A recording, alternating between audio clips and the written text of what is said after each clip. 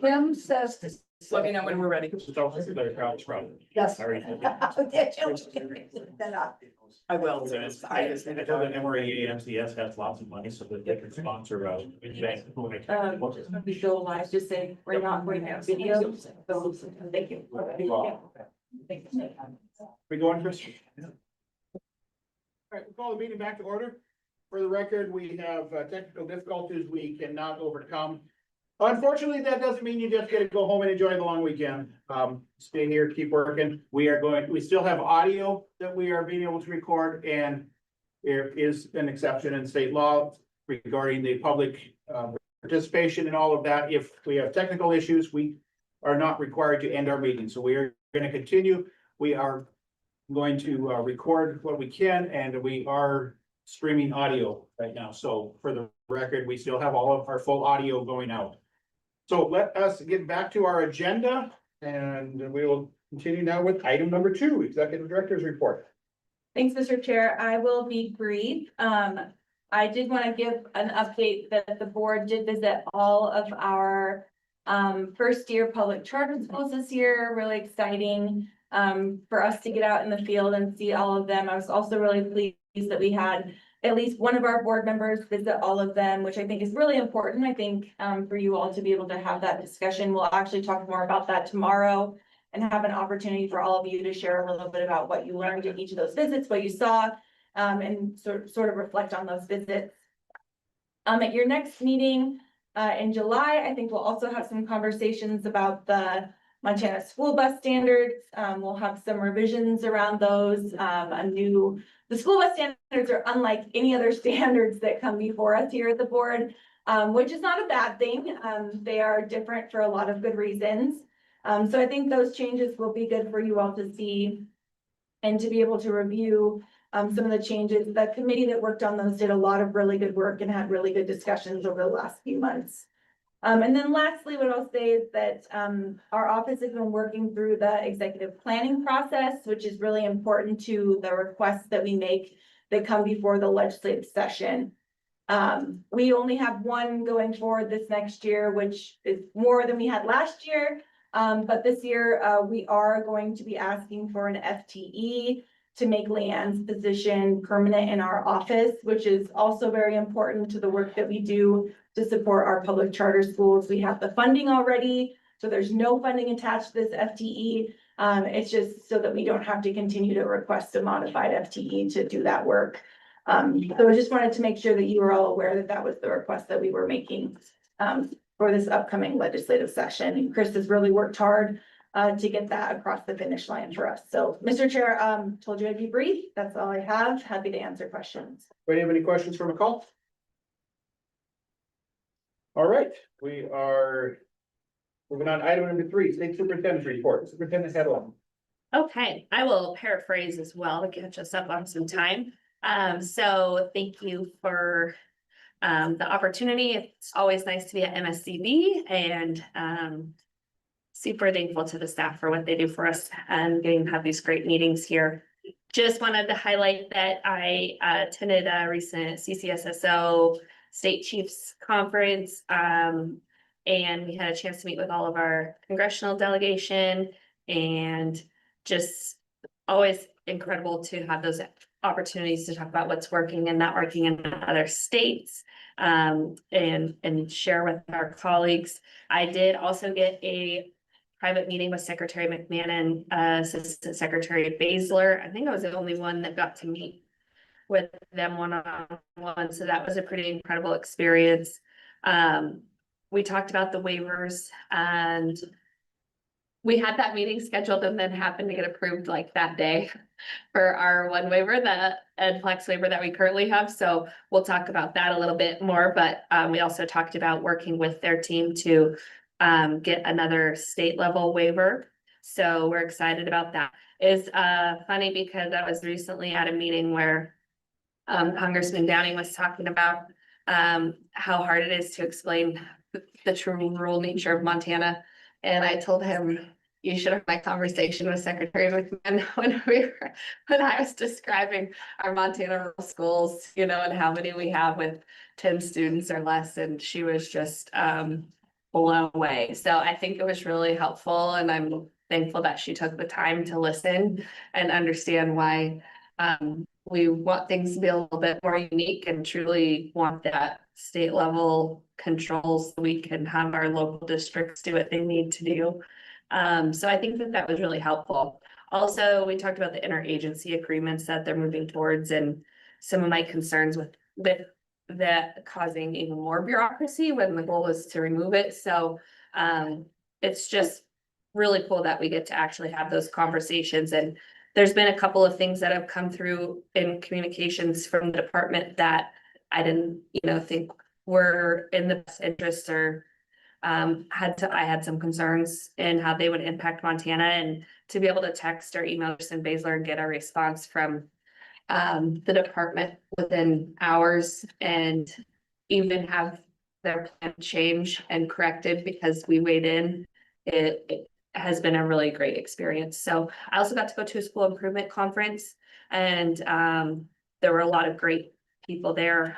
They talked a lot about how student relationships make a difference, making sure every student's known and supported and utilizing data, a lot of things that we already know, but just different ways to approach implementing those strategies.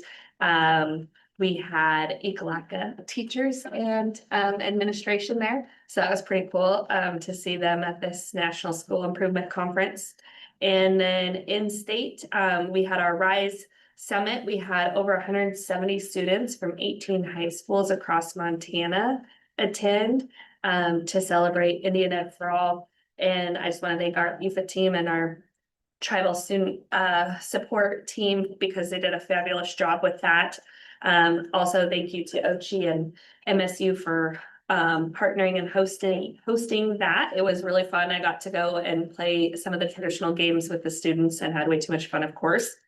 Then we have been recognizing our Purple Star schools and our schools that are going above and beyond to be military connected. I would like to see every school in the state be a Purple Star school, just like we have foster care and homeless liaisons, point of contacts in every building. I think we should have a military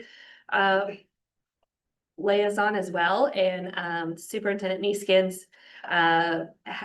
is one of our only superintendents, I think maybe the only superintendent that is also the military family liaison. So to add that to your plate, that's incredible. And her school was recognized. I got to go to Whitehall. And so that was a lot of fun to get to be with the kids. We also recognized Troy High School, Central Elementary School, and Chief Joseph Elementary School. So we had a lot of fun in Great Falls as well. They had a big assembly and we had a MIC3 meeting.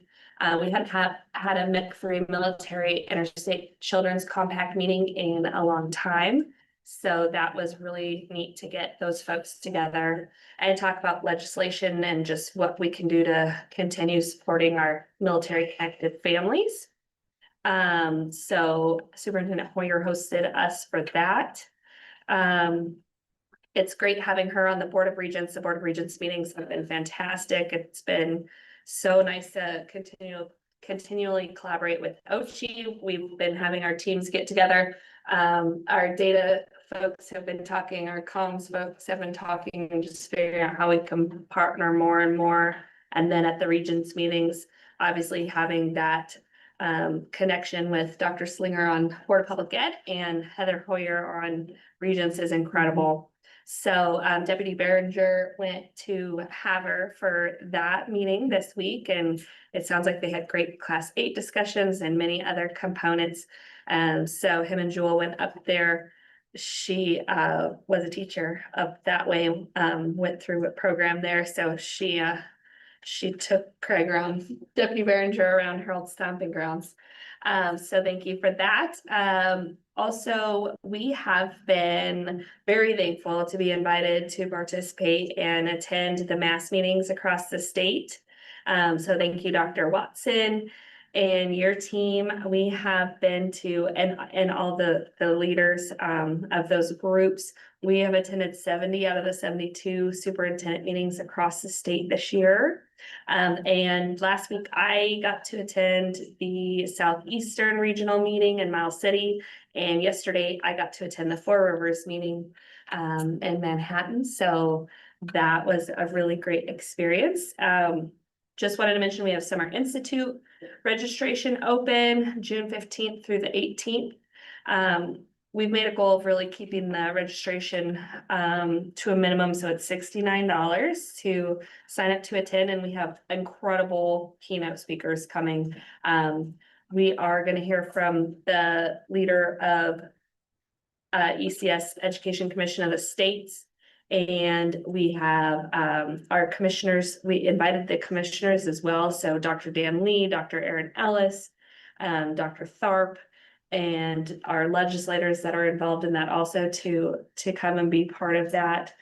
Since Jose is one of the keynote speakers, Jason Neifer from MTDA is going to talk about AI, John Summers Flanagan, Dr. Matthew Burns. So it's going to be really incredible. Also school safety professional development grants, 19 schools were awarded. These school safety grants, they range from small to large schools across the state. So we're excited to report later on how they utilize those. Just want to make sure, obviously, we've been talking about tribal regalia and graduations, and I know that Macy and Board of Public Ed have always helped us get that messaging out. So it's that time of year we're talking about that again. I look forward to our Class 8 discussion later. I'm very thankful to the Board of Public Ed and to the Commissioner of Higher Ed that we can partner in removing these barriers. It has come up at every school visit and mass meeting, and I've gotten 2 phone calls a day, at least I would say, about this for next school year. Seems like there's some critical areas. I had 2 superintendents, for example, in the last week that can't find upper level math teachers and are seeking other pathways or opportunities. And so this might be a real relief for them.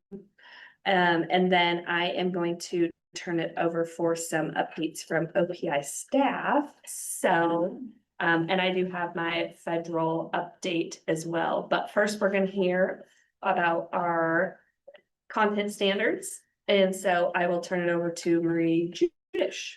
Thank you, Superintendent. Good morning, everyone. My name is Marie Judish. That's Judisch for the record, and I'm the Senior Manager of Academic Outcomes and Instruction at the OPI. Very brief updates for you today. I think the biggest one is that we are going to kick off our Regional Standards Implementation Roadshow. So it's not just for our new math standards, but also the upcoming ELA standards. So we've already been in contact with, I believe, 4 different districts trying to really hit all those regions across the state, starting with Kalispell. We sent an email Whitehall's way yesterday, Shelby and Malta, just to really try to invite as many as we can and have a continuation. Not only will we go to these schools, there are others if they're available, but also having continuing professional learning. So having an online community of practice, giving facilitator guides if they choose to take it on themselves, whatever we need to really help this roll out for both math and ELA. I listed some of the different sessions that will be going on at the OPI Summer Institute for both math and ELA across the board, just really making sure that we have a general understanding of the math standards, but deep diving on those changes that you may see, such as the fluency, and especially in the high school as well. On page 30 of the packet, briefly, I'll just show where you've seen Satchel. I've talked about it a few times. I'm hoping by July we will have the math skills map live. So that is where we have the standards linked to those specific skills that are prerequisites for students to be successful, as well as what comes after that. So we're in beta mode right now, trying to code all those things with our partners. And it's just really exciting to see. The next piece of that will come to tying the math testlets to those math standards and to the skills. So really having that continuation. What are the skills, not just the standards, but the skills students need to be successful on these testlets, so we can be more proactive in that and remedying any missing information they have along the way. Other than that, really, we have everything up on Satchel also for our ELA standards. We have lots of pieces in flux for accessibility review to continue posting guidance documents. And with that, I stand for any questions that you may have about content standards. Anybody have any questions? Remember asking something. Thank you.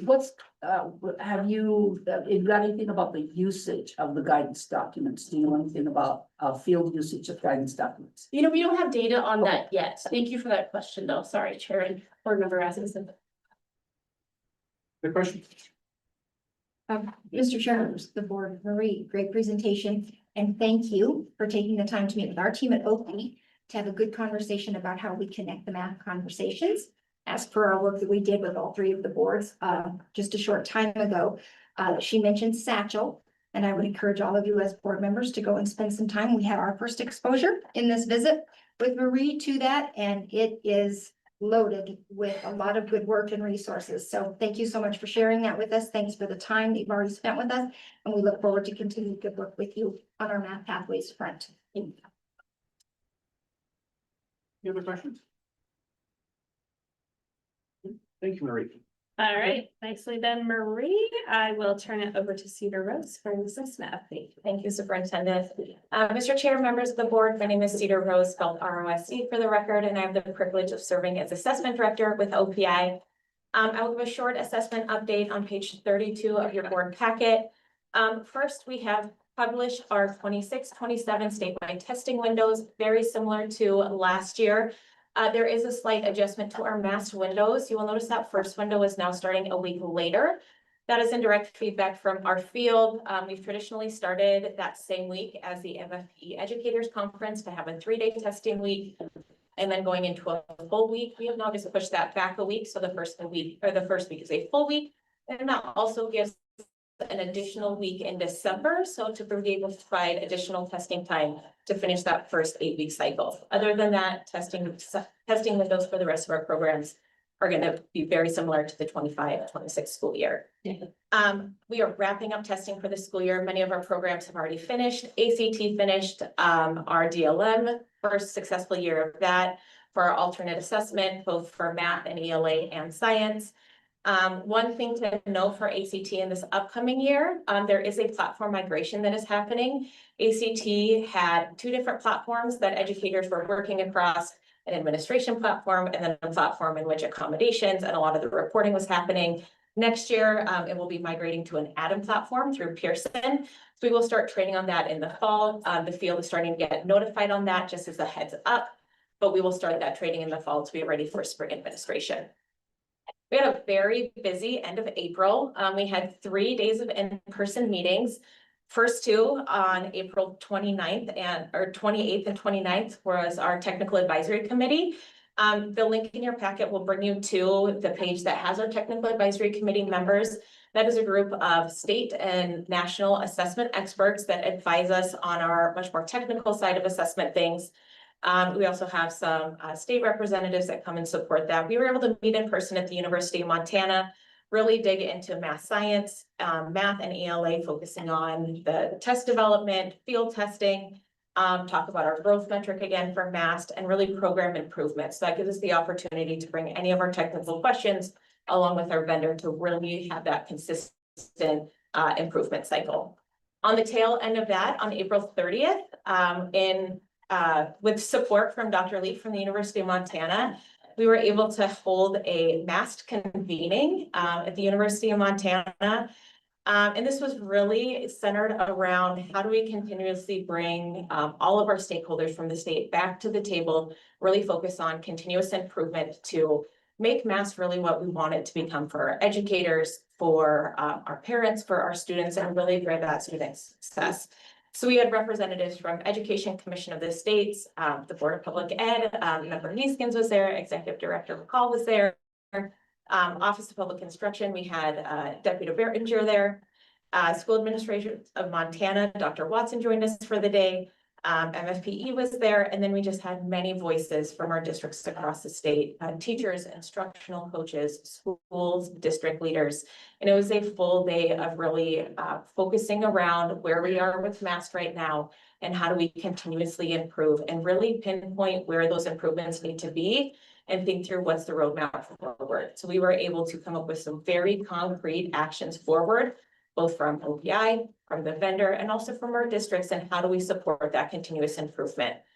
So I just want to thank Dr. Lee for bringing that together, and also Dr. Erin Ellis from Hellgate Elementary, who facilitated that just beautifully that day. It was a very powerful convening, and we're excited to follow up from our next steps from that.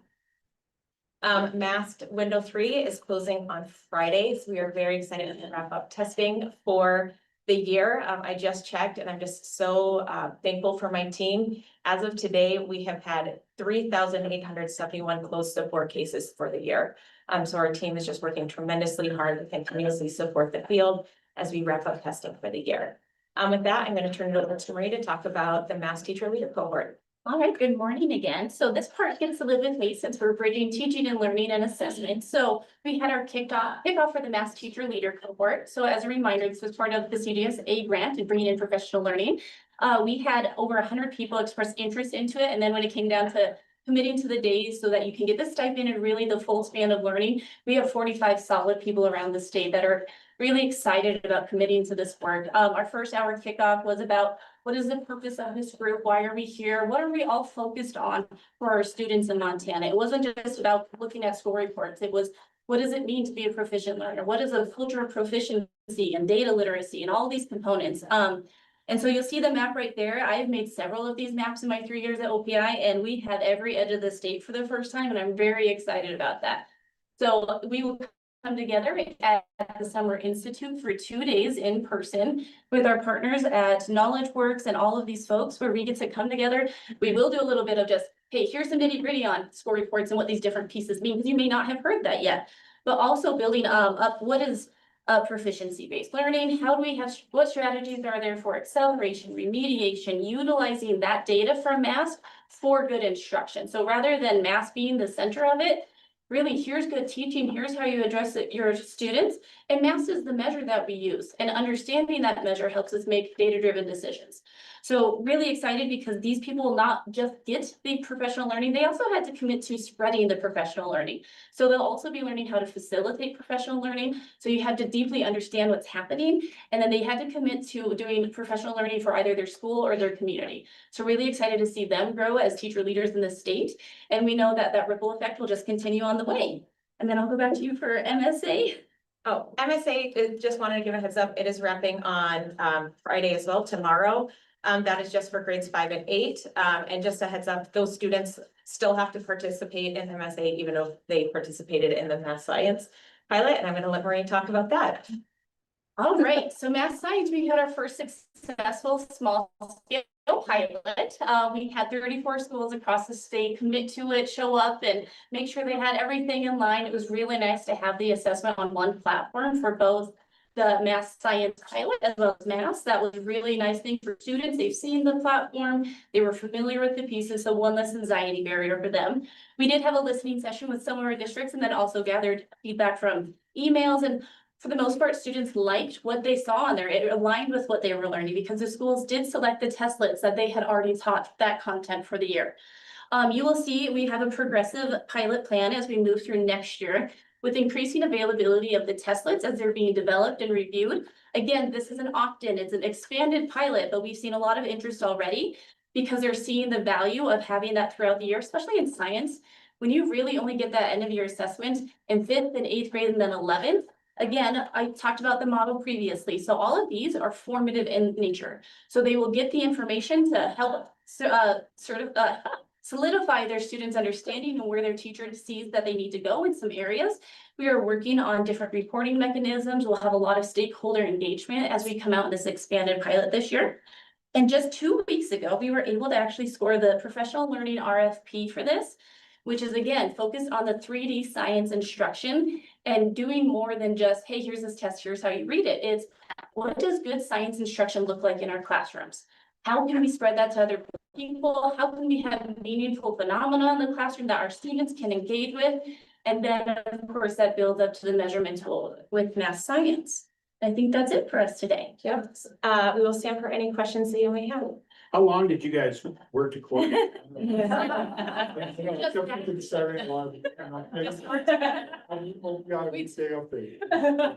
We talk. Board member asks, I have a couple of questions, and by the way, that was good. You guys talk really fast.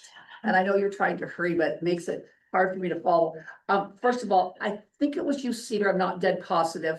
You talked about a growth method, way back at the beginning. Would you go back over that just a little bit slower for me? Yeah, absolutely. Thank you. Chair Thorpe, Member Rasmussen, and you are leading in beautifully to my presentation this afternoon. Okay, So all right. Then We forget it. Okay, no, question number two, I have three. Question number two, you talked about, I think it was, and I think it was still you, Cedar, but I'm not that positive. You talked about the change. You talked about the necessary improvements that you need to make, okay? That was when you were meeting about MAST, correct? Okay, could you give me an example or two of some of the things, make it some of the bigger ones that you, that were discussed, that you think that really, that you thought were good, or that the field thought was good that needed changing? Would you just address that briefly? Yes, so Chair Member Rasmussen, one thing that really came to the forefront and something that we've talked a lot about is the professional learning. And I think that one thing that there's been the disconnect is we talked about and that we have professional learning. Like we've offered a lot of professional learning within the platform, you know, live sessions, but it's that bridge and the disconnect of like ensuring people know what's there and they can access it. So we really talked about one of the suggestions that came is creating professional learning modules and training modules, but having those embedded directly within the platform. So educators are able to see them, access them, and they're not searching for different places, that it is there. And one thing that actually came as a suggestion that we were a little bit shocked about is having those required before teachers can administer. For MAST, there is not necessarily a required in-platform teacher training to administer. That's something we went away from when we went to MAST. And so that's something that we will obviously go to a larger stakeholder group to discuss, but something that our educators in that group said, you know, it might be really valuable to make sure that everyone is on the same page to ensure that everyone knows how to administer, where to find the score reports, and how they can use this information. So building out those modules and ensuring that it's in a place where it's accessible is something that we're exploring. Other things that we talked about, the reporting side of things were really big, and we'll talk about some of those reporting improvements this afternoon. So making sure that the language on the reports is really clearly understood. Right now, we have interpretive guides, but the interpretive guides are separate from what's actually on the reporting. So putting that language directly on the reports, so you're not looking in two different places. So we have a full outline document of all those suggestions, and we were able to send that back out to that group that convened. And we're excited to work through those with our vendor as well. And I think the next question I have is yours, but I'm not dead positive. You talked about proficiency-based learning for the MAST teacher cohort. Okay, correct? So we have been going to a lot of the charter schools, and one of the things that we've noticed is there are lots of teachers inside, well, that I've gone to. There's lots more, because, yeah, anyway, we've noticed that a lot of the teachers are very good at and have learned how to do proficiency-based learning. Are you tapping into that expertise? Chair Member Rasmussen, that's a great question. So yes, there are several members that have a lot of experience on the team leader cohort with that, and there's some that have zero. Okay. So it's really going to be nice to have this cohort come together to have a shared understanding of what it could look like in the classroom. We also have a professional development learning hub on that happened to just be developed by KnowledgeWorks also. So having this cohesive suite of professional learning that's asynchronous as well as that's coming together will all be there for teachers. I just really encourage you to utilize some of those people that are practicing it on a daily basis. Okay, those are my three questions. Mr. Chair. Other questions? That's good. Mr. Chair, members of the board, not a question, but really just a note of thanks to Cedar. I've already expressed my appreciation of Marie, but a note of thanks to Cedar. As most of you may recall, the Office of the Commissioner for 7 years held the contract for the ACT. And then when the OPI took over that contract, one of the things that they were very that they did so very well was they connected with us, and they continue to connect with us. And on that assessment, as it rolled out, their stewardship and any impacts for our students and apply for scholarships, et cetera. And I think that really is a result of intentionality at making that partnership continue to work in the service of students better. And I think that that's truly how I think public government, public systems need to work, and really just two fine examples just in these first two presenters in just cooperation in an intentional way to serve students better. And it just doesn't happen by accident. It's happening as a result of intentional efforts, intentional communication. And I just can't thank you enough, Cedar, for that strong partnership that we have had and continue to grow over the years. Any other questions or comments? All right, Superintendent. Okay, thank you, ladies. Thank you, Cedar. Thank you, guys. That was really good, Now we'll have even though fast. more in-depth conversation later. We're looking forward to. So, on to the federal update. We had a National History Rocks tour visit, and then I'll come back to you. Oh, Dr. Merkel. Oh, no, please, no, I'll move be 2 seconds. So we did the National History Rocks tour visit. I want to thank Billings School District. They did a great job of getting the students together. They organized a really fun event. It was absolutely amazing. We got to go and visit classrooms. And we had incredible leaders from the Department of Ed join us. And the students' questions were just excellent. And it was fun to hear from the students about all of the bright futures they have ahead of them. So the Department of Education also had an assessment and accountability gathering, and we had OPI staff attend that. There were over 40 states there, so we're glad we were had a seat at the table. On the EdFlex webinar, the EdFlex waivers, I feel like we need to make sure we get more information out about that. If anybody has any feedback on what they would like to know or how we can get more information out, let us know. But there have been webinars lately about the process of those applications.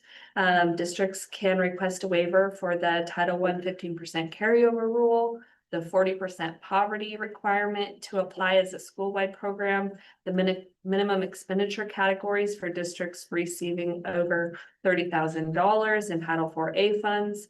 And really, it's just, there's a lot of opportunity to flex your federal funds so that you can do something meaningful to improve student outcomes or safety or whatever your initiative might be. So if you have any questions or anybody in the field wants to know more about opportunities with that, we are excited to get this rolling and help districts take advantage of these opportunities. Preliminary allocations have come through. I signed special ed yesterday morning. So the preliminary allocations will be up to the districts any time now. Title IV or Title I 21st century and others are coming out. So keep an eye out for those. We have been level funded for the most part. Slight increase in IDEA, which Secretary McMahon had mentioned to me was the goal. Of course, once we spread it out across all of our districts, you don't see a huge flux, but we are also looking forward to welcoming on a new Associate Director of Special Education at the OPI because we know we need more support and technical assistance to the districts in that area. So more to come on that. The OPI federal programs, tribal student achievement teams are also doing a 1-hour webinar on May 26th. So take a look out for that. We are talking about our title consultation with EFCAs. So obviously we have a whole team here that can get into the weeds on many of these things that are experts. So take advantage of the opportunity while we're here with you in Great Falls. Title I allocations for 26-27 will be posted on Friday, May 22nd. Just remember that they're preliminary and that we do see some changes. As you've seen and heard me talk about in years past, sometimes they make tweaks to the formula that impacts districts in different ways. I know when I was a superintendent, for example, I had our high school went up quite a bit one year while the elementary district went down. It ended up being a wash, but most of the allocations are within 5 to 10% of what they were last year in Title I. There was a slight decrease overall for Montana. And a lot of that just has to do with our poverty numbers that came in. So I will leave it at that and let us get to Dr. Mergel as she's going to share an important message with us about negotiated rulemaking. Thank you, Superintendent, Chair Tharp, members of the board. My name is Julie Mergel, spelled M-U-R-G-E-L for the record. I'm the Chief Program Officer. It's great to see you guys today. I'm in your packet on page 36 to provide an update regarding negotiated rulemaking for Chapter 55. This was just recently opened as a result of adding the Class 9 Special Education Technician licensure in 1057. So this necessitated an update in Chapter 55 to define the roles and responsibilities of this technician and the supervisory components for it. So we also at the same time are needing to go in and update ARM 1055-805 for special education as a result of a U.S. District Court finding that happened in August that said we needed to remove that students could no longer graduate via their IEP goals. So those are being updated as a result of that particular court finding. You'll notice that we have the list of participants on there. While getting this packet completed, we did have 2 additions that are not listed on there. We do have a full committee represented. So we were able to get Brittany Brintz out of Ekalaka as our business manager and Crystal Zentner out of Bridger for our trustee. So those have been updated and we do have a full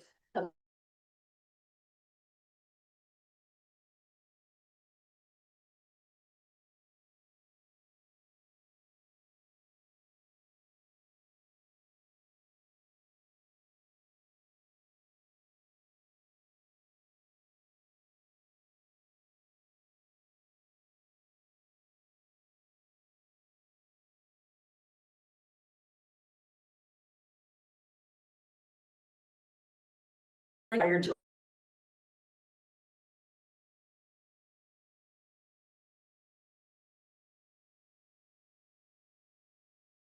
while that is occurring, so we'll be in January, kind of back here discussing, and then February is when it will really kind of fall through and be ready to go for implementation, which is okay, because we've got the license. It is a voluntary thing. It's not a requirement. So we will be fine with the updates that we have. So Stanford, any questions that you might have about negotiated rulemaking that has begun?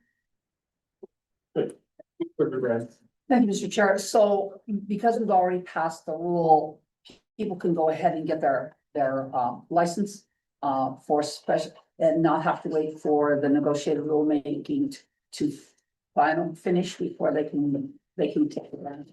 Right. Yes, Chair Board Member Rasmussen. Yes, absolutely, because the license is in Chapter 1057 and it opened on May 1st. And so we're excited to have that open and to be receiving applications and beginning to process any licenses that might be coming through. So Thank you yes, very much. absolutely. Appreciate that. Dr. Mergel, I understand you're able to do a 2-for-1 on this and roll in the special ed change along with the Class 9 for one rulemaking?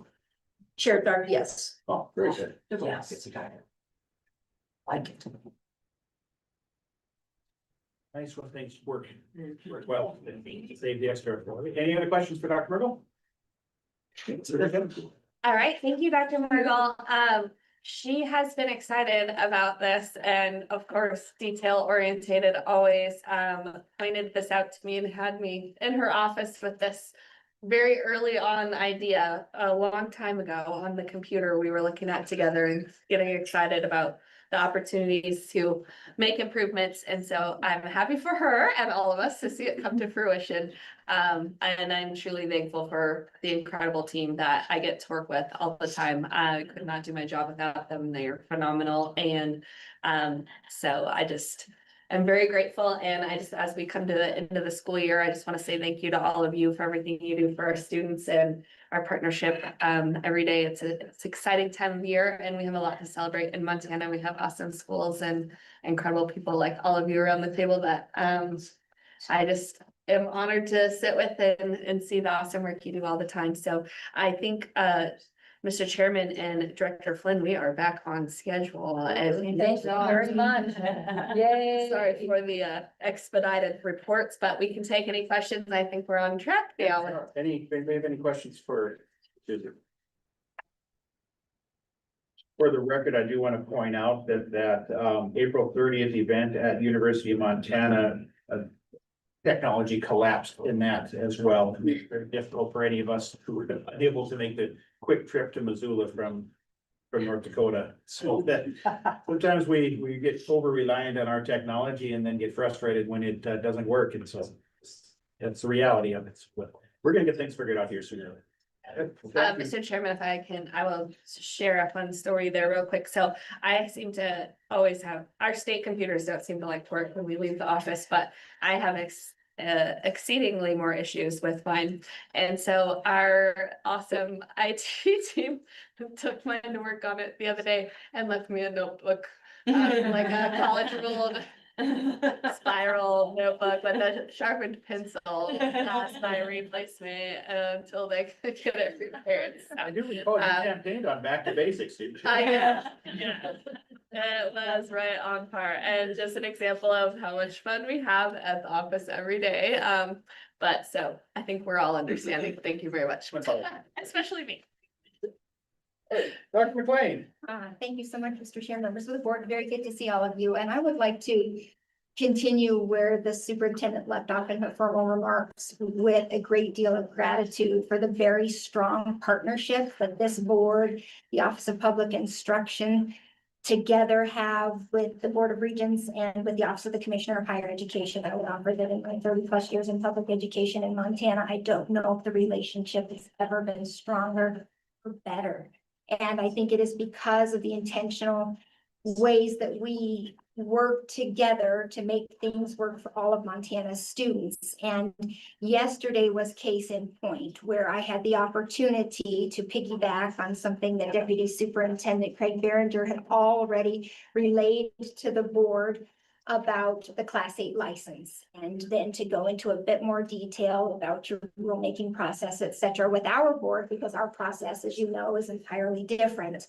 And I want you to know that our board, our Office of the Commissioner of Higher Education, are deeply appreciative of your leadership on these changes to the Class 8, and also deeply appreciative of your leadership, Madam Superintendent, and that of your team, and the approach that you took to it. I had the deep privilege of working with Executive Director Flynn to make sure that I outlined clearly and carefully the steps that we were about to take today and tomorrow in regard to the Class 8. And as I did so, I sat back in awe at the careful and deliberate approach that went into every detail of your agenda here, and then how it would be relayed to the board yesterday, today, and then ultimately play out through action items. You took care, I think, to not only address the repeal of Class 8, the new rule with the exception, the definition of dual credit. You are providing immediate relief for our K-12 schools who might have experienced a misassigned or non-licensed teacher as a result of dual credit. And then also the OPI had previously indicated to our faculty in the MUS, hey, if you've got a license in the queue, it's going to hit pause for a little while. We'll tell you more after this meeting. I think a very whole approach, and we did it in collaboration from the very beginning. And I want to thank all of you for that. We think it is going to make a significant difference for all of Montana students, especially as we embark on year 2 of those future ready efforts all across Montana. And so thank you from the bottom of my heart personally, because I was eyeball deep in all of this work with each of you. But thank you so much from our board, from the commissioner, and from all of our team at the office. We deeply appreciate it. And I do want the board to know on the Class 8 and the questions that came to us as far as qualifications on our end, we have created a guidance document that was communicated out to all of our dual enrollment coordinators across the state. I also shared it out with Chair Tharp in his personal email and shared it with Dr. Seifert over at Montana State University, who also offered, almost in tandem with some of the questions you were asking that day, Mr. Chair, some of the similar questions. So that guidance document is out there. And thank you one more time for your great work, the great conversations around that Class 8. More to come on that, I know, throughout this agenda. A couple of other items I just want to hit on where we continue good partnership and collaboration is I had an opportunity at the request and invitation of the University of Montana Western to join Office of Public Instruction colleagues, colleagues from the Department of Labor and Industry, colleagues from the University of Montana and Montana State University down in Albuquerque to talk about residency and how we are engaging pre-service teachers in the residency, taking a look at models of about around how we can maybe do that better, maybe consider some different approaches there, and also how we can think about embedding apprenticeship. So with that, I want to welcome the new board member to this conversation. It's a conversation that we have had just recently with our chief academic officers and making sure that we're taking a look about how we deliver our programs different and get folks who are skilled into the occupations where they are in demand all across the state. So I want to just thank everyone for their participation in that great conversation in Albuquerque. I think there's more to come. I'm meeting with the folks from the National Residency Project next week, and we hope to continue to further our conversation on that front. The next thing that I included in my agenda, because I had questions since our last meeting on, was our itinerary for our listening sessions that are coming up in rural Montana alongside the Rural Talent Development and Attraction Lab. And so in your agenda packet, you will see our planned listening sessions in Colstrip on June 16th at 9:30 at their brand new Business Innovation Center. On Wednesday, June 17th at Glasgow at the Rundle Suites. And then Thursday, June 18th at 1:30 at the Thompson Falls High School.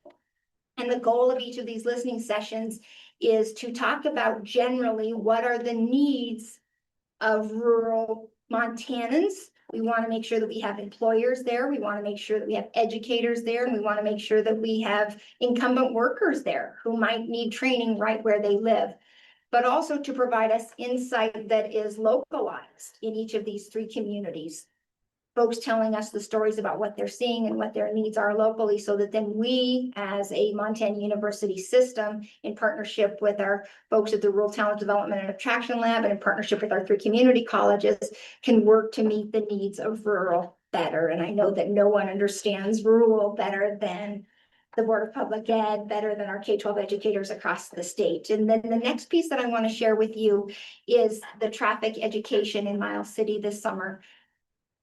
It's long been a program that's been housed up at the Montana State University Northern. It's been offered up there, and at the request of the Office of Public Instruction, we came together last fall to talk about how we might consider offering it in different locations around the state so as to grow access to it. And I am just hot off of some emails with the Montana State University Northern team, and with registration closed, we're down a few from what they have had previously.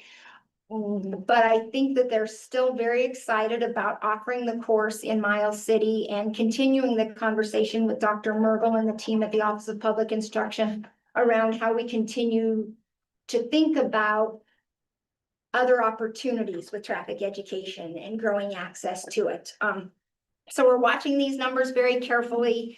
We will survey our completers, assess the data once they're all done about this new location. I think we had some folks who might have been interested if it might have been a little bit closer, but maybe for those folks back in the eastern side of our state, truly by Miles City, it was an easier access point. So we want to learn more about who our attendees or participants are in this round of offering at this new location, and learn about what worked, what didn't work, and then we'll come back to the table with our good partners at the Office of Public Instruction and consider what next steps we want to take around traffic ed, which we know is a project that folks talk about. It's a program that they need all across the state, and there's only one provider. And so we're open to any comments, any thoughts on next steps as we get ready to embark on this first summer offering of the program over in Miles City. So with that, Mr. Chair, members of the board, that closes my remarks, and I'll happily answer any questions that folks have.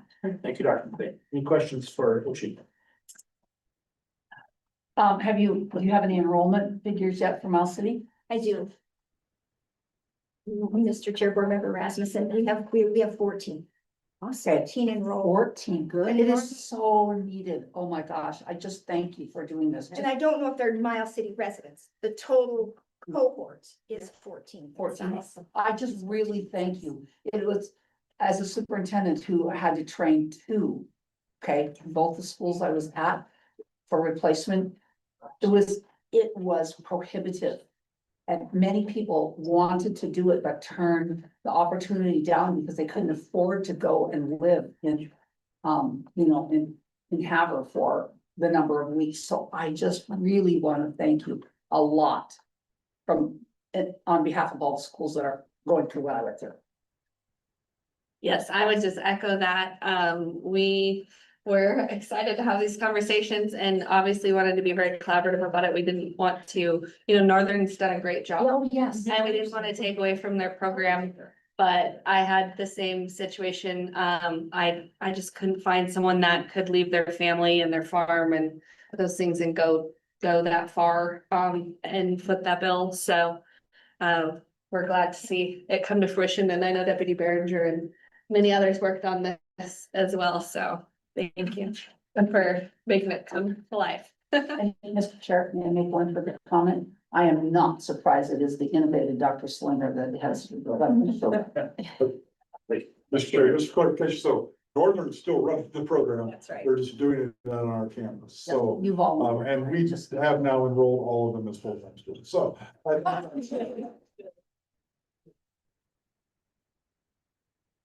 Mr. Chair, members of the board, if I could just kind of close the loop on that conversation, I think what we did was we created an opportunity in a location where we traditionally have not offered it. We hope truly, to your comments, Board Member Rasmussen, we've opened the door, paved the way to this opportunity for folks who would not have otherwise had a way. And so I think our conversations coming back with Superintendent Behringer, with Dr. Mergel, might be around a rotation cycle. And then really get Montana educators and administrators thinking about what that rotation looks like. And so with the school administrators of Montana ED here, I would ask him for his feedback on that as well. We want to make sure that we're accessible. And Northern has been the location, and we do thank you for your partnership, your support of this effort in Eastern Montana. We think it's a good effort, and it will serve us well. Well, I appreciate the efforts to where we do need brick and mortar, that we're working together on things and posting on these different campuses. As we travel around and visited the various charter schools, we see classrooms and labs set up, hosted by a college campus right there in a high school or in another building. We've got a partnership across the border with one of my schools in the county from Wilson State College, where they've put actual campus classroom in one of our facilities there in town. And so working together on this, recognizing that, I mean, we're tearing down those barriers, we're tearing down those silos and making the opportunities available for everybody and truly collaborating together. I really appreciate that. Anything else for Dr. McLean? Thank you so much, Dan. Ready, we are now to our student representative report, item number 5 on the agenda, Ms. Comstock. This is Chair Tharp. I have just 4 things, so hopefully it'll be pretty quick today. The first thing I wanted to share was just a conversation I was having with my school district superintendent, which is Mrs. Hoyer. So you guys are familiar with her. Our Great Falls Public School system has 3 representatives from each public high school that regularly present the Board of Trustees. And she and I were just having a conversation about how that's not the case for a lot of other larger school districts. In some small school districts, there are principals who are also superintendents, and there are a lot of people who are on the Board of Trustees or who are superintendents who are really closely connected to a student population. But there are also a lot of school districts where the student population is relatively disconnected from either their superintendent or their Board of Trustees. And so I am just kind of theorizing with her and thinking about how that came to fruition in our community and how that might be applicable to other larger school districts, if that's something that other superintendents or other school boards are interested in around the state.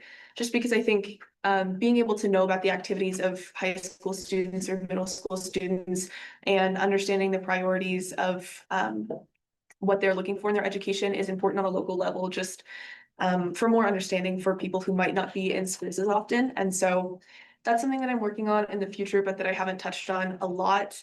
And then my continuing project, the Student Voices Council, or whatever it will be eventually named for next school year, is still very much under construction. I'm looking for a group of adults or advisors from the Montana Association of Student Councils who would be willing to review applications for students around the state in order to be part of this. And I'm still trying to communicate with the Montana High School Association to make sure that members of their student group would be interested in participating. But hopefully next school year, and by the time that I end my second term, I guess, there would be a group of students who are either interested in filling this position once I'm gone, or who are interested in continuing to support the student representative with more information from around the state, just because the rural nature of Montana is really hard to connect, especially as a high school student. And then another thing, just in terms of the Montana Association of Student Councils, they previously had an ambassador position to recruit new schools from around the state, and it's been pretty inactive for several years now, at least 2 to 3, I think. We've decided to reinstate that position to actively try and recruit some new schools, and I will be serving as the ambassador. So I think that part of our school visits around the state and going places for meetings might also lend me some opportunities to visit new schools and to communicate to student populations. And so I'm really interested in hopefully spreading the gift of student council and of community service across the state, moving into our next term for the Montana Association of Student Councils.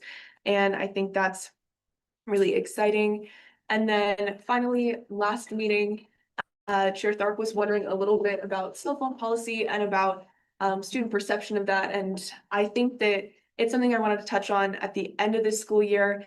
I recently saw someone in my community repost an article from the Washington Post. I think it's May 4th, 2026, when that article was posted, about how cell phone policies and cell phone bans in schools have not lended to a lot of improvement in test scores, and how they didn't really feel like it was a worthwhile effort for the most part. And I think that what a lot of people are missing when they see articles like this, or when they think about how cell phones are being regulated in schools, is that the direct measure and test scores is not entirely the goal, and that attentiveness and the ability for students to have a less stressful environment, and for teachers to be able to feel like they're actually getting through to students, is kind of the priority of a cell phone ban. And so I'm just thinking about how we communicate to the population the purpose of cell phone regulation in schools. And I feel like as we near the end of the school year, it's definitely a lot more relaxed as it was in the beginning. So there are still things to work out, but people knowing the purpose of this, I guess, rulemaking, I think is really important as we move into the next school year on a student perspective, and also for parents. And that's all I have. Thank you, Cindy. I appreciate that. In that particular article, I saw that get posted as well. And I immediately got hot when I read that, and I'm thinking, that's not the point. It's not to increase test scores. And if there is a natural result that, due to better student mental health and a different environment, that test scores would improve, that's a wonderful side effect, but certainly was never meant as the seeking a causal effect for that. And in fact, the whole concept of technology, I'm not sure if I'm going to go all the way as Susie does with a spiral notebook, but I am doing a deep dive with my teachers at my 2 schools, and we're going to do a book study on the digital delusion, and looking at, overall use of technology in the schools, which is way beyond just the cell phones. So I really appreciate that.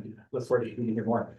Like the recognition that the double A's are very different than the rural nature, and I think that's something that Superintendent Hedelin shared with Secretary McMahon. is that it's a very different world when you have hundreds of kids in a building versus less than 30. So it's that connection, and I appreciate that, looking at that, realizing that, you know, the larger schools may not have that, their board and their administration may not have that deep connection that many of us who spent our whole career in rural loves, and that's why we stayed there. So I appreciate that. Anybody have any other? Go ahead. Well, gosh, I was just gonna build on to Mr. Chair, members of the board. I was just gonna build on to those comments about rural and the needs of rural being different in so many ways. And that's really the purpose of this rural listening tour that we're doing, and I would encourage you to share those listening tour dates with your student council colleagues across the state. We would love to have student input. We know that the learning opportunities need to be shaped differently for our rural students than they are for the students in our most urban hubs. So I would encourage you to encourage your students across the state to join one of those if they could, because I think that's really who we're trying to design some of these future programs for, are these rural high school graduates who want to stay where they live, have a degree, get a degree where they live, and take a job where they live. And so anything that you can do to help us spread the word and get their voice to the table, I think would be very valuable. And Evelyn, and then board member Asmussen. I was just gonna say thank you for sharing your insights on the cell phone policy. I find this very interesting, and I think all of us do. The students I've talked to have been very supportive of it and felt like it made their day better at school, which I think was interesting for me to hear. And it was some of the parents that were more concerned about it, in my experience at least, about not being able to contact their students as frequently. So it's interesting to see, it's come up at a lot of our national conversations, and just talked about how, you know, in Montana, it looks different in all of our schools with the local control emphasis that we've had up to this point. So it'll be interesting to see if anything changes during legislative session, but our YRBS data, I don't know if how much I'm allowed to share, if it's okay for me to sneak peek this a little bit, but I just got to review some of our YRBS data, and just want to say, what was that? It's not quite live yet. Not quite live yet. Well, I have a sneak peek, and I will just say that I was excited to see increased numbers in student wellness and reduction in students struggling with their mental health. And I'm very curious to see if we can do, and I asked our team to start working on a deeper dive into some of those data points to see if there's any way we can look at correlations. Obviously, we don't, you know, we wouldn't call out specific schools because that's not the intention of YRBS data, but if we can see if the schools that have strong, like, cell phone free policies correlate to the students that felt better about their mental health or had reductions in those areas. I think that some of those, I just got really excited about that data and what we might be able to do with it to draw those correlations or see what's happening there. Also, though we did still see that, you know, there's a very high usage of social media and those kinds of things, even though, so I'm glad that some students are at least getting that break during the school day, or at least during their class periods, to focus on their colleagues and instruction. So thank you. And I know the local advisory council for behavioral health in my county and the statewide behavioral health folks are very anxiously awaiting all that to guide funding for the futures. Board member Asmussen. Just a quick comment. I'm really glad that you are thinking about how to connect, you know, continue to connect and better connect your school with other schools, because I agree with you. It's siloed. The only place that schools really connect is students connect with each other is either through student organizations or sports and so on. I hope that as you travel with us, you get a chance to make connections with the schools that we visit, you know, so you can utilize that for some of your further work. Mr. Chairman, may I just make one more comment? I see Chair Linkford here, our Macy Chair, and I know that they've got student panels occurring with Macy. And so that might be an interesting topic to hear from them on, and maybe you already have had some insights, so just wanna make that mention. That'd be great to hear from our students that are presenting to Macy as well. Yeah, very good. And I really appreciate that, because I'm sure everybody is sitting here thinking, oh, well, the Northern is going to hang out on Miles campus, so that makes perfect sense, and all these different things that these connections that Dr. McLean was talking about earlier, the partnerships amongst these different organizations has not always been the case. And we hope that this is the new normal that we create, is that everybody working together, so appreciate your efforts in that area. Anything else for our student rep?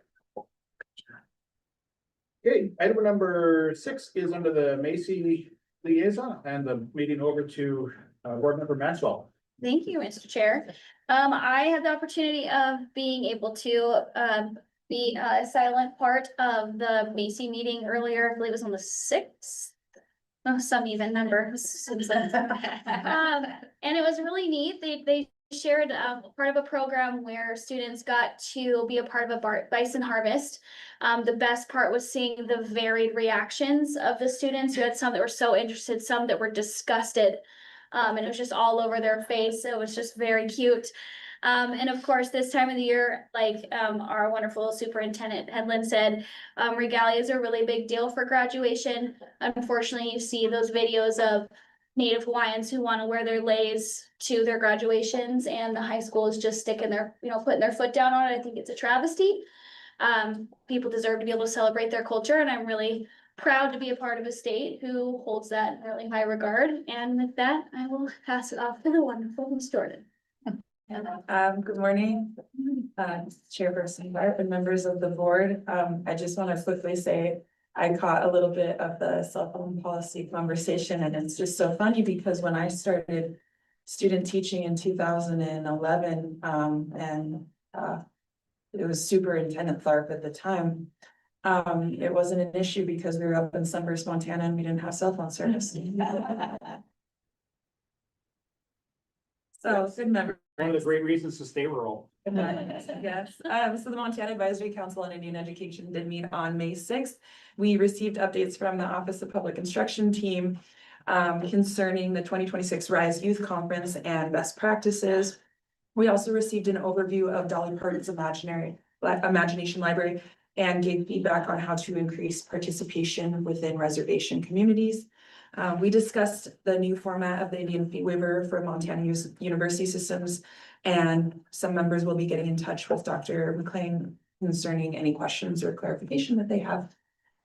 We voted to approve the Macy draft letter of support for the National Education Association's American Indian and Alaska Native Caucus for their recently developed American Indian Student Bill of Rights. And what's cool about that, it was an easy yes for us because a lot of everything that was included in this recently drafted American Indian Student Bill of Rights are things and initiatives that we're already moving through in the state of Montana. So things like language revitalization and programs, regalia protections, including Indigenous history in their curriculums and content. We're already doing it. So it's really nice to see that the rest of the country is also falling in line with this. We wish to thank the teams from OPI and BP for coordinating closely with Macy and ensuring that our meetings run smoothly and everyone is in the loop, and just really great communication going on. I would like to thank Superintendent Headland for the annual reminder for our regalia protections 2-1-215. It's one of my favorites and it's important. We look forward to our joint meeting in July. Our next convening for Macy will be our joint meeting on July 23rd in Helmand. That's what I have. Do you have any questions for Jordan? I have to share this, and I share it every year. It continues to anger me that we have to remind schools about the regalia protections. It's been state law for a number of years now. And it's very frustrating that schools aren't on board, and board members and where I don't know where the obstacle is. this has been, this the situation for a long time now, and you know, to get on board and do the right thing.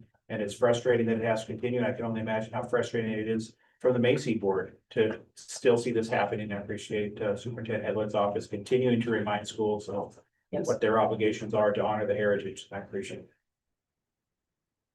it. Yes, Dr. McLean. Mr. Chair, members of the board, I just want to thank you for your strong leadership always of Macy. And I indicated to the Office of Public Instruction I wasn't able to attend. We had a Nash Metrics Academy at Helena College with all of our two-year campuses coming in, so I couldn't be at the Macy meeting. But I do want you to know in regard to the waiver conversation, I did hear about that, and I have asked Tyler for a place on the agenda at your next meeting so that I can bring all of the good and updated information. I've been visiting with our financial aid advisors at least once a month on it.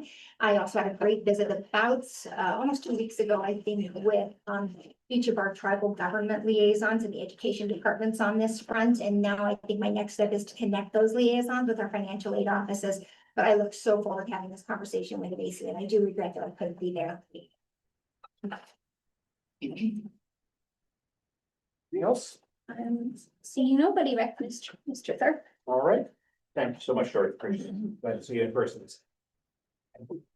Well, we hammered through things so quickly. We are now ahead of schedule. Yeah. If we'd like to invite the OPI ladies to come back and speak slower. But I appreciate that. Let us go ahead and stand in recess until 10:45, and we'll come back and start in our MSDB discussion. Oh,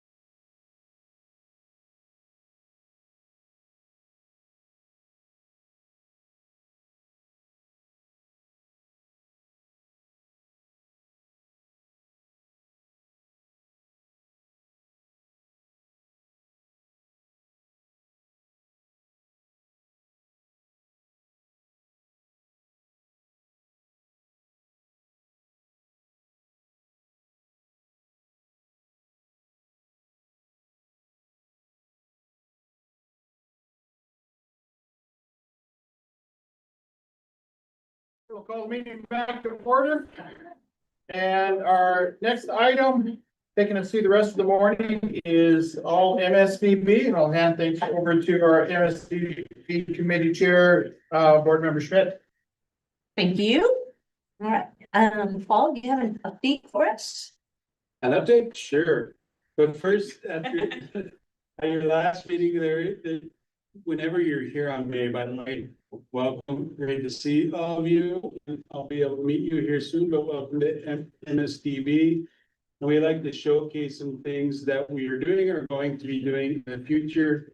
And I'd rather have my staff talk about that than me, so we're gonna have about 45 minutes of presentations, 3 15-minute presentations about things that we're really proud about, and some are getting national attention now for things that we're doing here. The first thing I'll do is today started with half our kids not showing up for band. Now you don't have Wi-Fi. So with a positive mindset, everything's gonna be over by 6. So we're counting hours down and we can reset for tomorrow, right? That's a mindset we need to have. But hopefully we can get the PowerPoints coming up for these. But the first group that I want to have, I'm asked, that's gonna present to you is our Journey of the Learner group. And this goes to the portrait of the graduate. We call it the Journey of the Learner. And this is the group that is getting national attention. And actually starting to get a little bit of international attention. And if you know Dr. Marie Alcock, who's one of the big names in competency-based education, just wrote a book, and that has put Montana's have different spots in her book because of the work we're doing here. Because we believe if we make it work at MSDB, people should be able to make it work anywhere, but it's not me. It's really, I get to sit in morning meetings. Yep, Sam. I'd much rather have them later in the day, but I get to go to morning meetings. It's really this group of team members that I work with that have carried this mission going on. So I'm gonna turn this over. We have Dr. Clifford and Ms. Devlin, and they're gonna talk about the Journey of the Learner. All right, thank you very much. My PowerPoint was up there. There it goes. All right, so we're just going to give you a very brief overview of some of the things that we've done over this year with Journey of a Learner. So if you can go to my next slide. I'm on the next. It's just, it's not funny. All right. Just there it goes. Just slow, there you go. There it goes. Perfect. Just very slow. Nope, you're good. They're just having problems with the internet, so we might just have to. Until you keep working. All right. So there's 5 different things that I would like to share with you about what we've done this year with Journey of a Learner. So first I'm gonna talk about Marie's boot camp, which Paul has talked about Marie. Then the self-navigation tool PSE that we've been running. The staff meeting JOLs, which Paul said that he's been sharing those PowerPoints with you, so you should be a little bit familiar with that. The Journey of a Learner walkthroughs that we've been doing this year, and what our next steps are going to be. So first I'm going to talk about, as it's getting up, I'm going to talk about Marie's boot camp.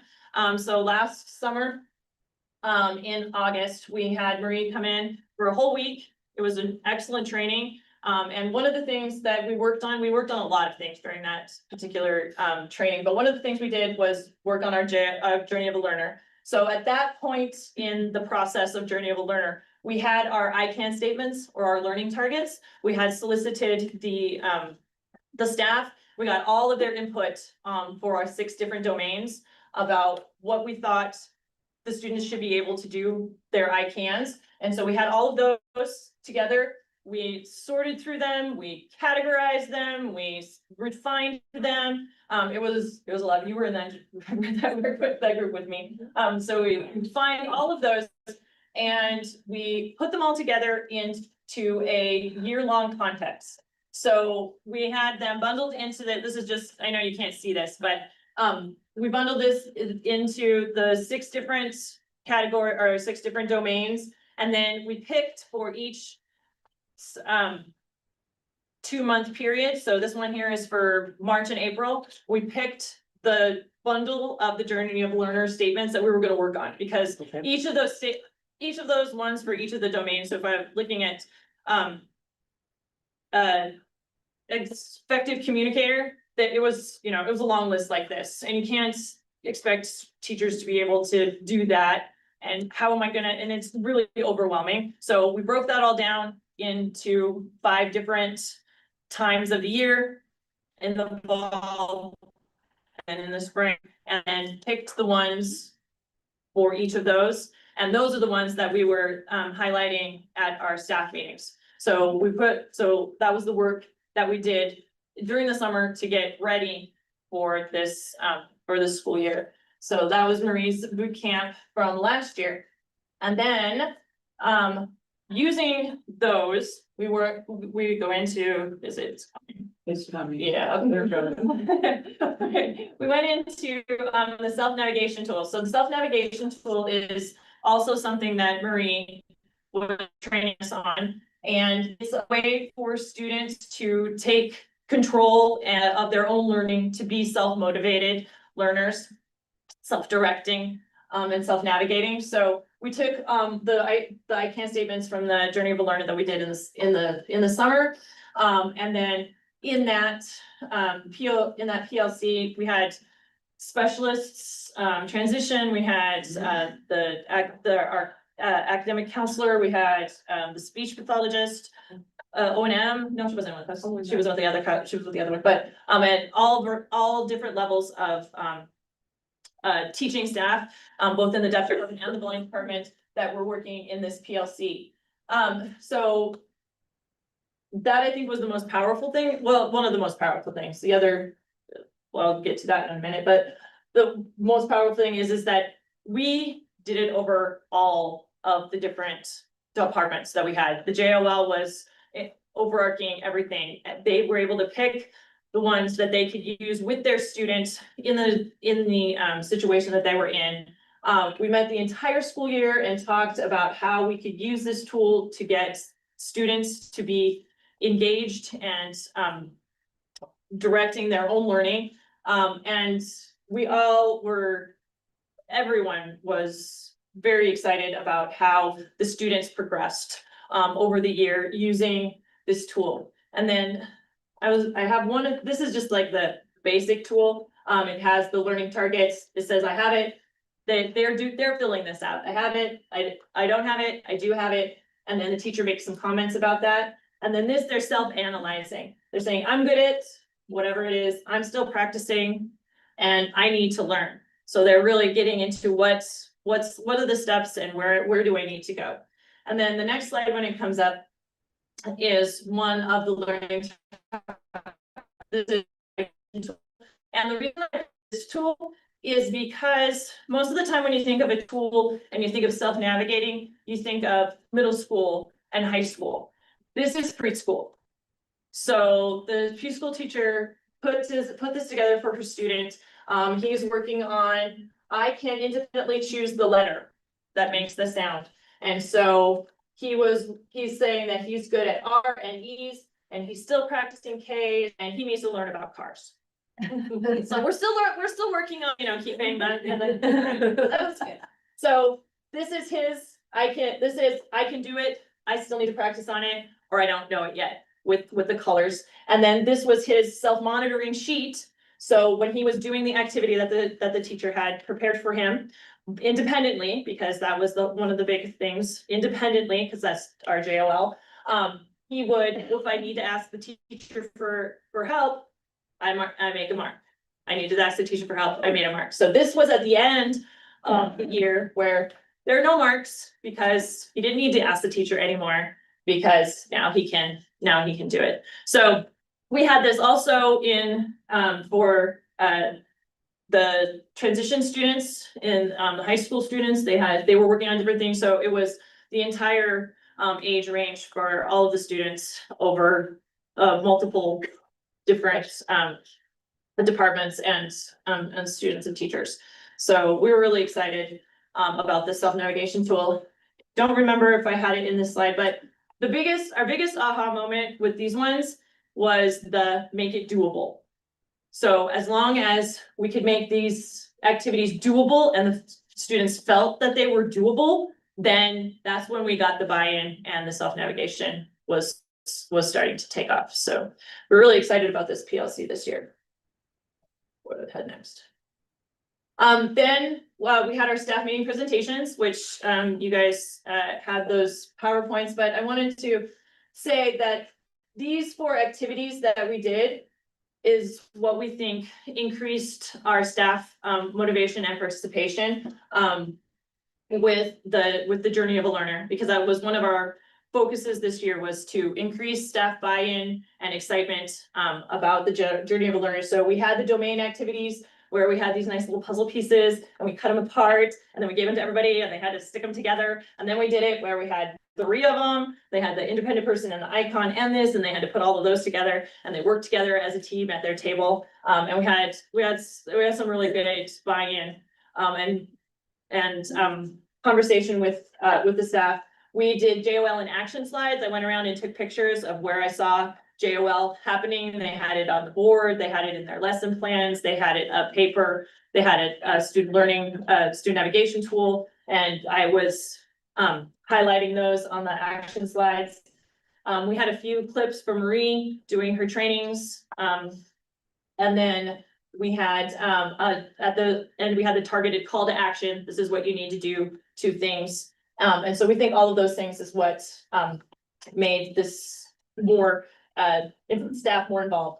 And then we had an end of the year survey, which was really fun. And we had a lot of positive feedback, and Sherry's gonna share just a few of those comments with you that to say how at the beginning people were like, I don't know how this really applies to us. And then we're getting comments like this. Yeah, so the survey, just popped up questions, so they could put in comments, they could like, so we had a lot of people just, ditto, agree.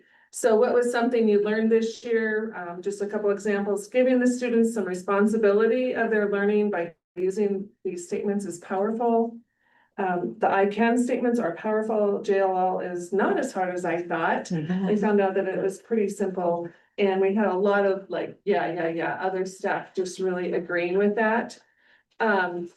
The other one, what do you like about using JOL in your class or environment? One of them was, my students showed a lot of improvement with their independence, and lots of, dittos agree with that from other staff. Students became more independent. Our goal of independence, we saw a lot of that good feedback. Students became more familiar and reminded themselves, so they would talk about it and were able to do these activities and became more independent that way. So it links in with them already doing, so it gave them that validation, like, wow, I'm doing this. This is just now supporting what we're already doing. And then what do you want to know for next year? A couple of comments there. See how other teachers implement JOL in their classroom. So again, that collaboration, hey, what are you doing? I'm doing this. And oh, that's a great idea. Bringing that teamwork together. More ideas for implementing, more ideas on how others are using it. And those are just examples of the many comments that we were getting back. So as Justine said, there was a lot of buy-in, a lot of aha, like, oh, okay, this is fun, we can do this, we're seeing the benefit of this, students are reacting and the whole group is moving forward, so. Yeah, so and it also goes back to what Marie was saying with it's a doable. So now staff are thinking, yes, it's doable and we can do it. So we're really excited about that. The next one. Oh, then our walkthrough. So what I did is for each of the domains, I took the I can statements from the upper elementary section. So these are all the I can statements for effective communicator from upper elementary sections. And then with this, we went through different parts of our departments and said, do we see this? How do we see this? Where is this happening? And so we did that. We're gathering up we gathered up all that data this year with for the 6 domains. And then this summer, we're going to use all of that data to see where we need to go with JOL in the future. And that's the next slide. So that's our next step is we're having Marie come back for 2 weeks this year. And we're going to analyze that walkthrough data that we collected this year. to see where our gaps are, where is this happening, where is this not happening, refine our JOLs. We're going to attach learning strategies to a specific I can statement, so if I could think of an I can statement really quick here. I can ask questions for clarification, so with that, we would have a learning strategy to go with that. So how can teachers do that in the classroom? What's an activity that they can do? How can we assess that the students know that? So those are our next steps within the JOL, and we're really excited that Marie is going to be here for a couple of weeks, and we'll be able to get into that work and hopefully have a lot of it done. That's my goal. And then again, just to continue to make JOL more visible with across campus. And I did not mention, I'm sorry about that, but outreach has also been involved in this. They were doing those walkthroughs also. So we just want to make JOL more visible in everything that we do here at MSDB. Nice. So any questions? And I'll just add real quick, so she's mentioned transition, so I also do our post-high school lead program, and so we've been filtering in there, even though that really wasn't, we're also bringing that back into our lead program as well. So that's me. Madam Chair. Thank you very much. I love seeing the example, especially for the younger students and how applicable that was and how easy it was for them to fill that out, right? And work through the tool. It really draws it all together for them. So it's great work. I'm really enjoying that. I've often referred people to the Journey of Learner document as a good example. I really think you guys have done a great job just in developing that. But seeing it actually in practice here, I love that. So thank you. Thank you. I did have a question too. What's the name of the book that Marie wrote? It is actually on the student navigation tool. So I'm not sure exactly what the name of it is, but it's student navigation tool should be, or self-navigation tool should be in there, Marie Alcock. That actually the example that I gave you, for the student navigation tool, that teacher did make a case study and sent it to Marie, and that's in the book. So that particular student is in the book, so yeah. I appreciate that initiative too. That's really great. So Madam Chair, the book's still being published right now. It's still in the editor's hands, so the date hasn't been released yet. She's just shared with me where we're at in it to check for accuracy and so. Oh, good. Yeah. Well, thank you.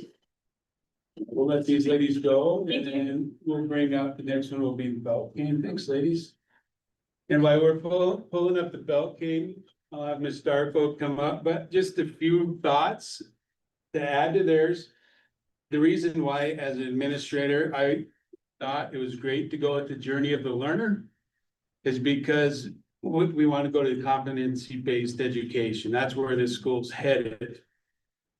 But with competency-based education, that's all based off standards. In fact, that board in the back came from the same Marie Alcock training, and that's the ELA standard. So we had Journey of Learner going, we had ELA groups going that same entire week. But those standards are already developed for us. So we really wanted to understand, how is this built from the ground up? Well, the Journey of the Learner, that's our document. So all those I can statements and all that, that's our standards that we had to go back and build. So now our staff has spent a whole year understanding that process.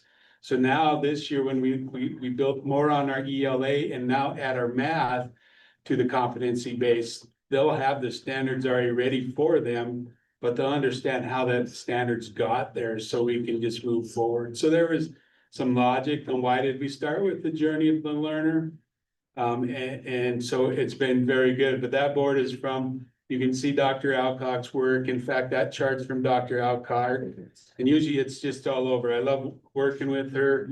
If you ever get a chance, I'll let you know when in fact, you're gonna know when she's coming next year and you're welcome to come listen to her. She's just amazing, but I want to keep going. So this was a request by Dr. Slinger for the next one is I was talking about last time that we have staff members that I'm encouraging to be national presenters, because I do want MSTB to be at the forefront of what we do, especially blind and deaf education. And I have one staff member that you're gonna hear from that is gonna be presenting twice. And the reason this came up is you asked what she's gonna be presenting on. And I said she is one of the national presenters on a belt cane. And that's when you asked what's a belt cane. So to give you a presentation, a brief presentation that she's gonna be doing in Louisville this summer at the AER. This is Jerry Darko, who is our O&M specialist, and I'm gonna turn this over to her. I'm just gonna warn you, hopefully you get to watch her videos, but I'm just gonna let you know that the internet's a little spotty, so hopefully the videos work for you. But this is Jerry Darko. Thank you. So I teach orientation and mobility, so learning how, where are you in space and where do you want to go and how do you get there? For some of the littlest ones that we have the belt cane, this I was is gonna only say, I'm gonna need a much bigger belt. a longer cane, I bet.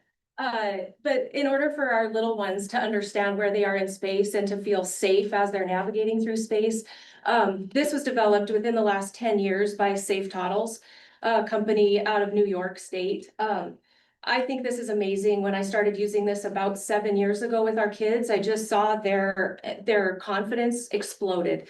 Because they were feeling safe, they were able to navigate, learn about their environment, they were feeling safer, more confident, and sometimes even a little too confident for my comfort. But it's such a great tool. It is a belt, it just Velcros.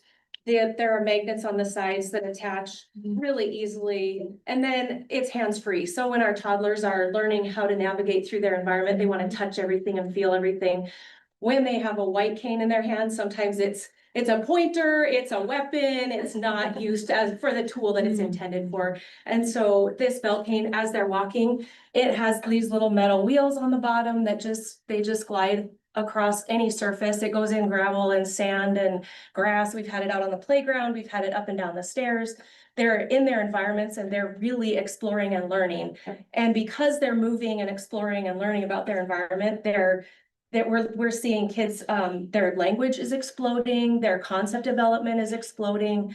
Everything in our world, everything in our life is movement. So once you can't move, if you're fearful because you can't see the stairs, if you're tripping over toys, if you're falling down or bumping your head on corners and door jambs and tables and all those things, then you become fearful, you don't want to move.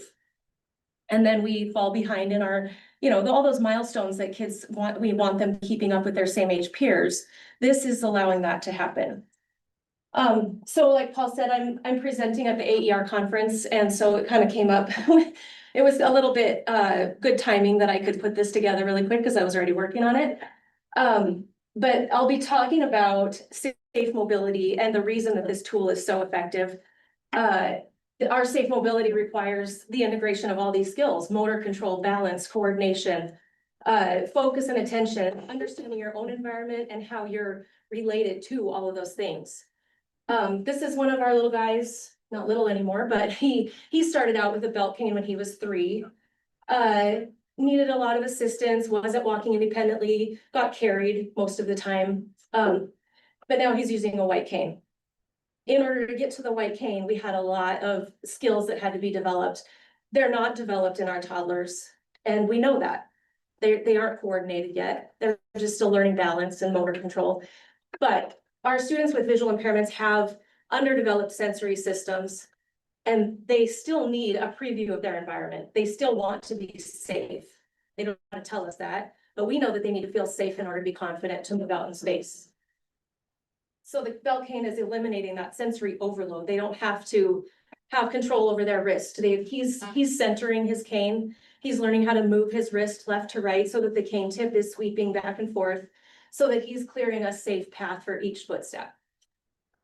We had to go, let's go to the next slide. Part of my presentation is sort of refuting a bunch of these traditional arguments against using canes early in childhood. Kids are too young, they lack motor control. They're not ready to be introduced to complex skills. They don't need it's a familiar environment, they don't really need a cane. They might hurt someone else.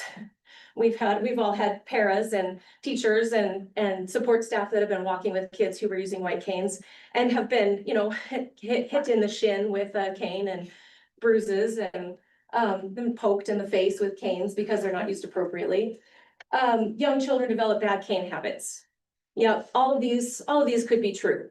However, when we see some of these younger students using their canes, the next slide is one of our students using, so Gabriella, she came to us when she was 3. And so hopefully this first video will play. She is, I don't know if we need to make it bigger or if it will not play. So she is very hesitant. I know the video is a little choppy, but she is very hesitant. She's not stepping out. She's reaching for her teacher. Even something as simple as a carpet transition seems like a huge step up or a step down for one of the kids that can't see it. They don't know what they're getting themselves into. She's fearful. So she takes really shuffly, tentative steps onto that transition strip. And then once she can feel what's under her feet, then she can keep moving. And then we're gonna play the third video on that slide. And this is her with her belt cane, walking over a threshold. Just needs a little hand on that door, but she's able to go over the threshold and get to our motor lab. And so that was a really good step up. Her family is now requesting to take the belt cane home with them. They want her to explore. Yeah. They're taking it home with them for the summer so they can go on walks and she can walk in their neighborhood and she can feel safe in their yard even. The next student is, I think, Kaylin. Ms. Darko, what does one of those cost? So Safe Toddles has tried to work with like insurance companies and Medicaid to get these so that insurance companies will pay for them. So currently a set with the belt and the cane is running about, I want to say 200. Oh, terrible. So it's kind of a big investment and knowing that kids grow quickly and they outgrow these pretty quickly. Last summer, Paul, which was generous, I asked for a whole set of belt canes. So I got a combination of 36 different canes with different widths, different lengths. So I could literally mix and match belts with canes to fit the kids that I have. So I have a set upstairs that at the time, I think the whole set cost us $1,200. Now a set like that for a mobility provider is costing a lot more. But now that we have this set and we can mix and match belt sizes and cane lengths, it's been really helpful. So Jerry, just to add, your start is, if you know of a student in your town that needs something like this, the Lions Club, this is something that they want to support. So get in touch with me and we'll get someone in touch with the Lions Club, and this is something they have actually put it on their radar to purchase for kids. Yeah, that's awesome. So this is my little girl, Kaylin. She's now 7. She started using a belt cane when she was in preschool. So I don't know if she was 2 or 3 when she first started using one. But I really wanted to highlight this. If we had sound, I left the sound on this video, but she is crying. She is terrified. This is a familiar environment.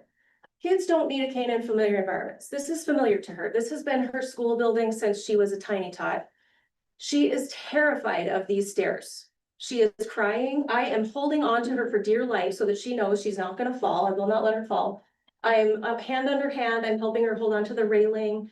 I have to then help her manage the cane so we can lift it up off of each step. I'm also helping her manage her footsteps because originally she did not want to step down. So I needed more hands than I had for this lesson, but she made it. And at the end, she quit crying. We're safe. And we had to do this lesson every day on the way from lunch to her classroom because we just had to get over that fear. The next slide, she is, ta-da. Oh. No hands. I'm taking a video because I'm very confident that she is safe. She held onto the railing herself. she's taking these steps down. My collaboration with our physical and occupational therapists have helped her become stronger so she can take a step down and not lose her balance and feel strong enough to do those steps by herself. Is So it, there she goes. is that part of it also is like, because clearly you're just being stationary, you're not moving, you could develop atrophy as far as you know. So muscles and, you know, there's not use that are not going Yeah. to be strong as they need to take the inside stuff down. Yeah, absolutely. We see a lot of those kids that their motor, they don't develop typically. Yeah. They don't crawl as babies, so they're not developing good upper body strength. They may not be walking without support or a lot of support. So, parents holding them up, their legs are not developing typically. All of those things that we would have expected from, typically sighted children don't always happen with our visually impaired students, especially when they're totally blind and they don't always have a reason to move. If you can't see anything in your environment, sometimes there's no motivation. And so a lot of, figuring out what motivates the kid. Is there a toy that makes noise? Is there a person that they really gravitate towards that could we use some of that as a motivator? Oh, let's go visit, Miss Trudy, let's go talk to this person or whatever. So figuring out what motivates the kids and gives them motivation to move and get out of their comfort zone. So a lot of what I do. So the next slide, becoming confident, independent, and age appropriate. We would expect a kid at 7 years old to be able to go up and down the stairs. So Aria, this is another video. This is video that I'm really glad at this point we don't have sound on because she is screaming. She's holding a white cane, but her teacher is in the danger zone. The cane goes swinging around. Michelle luckily is quick and she ducked. But yeah, not mature enough, might hurt someone else, and she was very mad at that point, but now we have belt cane. She's walking down the hall. She noticed that she got to a corner right there and she stopped and paused, and the teacher's like, yep, you noticed that there's an intersecting hallway. We're gonna walk forward and find the wall. She walks forward, she finds the wall, she keeps trailing, she goes to her next class. Just another example of, we have some of these arguments that people go, kids do not need a cane that early. Maybe they don't need a white cane, but let's think about the most appropriate tool for the age and for the ability. So the next little one that I have is Ryder. Develop bad cane habits. When I think about bad habits, I think about this boy. He's totally blind, but he is fearless. So his bad habit is he can hold on to somebody, but he is all over the place. His legs are crisscrossing. He's walking on the sides of his boot. I don't even think those boots are totally on. He's not walking on the soles. He's walking on the inside part of the boot. I even laced him up tighter so he wouldn't do that, and he did it anyway. But he is all over the place. He's tugging on your arm. He's running in front of you. He's tripping people. So bad habits, yes, we can develop bad habits. However, when they have this tool and it's the right size, it's really giving good input about where my body is in space. I'm upright, I'm walking with my nice feet, my same boots, but now I'm walking on the bottom of them appropriately. I can use my hands to find the table. I can use the table as a landmark. We're gonna turn right to the end of the table. He finds the door jamb. He's balanced because he's walking flat-footed. He's balanced. So when his cane tip contacted the door jamb, I kind of thought, oh, he might tip over. He did not. He kept his balance. He kept moving confidently, safely. The teacher's not responsible for carrying the weight of the kid or, having him tug on her arm. It's been so it's such a revolutionary tool for our kids, and I have used it with all of our preschoolers and toddlers since 2019 when I first I was in I think it was like a webinar about early childhood, like a preschool webinar, and the developer was on that same webinar. I learned about this and I was like, wait, we've got 2 preschoolers right now that really need something to become more age appropriate, and that is where this whole journey started. But Well, it's been amazing. Clark just pointed out to me, that's only 2 weeks later. Yeah, 2 weeks. super fast, That was. super fast. brutal. Yep. I didn't include videos of Addie, but Addie, one of our little girls could not walk, could not take any steps forward, was very hesitant. Basically, you're holding her hand and you're dragging her through space, or you're pushing her. Put the belt pain on her, and within 2 weeks, she was taking steps forward at a quick pace. Like, you just feel safe, you gain the confidence and the independence to do that. So that's part of my presentation for AER, is just getting the word out and about, because people are still, it's still relatively new, and people are still a little bit hesitant to try it. It's, some people are set in their ways. And I have just seen so much progress with our kids that I just want people to keep learning more about it. So any questions about our little ones or belt pain? Is Safe Toddles going to sponsor your trip to Nashville? Wish they would. They don't. I would actually really like to go and see Safe Toddles, and they have developers, they have engineers that they work with. This was the brainchild of Grace Zakin. And she developed it because she saw the same thing that we all see. Kids are not developing typically. Kids are not feeling confident. They're not comfortable. They're not safe. And what are the families doing? What are teachers doing? And so she developed this. This is the final protocol. They had one that the kids sort of wore over the shoulders that was a little bit cumbersome. She had developed multiple prototypes and tested them out with kids. We got several of our belt pains for the first few years that I worked with them. We got them for free. Safe Toddles was sending us belt pains that fit our kids. We take the measurements, they send us a cane that fit, and all I had to do was take videos of the kids and send them to Safe Toddles so that they could do their research using kids from all over the world. They have belt pains in Peru, all over the place. Lots in the United States, Canada. And so I was happy to help them do the research by taking videos. And so now that's my habit. When I do a lesson with the belt pain, I've always got my phone and I'm always chasing kids around taking video, because it's been, the difference is without the videos, I don't know if I would even remember where we first started, like how far we've come. So I love it. It's my favorite. I love it too. Thank you. Awesome. Yeah. Thank you for having me. Thanks for your questions. Scary. Well, we switch over to the cottage PowerPoint. The only thing I would add to that is you can see why we want our folks to be national presenters. I actually ended up in a heated debate in Louisville in October with a blind principal from another blind school that is against these belt gains, and she is a blind adult. And I wanted to look at her and say, look at you, you're holding on to your colleague walking around. You don't have independence. These kids have independence, and they'll grow up having independence. So it's pretty cool. And I know you walked in with me this morning or right around, and some of you walked in, and Jerry was standing outside. I don't know if you noticed the big cane she had there. It's about this tall. And it was about this wide, so Jerry gets whatever she needs and puts whatever she needs for kids together, and that's for a student that we suspect is completely blind, but suspect there's autism there, and would just drop on the floor and start banging the head, just walking from A to B. And now we don't see that.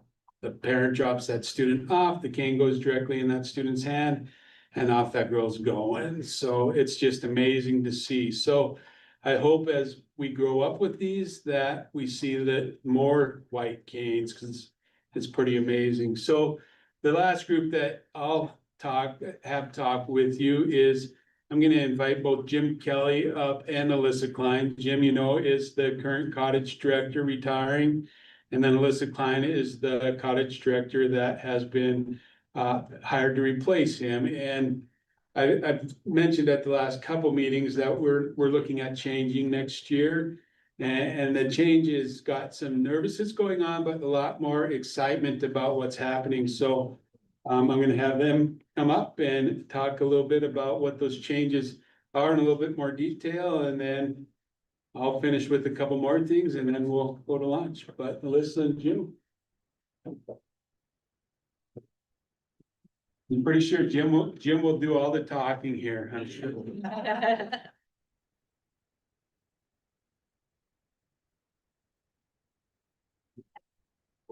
insight. Yep. Well, this is what I'm gonna say, you know, I wanna thank you for the opportunity to the board. Be able to serve for you guys and our students, really appreciate that.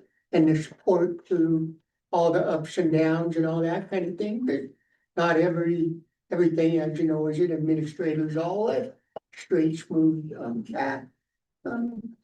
Really appreciate the opportunity to have, Alyssa around for this transition part.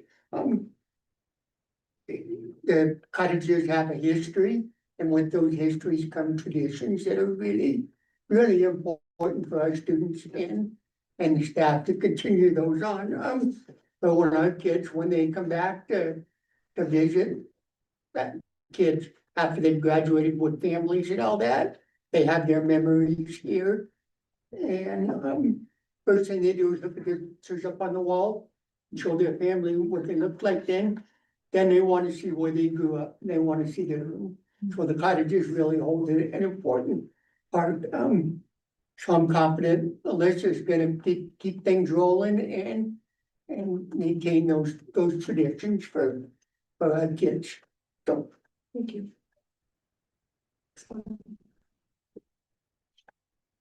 Thank you for coming today and thanks for having me. I'm excited to share with you where the cottages are headed. So as Jim mentioned, for a lot of our students, this is a special place for them, not just educationally, but because this is their home away from home. And that's really what we want to develop, is we want to develop that sense of that this is home for them. You may or may not know that a lot of our furniture is 40 years old. And so it's a good time for us to start updating that. I don't have very many pictures of the old furniture up here, but these are our old beds. And the reason that I put pictures of the bedrooms up here is that this is our first phase. So we do have brand new beds. Just this last week, our maintenance crew has been working on taking out the old beds and putting in the new beds, and everybody's just giddy because it feels like Christmas in the cottage right now. This is a picture of one of our maintenance folks bringing in the new beds. And then I just wanted to show a picture of some of our old desks. Our desks will be removed, and we're looking at updating them with lap desks for some of our students, because that seems to be the way that a lot of students are doing their homework now, is that they'll sit in a chair and they'll sit on their beds and they'll do homework. And then we're looking at, I learned that the term is an art desk or a drafting desk. So I was doing some research looking for desks for students with visual impairments, or a desk that's board built in. And I learned that that's what you need to look for, is an art or a drafting desk. So the surface will raise up for our BI students. And so those will be the desks that we're looking at. We're also looking at new chairs for our bedrooms, not just for our student bedrooms, but for our guest bedrooms as well. And so one of the things that we've done is that we've asked for folks to give us their feedback. So I looked for a variety of chairs, and I put up some pictures and said, they may or may not be these exact chairs, but tell us the kinds of chairs that you would like in your rooms. And it was very clear that these were a couple of the favorites. So this kind of chair, and then for some of our younger students, this kind of chair. So a lot of our older students and our guests like this kind of chair. And so that's what we're looking for right now, is finding a variety of chairs. With our family learning weekend that's coming up in June, we're going to look at the next phase. And when our families come, we're going to ask them, give us your feedback on this phase. So we're wanting to keep our families involved in that process, that we're not just kind of thinking what we would want, but we want to know what the students would want. We would want to know what the families want when they come. So like I said, bedrooms is our first phase, and then the next phase will be updating the furniture in our living rooms. And then we will update the furniture in our kitchens and dining rooms. And then the last phase will be updating furniture in our activity rooms.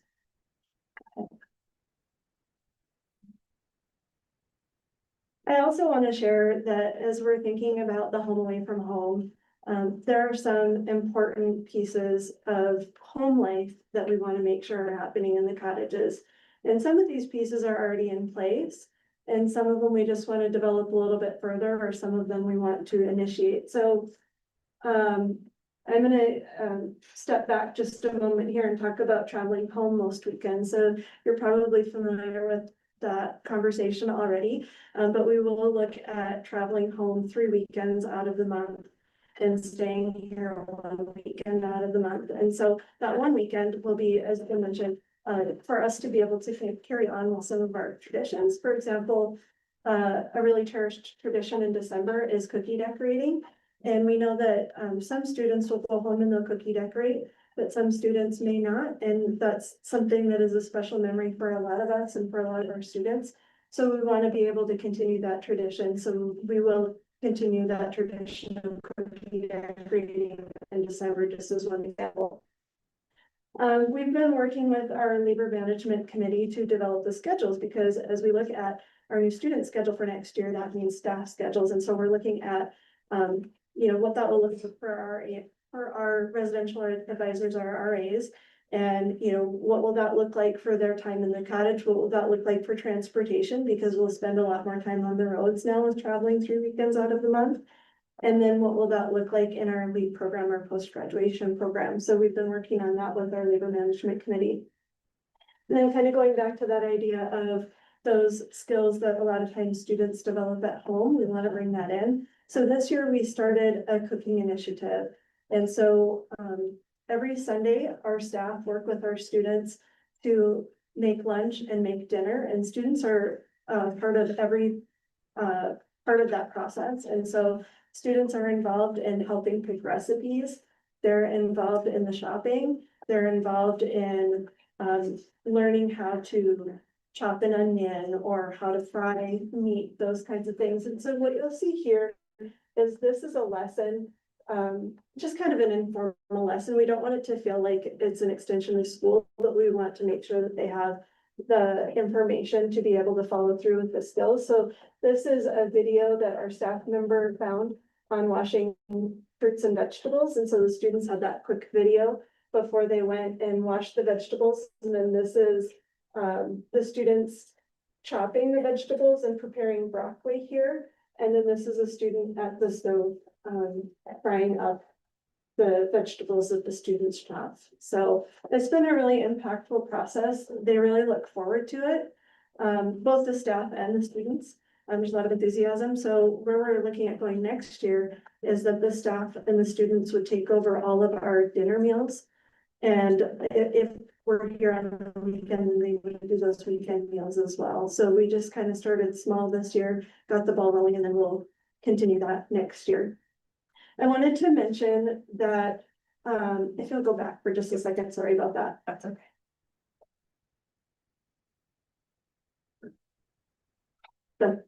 It's okay. Okay. There we go.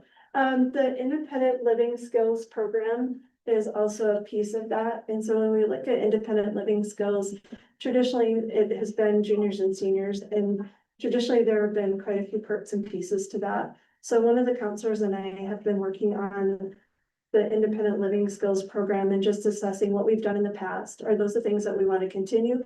Are there things that we want to add or that we want to change? And so we've identified several areas, and I don't know that I'll remember all of them off the top of my head, but cooking, cleaning bathrooms and bedrooms, sleep hygiene, transportation, money management, time management, those kinds of things.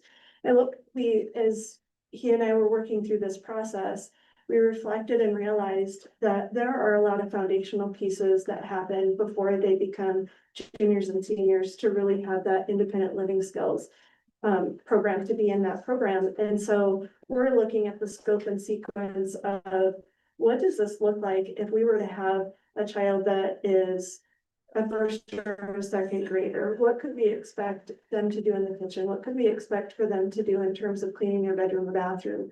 What could we expect for them in terms of hygiene? And how is that similar or different than if we have a student in 5th or 6th grade or a student in 10th or 11th grade? And so we're looking at that scope and sequence to give us a baseline as to what is typically expected in each of these areas at the different age levels.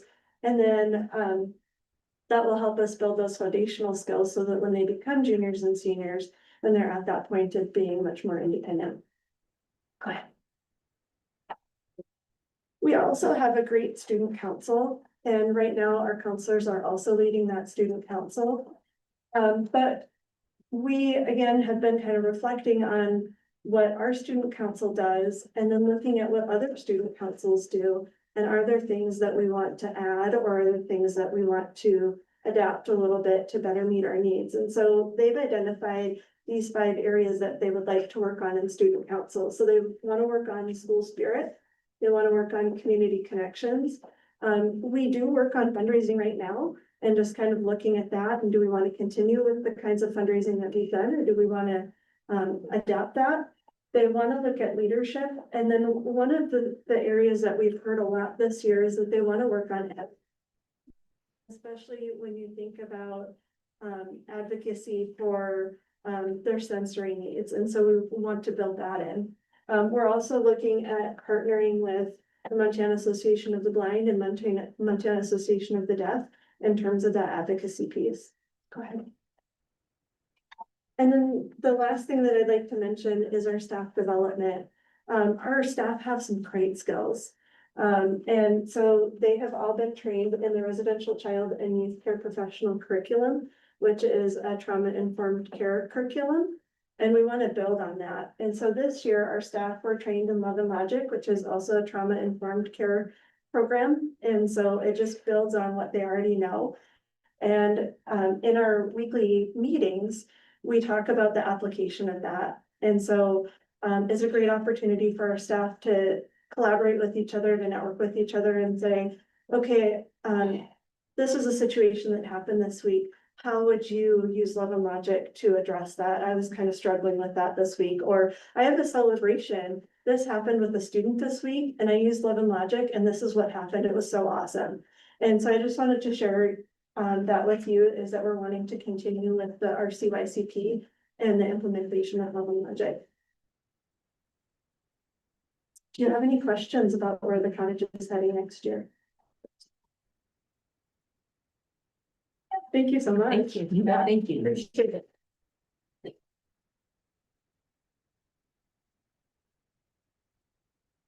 All right, so now you get to just hear from me now. Jim, I'll have you come up here. So Jim's had to sit with me for a couple of last meetings this week, so since this is the last Board of Public Ed meeting, he can sit with me here. Usually doesn't say anything in any of the meetings, but we could be together for this last one too, okay? So basically, those are great presentations about what's happening and what's going on at MSDB. And one thing I want to add to Ms. Klein's presentation about the cottages is, one thing we always hear from parents is if we could see our kids more, we would send them to MSDB. Parents know this is a place for the kids to be, but they're parents first, like I am, and they want their kids. So now we'll be traveling those students home every weekend, except for, I think it's 4 or 5 weekends out of the entire year. And hopefully we see an increase. I mean, we're not expecting to go over 100, but even if we can get 5 or 6 more students on campus as a result of that transportation, that's going to be a win for us. The other thing that would be a win for me is if I can take any of you in a tour and walk into that cottage on a weeknight, and we walk in and see a kid cooking dinner for the entire cottage, that's going to be a win, because that's one of our goals, is that life skill of cooking independently by themselves. So it's exciting where that cottage is gone. Just like anything else, it's going to take a while.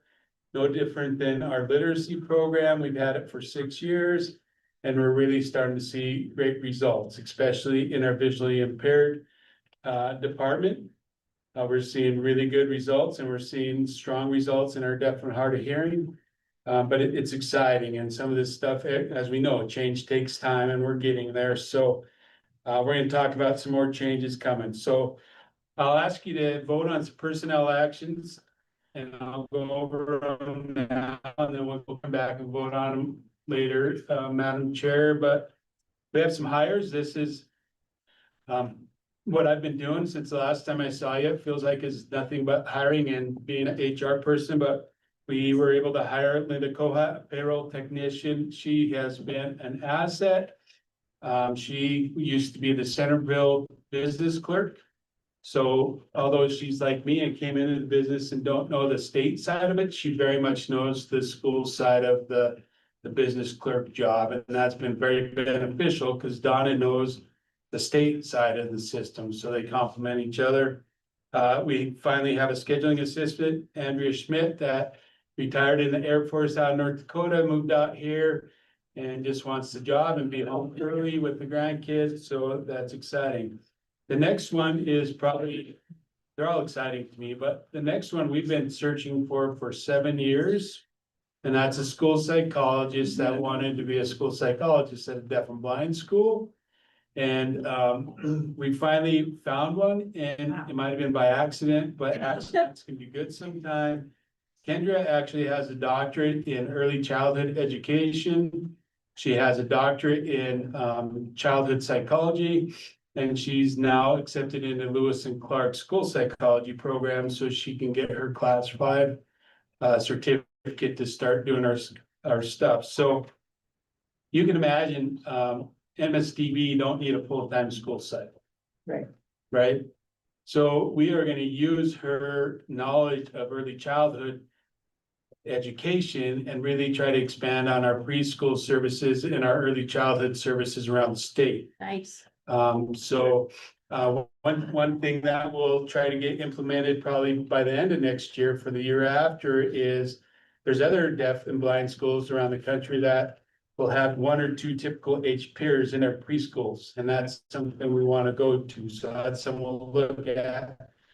I try to do what Idaho does with satellite schools in 2 or 3 communities where down in Bozeman might have 4 or 5 kids, and if we can work with MSU or one of the Bozeman schools or something, we hire a staff member and we have that early childhood center down there connecting us to the school. Those are kinds of things that she'll be looking at and trying to set up for us, as well as make a connection right here in MSDB, because we don't have much of a connection other than with the ELF Center, which is tied to the public schools, where now we'll try to get into Head Starts and private preschools and things like that. So she will not just be a school psych for us, but it will be nice to have that person as well. Next one is exciting, is a HR generalist. We actually have hired, we'll start actually next Tuesday. She's coming to us from the Air Force as well, and we'll stay in the Air National Guard. So that's exciting. And that's because now maybe I'll get in the classroom and do some stuff that has to do with kids, and maybe I'll become an HR director. If I miss it, I don't know. Then we have 2 family advisors. We do have some resignations that have coming in, unfortunately. Melissa Fisher, Melissa Fisher is a deaf and hard of hearing outreach consultant that has resigned, and then we have 2 visually impaired outreach consultants that have resigned. And we have decided we are not going to fill them for next year. We feel that we can, with the change we made to our outreach program in the last year, we can serve what we have. And our outreach director was really worried about, that was part of the problem. She could not support all of our new staff this year. And so she didn't want to bring on more new staff and have the same thing happen. So she wants to continue mentoring the ones that are there, and then after next year, hire more consultants, and then she'll have time to mentor those consultants, so we will not be replacing those. Unfortunately, we are losing Jillian Sharp. She is our deaf and hard of hearing preschool teacher. She says it's for personal reasons. I personally think it's because she graduated from Illinois State and the Bobcats beat them, but I will not say that, but I still tell her every day, I think that's the reason, but. And then Adeline Winslow was a LPN that had to move back to Helena. We appreciated her. She's trying to travel back and forth, and as we know, the gas prices are going up, and she just couldn't make the gas prices and stuff meet anymore, so. That when she had to go back to Helena. We do have 2 retirements, one for this year, one for next, that have snuck in. One is Susan Davis, another outreach consultant. Again, we won't be replacing that because of the mentoring part. So we're losing 3 BI outreach. Thankfully, that's where we were hired the most in our outreach program last year, so we'll have about the same. And then Donna has turned in her retirement and will retire in April. And I asked her to put in her retirement early, so we could start working, and we're currently working with the governor's office to get a modified position, so we can hire that position to work alongside Donna through an end of year process and then the legislative session. So we should advertise for that position probably next week, once the governor's office approves that modified position. We've also been working with state HR very hard on reclassifying some positions, and one was the LPN positions, and I might have talked about this at your last meeting. But we compete with the public schools here. They all have RNs in their public schools. And so we are losing a lot of candidates that were RNs going to the public schools that really wanted to work. And we're able to work with the governor's office, state HR. And now, so Adeline's position actually will be filled by an RN. We actually have the person that's applied and has accepted. We just need the state HR to help us through the system on their end. And then there's another application for an open LPN position that an RN has applied for. So we should have 2 RNs on staff next year by the time it starts. So that's good. So that will be the personnel action report. We'll have a couple out of state travel requests. One is for myself and Miranda Briggs to attend the American Printing House annual meeting in Louisville in October. That's when Miranda is required to go to every year. I go to that every year, and it's also the Council of School Administrators of the Blind meet there. And so we will attend that. And then every year we bring to you, it rotates. We in Montana are part of the Northwest Regional AER Consortium group between Wyoming, Idaho, and Montana. This year, Montana, we held that conference in Butte. We had that gentleman from Scotland that came to speak. Next year it's in Boise, so you'll see the travel request for our outreach consultants to go to Boise next year. And I'm asking for these to come in earlier because now we have the new T&E system that I don't mind, but it's just one more system that I need to pay attention to and sometimes not very good at. And then we'll ask you to approve the Golden Triangle Curriculum Agreement again next year. You can see the dues actually went down for us next year, which is nice. And then I'm still gonna ask you to take action on the MHSA dues and insurance. Even though it looks like they're doing the process differently and I couldn't find it in their paperwork where it needs to be in front of the board, I'm still gonna ask you to take a vote on doing that in case I have to go back and prove that it was taken at the board, but now everything's done electronically, paid via credit card. But so you can see what it would cost for us next year. We anticipate that we will have 1 student in softball and 1 in volleyball. We also have a new student from Hardin who's interested in cross country and track. And if that's the case, we would just add that. MHSA does not make us pay everything up front. They only make us pay what we know we're in the need for the next year. And then if we have someone join, we join. Those will be the action items. The only things I really want to talk about is if you can look, and I think it was page 77 in the overall packet. I was looking over Kim's shoulder and I think she said it was page 77, and it's the MSDB professional development calendar for next year. And to me, this is exciting because we just keep growing and growing on some of this stuff. And it's all coming together, in my opinion, and my staff tells me the same thing. So if they're excited, I'm excited. So you can see what our professional development next year is basically. So the green days are the Montana Reads days, and that's the day where we have Stephanie Lester, who's actually here today and tomorrow, who works with us on our literacy grant. You can see the days that she'll be here next year. And that's on a Monday and Tuesday, and she works with us on things like science and reading, helps coach some of our younger teachers. She's gonna help us more with competency-based kind of stuff, vocab instruction, that kind of stuff. The next one I'm really excited about is Dr. Samantha Mullins, and I see Rob still back there, and I know Rob's bringing her in for one of the is it the principals or superintendents, right? Conference in September. I've been doing some research on her and I just love her work. And the reason is I struggle with MTSS pyramids. I really do. And with the tiered system of an MTSS pyramid, it's always never sat well with me because it always looks like a deficit model, and that's what MTSS pyramid does. What I like about what Dr. Mullins brings to the table is it's an MTSS diamond. So not only do you look and work with those kids that have the deficits like you would, but you also look at those kids that are gifted. And so you're always making sure that your MTSS program is looking at every student, regardless of deficiencies or not.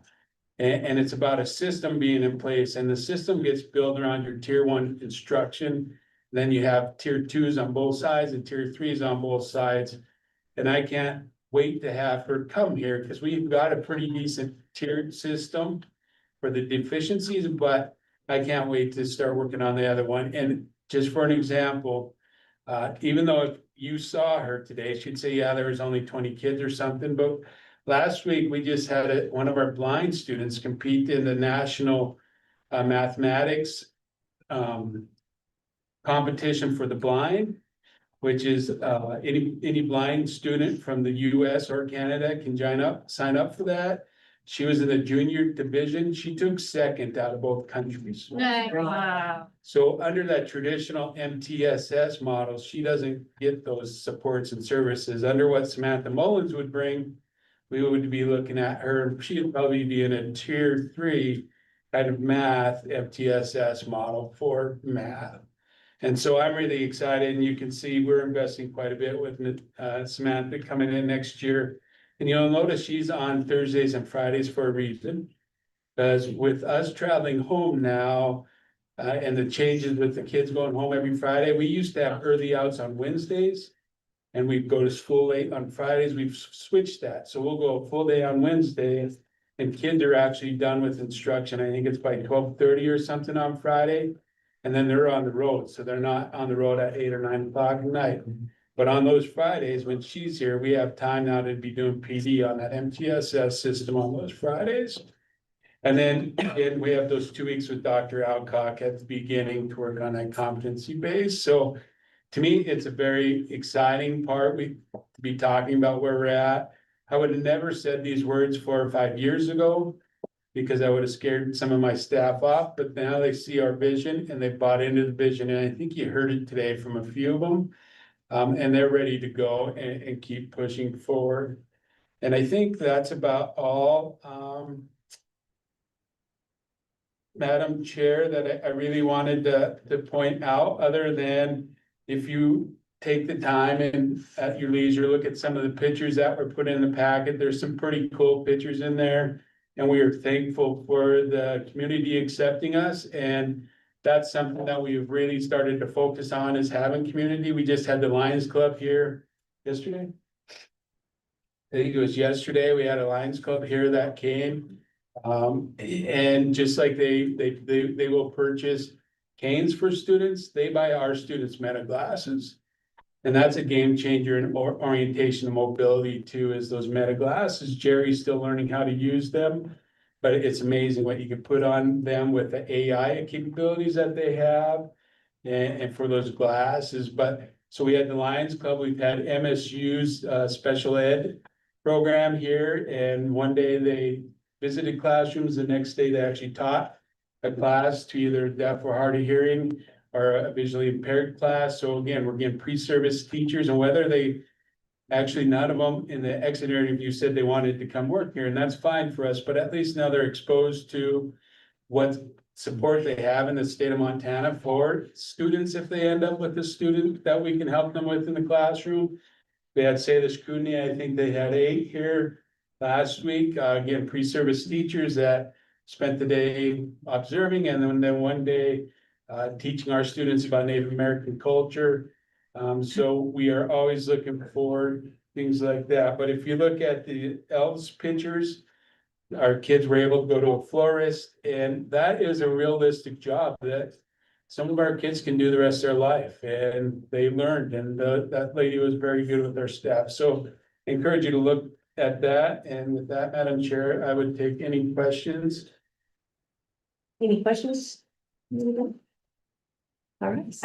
I, not necessarily a question, I just want to make a comment. Thank you for sharing about MTSS because that's something that's really important to us and to myself and our team. And we have the new MTSS system coming online through the data modernization project, but I'd be curious to learn more and work with you more about this model and how we can get more information about that. So look forward to following up with you. Thank you. So superintendent, and then I'd love to do that, because we actually partnered with AIR for the last 3 years on the database. Exactly what you guys are doing, so we'd love to have that conversation, because that's what set us up for where we're at, so. Great, thank you. And we would have applied for the grant, but we're not, there's sometimes we can't apply for grants, and that was one we figured we probably couldn't apply for it. Is it because we're not a school or something? I forget what, there's something there. But yes, we'd love to work with it. And I think that's, I'm glad to hear Rob's got her coming in too, so. Yeah, that's fine. Thank you. All right, any other questions? Just a quick comment. I feel your pain. I looked at your list, your hiring and your resignation list, and I'm just going. I just want to encourage you as much as possible. I don't understand how hard it is what you do, but I really do understand and I feel your pain because I hired rural, get a lot of same problems, and so best wishes. Thank you. Actually, Madam Chair, I really appreciate you putting in the long range business building plan and stuff. That was good for me to see, I know all the nice warm fuzzy and all this stuff, but there's hard building maintenance that needs to be done here. And it was good for me to see and be able to read through it and just understanding the deferred maintenance that's occurred over the years and what you're trying to do. So appreciate that vision and that vision over multiple lines and trying to work on. So thanks. I appreciate it very much. Well, any other comments, questions? Right. I'm ready to make several motions. The first one, I move to approve the MSDB out-of-state travel requests as listed in the packet. Motion, is there a second? Second, any discussion? Questions? Any public comment? Public comment online? The motion is to approve the out-of-state travel request as presented. All in favor, say aye. Aye. Opposed? Motion carries. I have another one regarding personnel. I move to approve the long list of MSDB personnel items as listed in the package. Second, The motion and a second to approve the personnel action items. Any discussion? Any questions? Is there any public comment? Any public comment online? Seeing none. All in favor of approving the personnel action items as presented, say aye. Aye. Opposed? Motion carries. Madam Chair. We didn't talk a lot about the Golden Triangle Curriculum Consortium membership, but I would move to approve it as listed in the agenda packet. Motion to approve GTCC membership. Is there a second? I'll second that. Discussion? Any board member comment? I'd just like to say that I'm very familiar with the Golden Triangle curriculum and this is a great Oh, yes. use of funds. So Absolutely. Well, and you would have to, you can, and the other alternative is to add to the personnel action item and hire your own curriculum coordinator.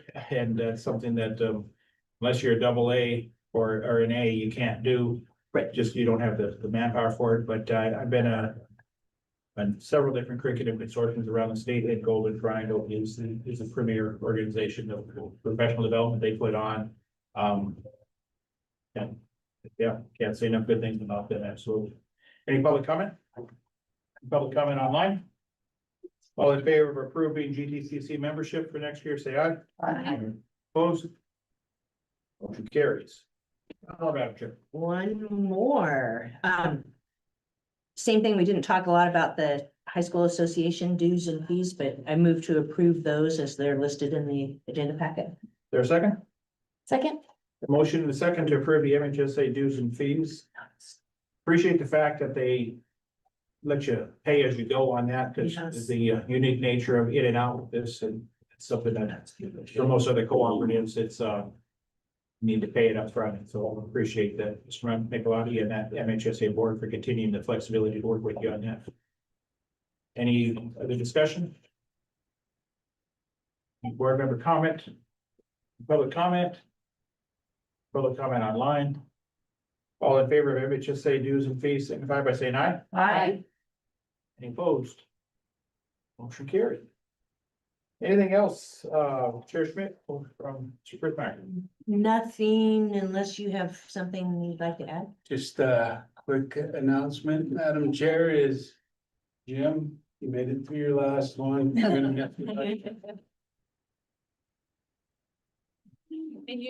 Jim, you're speaking at the graduation next week, is that correct? Yes, that's correct. So. I promise a few more words in. 2:00 next Friday. And then just want to make sure that those in the audience know that, please join us for lunch. It's right now over in the gym should be set up, and it is a Montana-based lunch. The sausage is from Kalispell, the noodles are from here in Great Falls, the sauce are from somewhere in the Bitterroot, the Bitterroot Valley. Of course, the bread's from Wheat, Montana. Yes. So please join us over there. I do not, I don't think anybody from the foundation was able to make it today. Maybe someone will surprise us, but the teachers should be heading that way soon too, so. And Thank you. our guests are welcome to. Yep. Okay, everybody in the room, you can still join us for lunch here. So thank you so much, Paul, and we will stand in recess until back here at 1:00.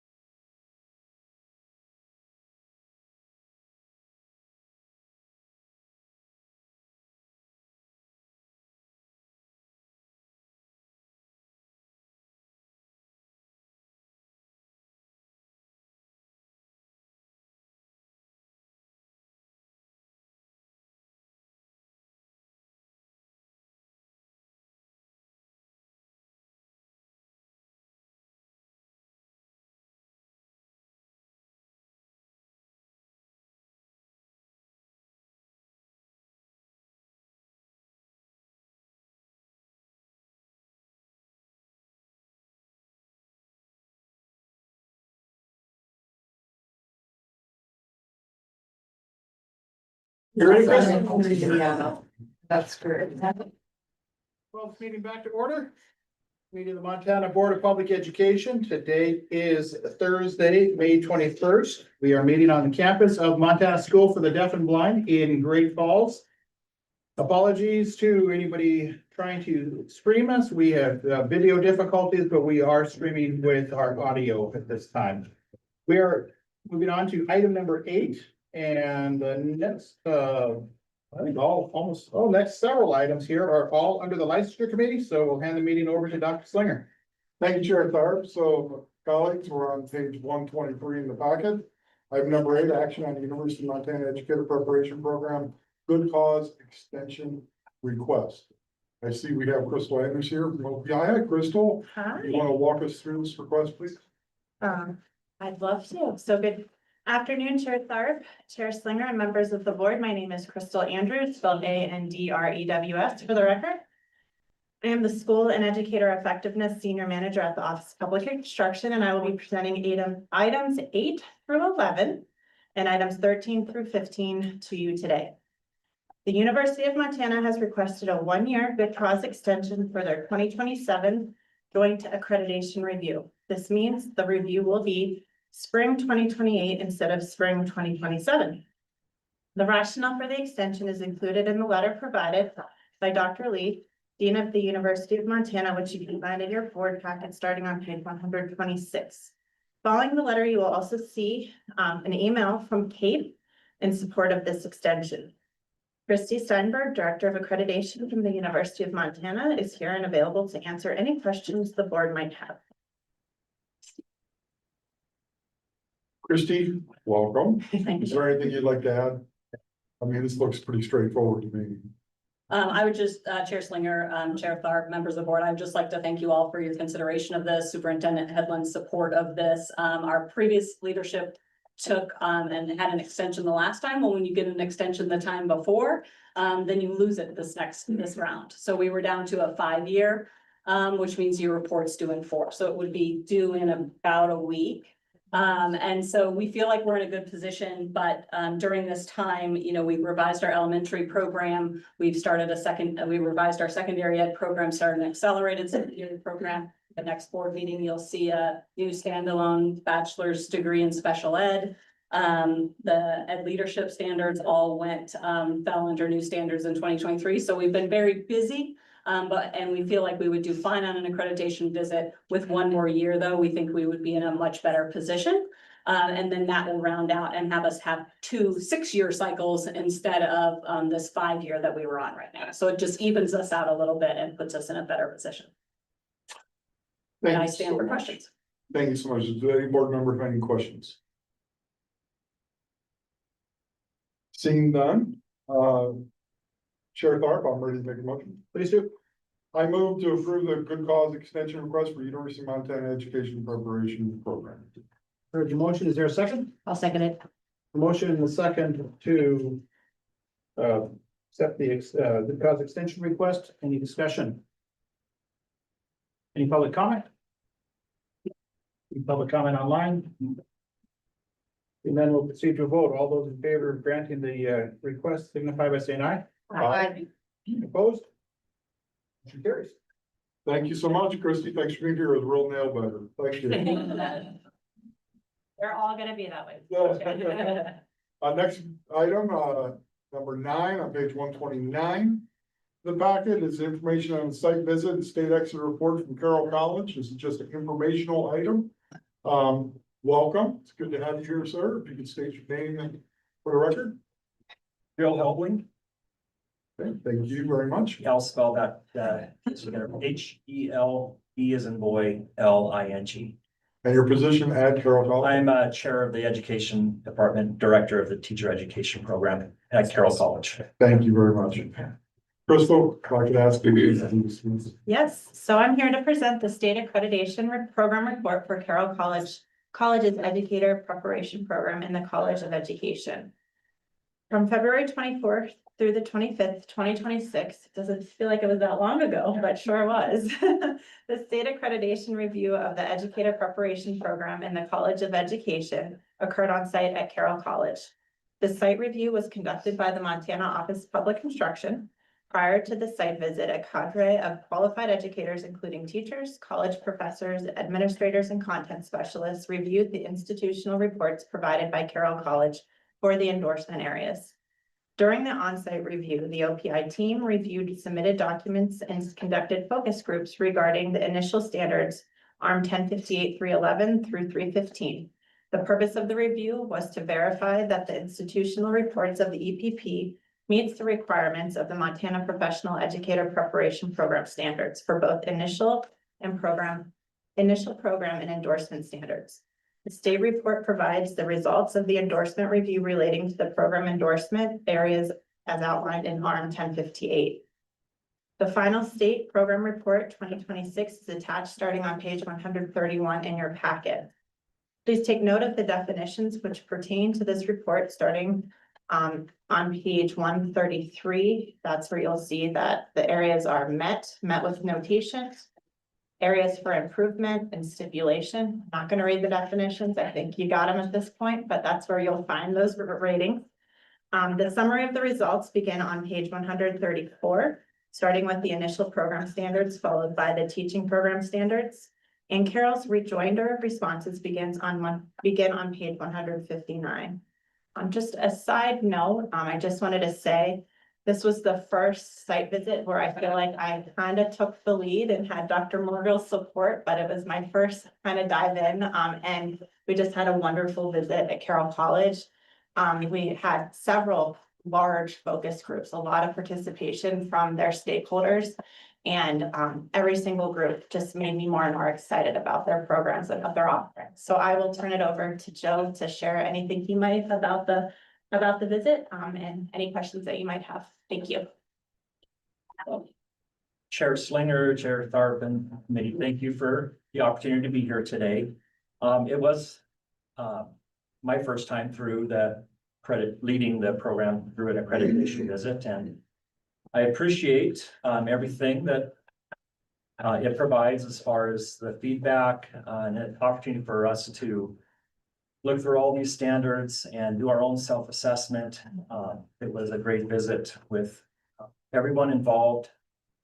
OPI visit team, our faculty and staff and students, and our cooperating educators in the district, all just really appreciate what everybody had done. I am pleased with the outcome, given the progress we've made, and I am very excited to continue making this continuous progress. We have already plans to meet with our academic VP and our president, looking at the notations and getting to use that as some leverage for some resourcing and things we would like to do as a program. So I appreciate that feedback, and I'm just optimistic for the very important work that we're doing. And I'm open to any questions you have. Being a college president, I wouldn't expect nothing less than using the notations to ask for additional resources. So, good job. That's what you should do. Not at my school, but that's what you should do. So, I do have a question, Crystal, with the rejoinder response, when I was reading through there, is there any counter response from OPI, or is it just accepted and the report stands in the? Chair Slinger, it's accepted. It's just, we can't, after the report is final, we don't make changes to it, but it is noted and it's included in the report. I'll say though, with how the report looks, met with notation, there's nothing that needs to be done prior to the next visit. As Joe said, just things to work on or to look at within their programming, but no AFIs, no stipulations. So all in all, it's an excellent. Great, thank you. I just wasn't sure there was a process. Nope. And to that point, I want to compliment Carroll College on the evaluation met with notation. That's pretty darn good. So thank you for the work you're doing there. Does any board member have any questions? Yes, board member Rasmussen. I was really impressed also with what I read and just thought, what a good program.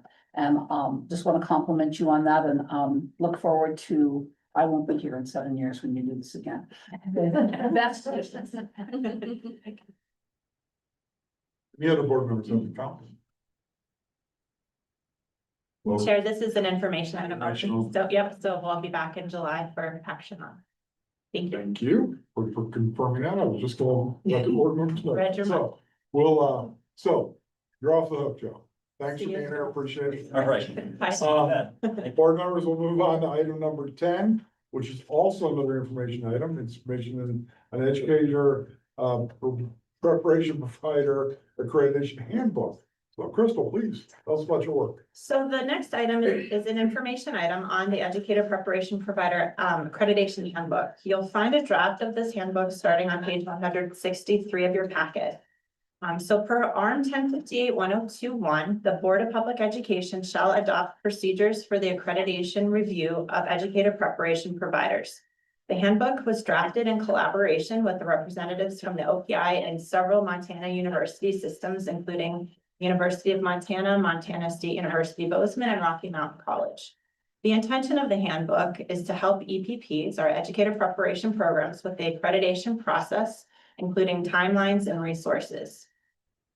So honestly, this came about in collaboration at a Montana Council of Deans meeting where we've had new people come into our EPPs. I came in, fairly new to the EPP world, and we just needed to figure out a way to make things consistent, fair to all of our EPPs, and have strict timelines that helped me honestly stay organized with the work, and then for the EPPs to know. And quite honestly, we should have something established based on the ARM that we have. So we did spend several months in collaboration with those colleges in drafting up this resource. The next step will be actually next Tuesday. We'll be presenting this handbook as a preview at the Montana Council of Deans meeting. And then I will be back in July to request formal adoption. So any questions that you may have? So I just want to compliment you on the book. I love the checklist. Okay, I actually like to draw people's attention to page 180 specifically, that it literally is the timeline and it gives you the task, the timeline, and who's responsible for that timeline. I think, it doesn't get much clearer than that. And it really does lay it out for them as they look through that. So even a new person coming into that task, there still should not be a gray area.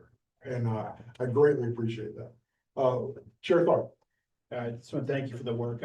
And as I alluded to earlier today, it seems to be a lot of change happening. And I reflect back in the Council of Deans, I don't think that there's any same faces since the last time I was at a meeting. It's constant, there's been turnover on every campus and within your office as well. And so prior to that, there was a great deal of consistency for many, many, many years. And if there was a new face in the room, they just brought them up to speed. So having this documented, following the standards and timelines that are easily understood is work that probably should have been done decades ago, but I really appreciate you guys doing this now and making it very clear for new people coming on board.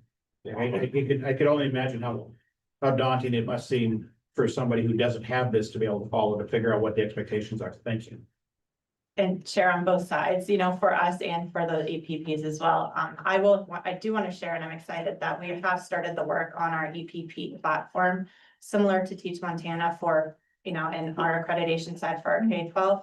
But there we are in the stages of we're actually having our EPPs test out the system, see what's working, what's not working. So we're hopeful by next spring to launch that. And so this timeline really will work and help, and this work here will make that platform even more effective.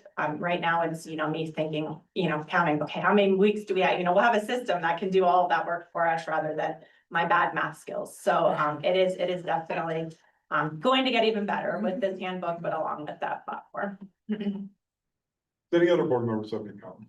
Board member absence. I have this list of questions, which I'm thankful you answered. Is this new? What prompted this? Where is it gonna be used? And have you had any feedback yet? Those are all my questions. I think you've got them all, which I assume will be coming. Yes. Okay, I look forward to that, because this was really cool, and I just didn't remember seeing it before. And I was confused by the fact it says updated, and I go, then I I think, Board Member Rasmussen, I believe the last edition was 2005, and prior to that, it was 1992. Oh, no I think. wonder I don't. So we had to dig to find that there was something there to work off of, but we really revamped it to make it. Good job. Really nice. Really, what a compliment. Yeah. It's very good. So Thank you. Seeing no other questions or comments from anyone, we'll move on to item number 11. Item number 11, page 196 in our packet. Information item again.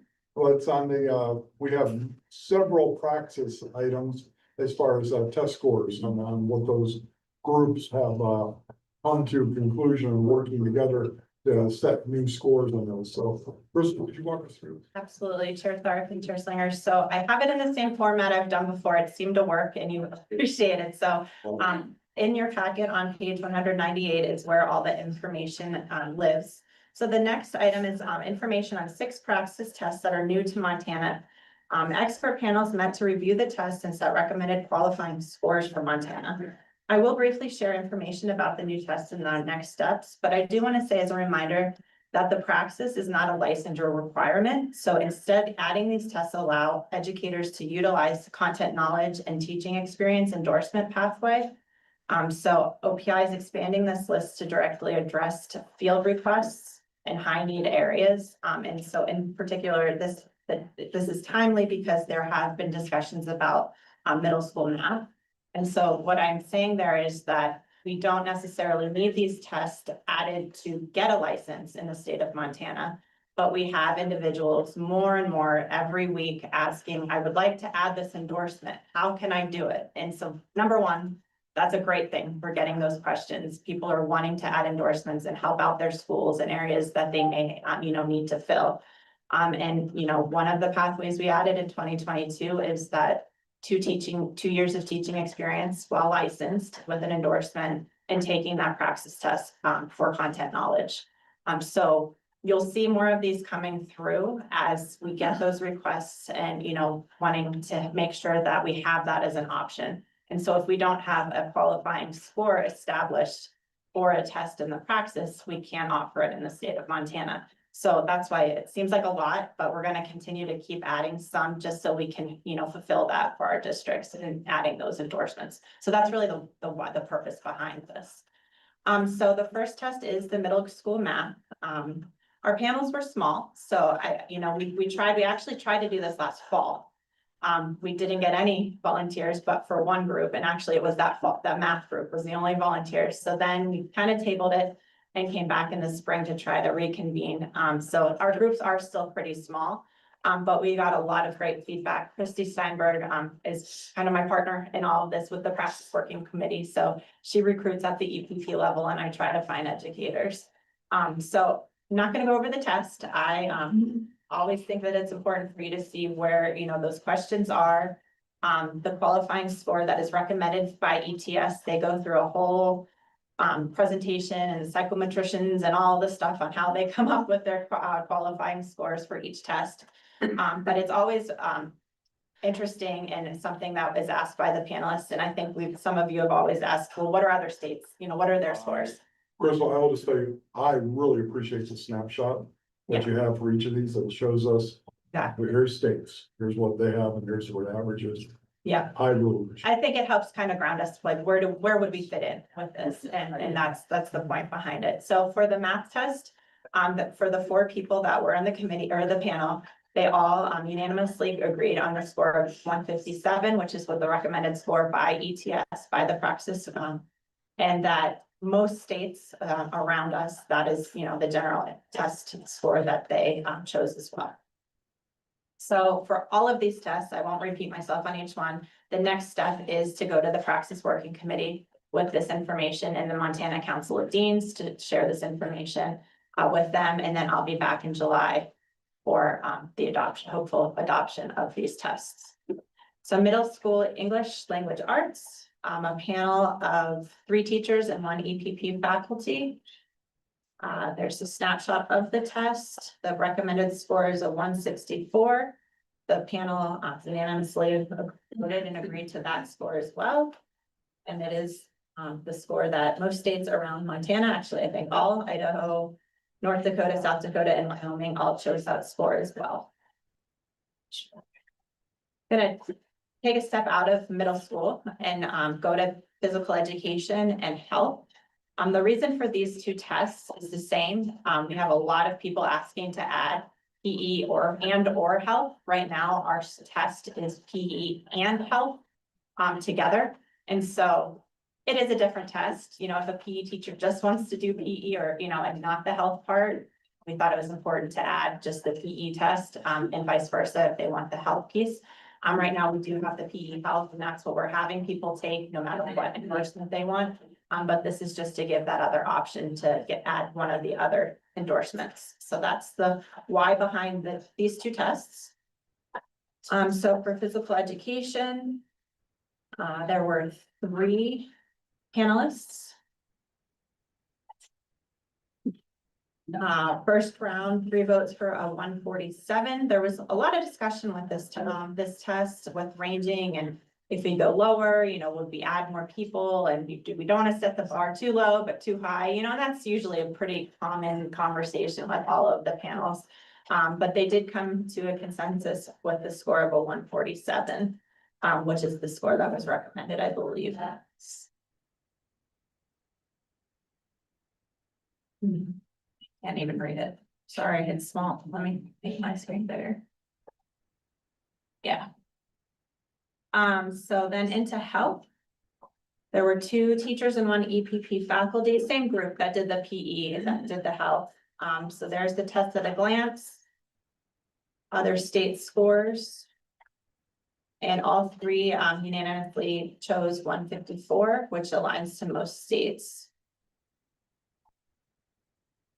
Moving into middle school social studies, we only had 1 faculty member that volunteered, who actually gave very, very detailed and great feedback. So we felt comfortable with it. And of course, we'll bring it to the other groups to kind of talk through it.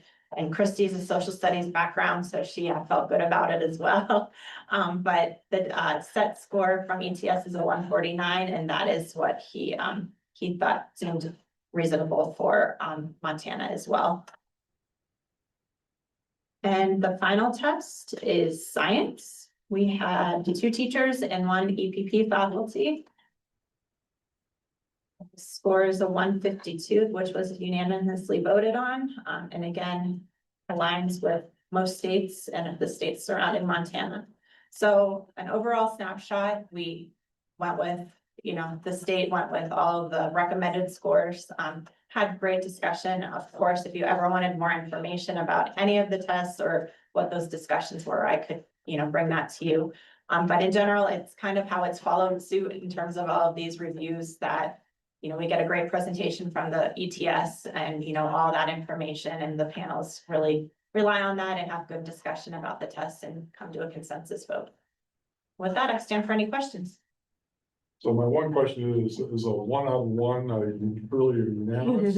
Or is that just, it seems like a very shallow, Yeah, although his number did coincide with that, the full. yeah. And he had done other reviews for us in social studies, so we felt comfortable and confident in his feedback. But you're right, that's not really, That's okay.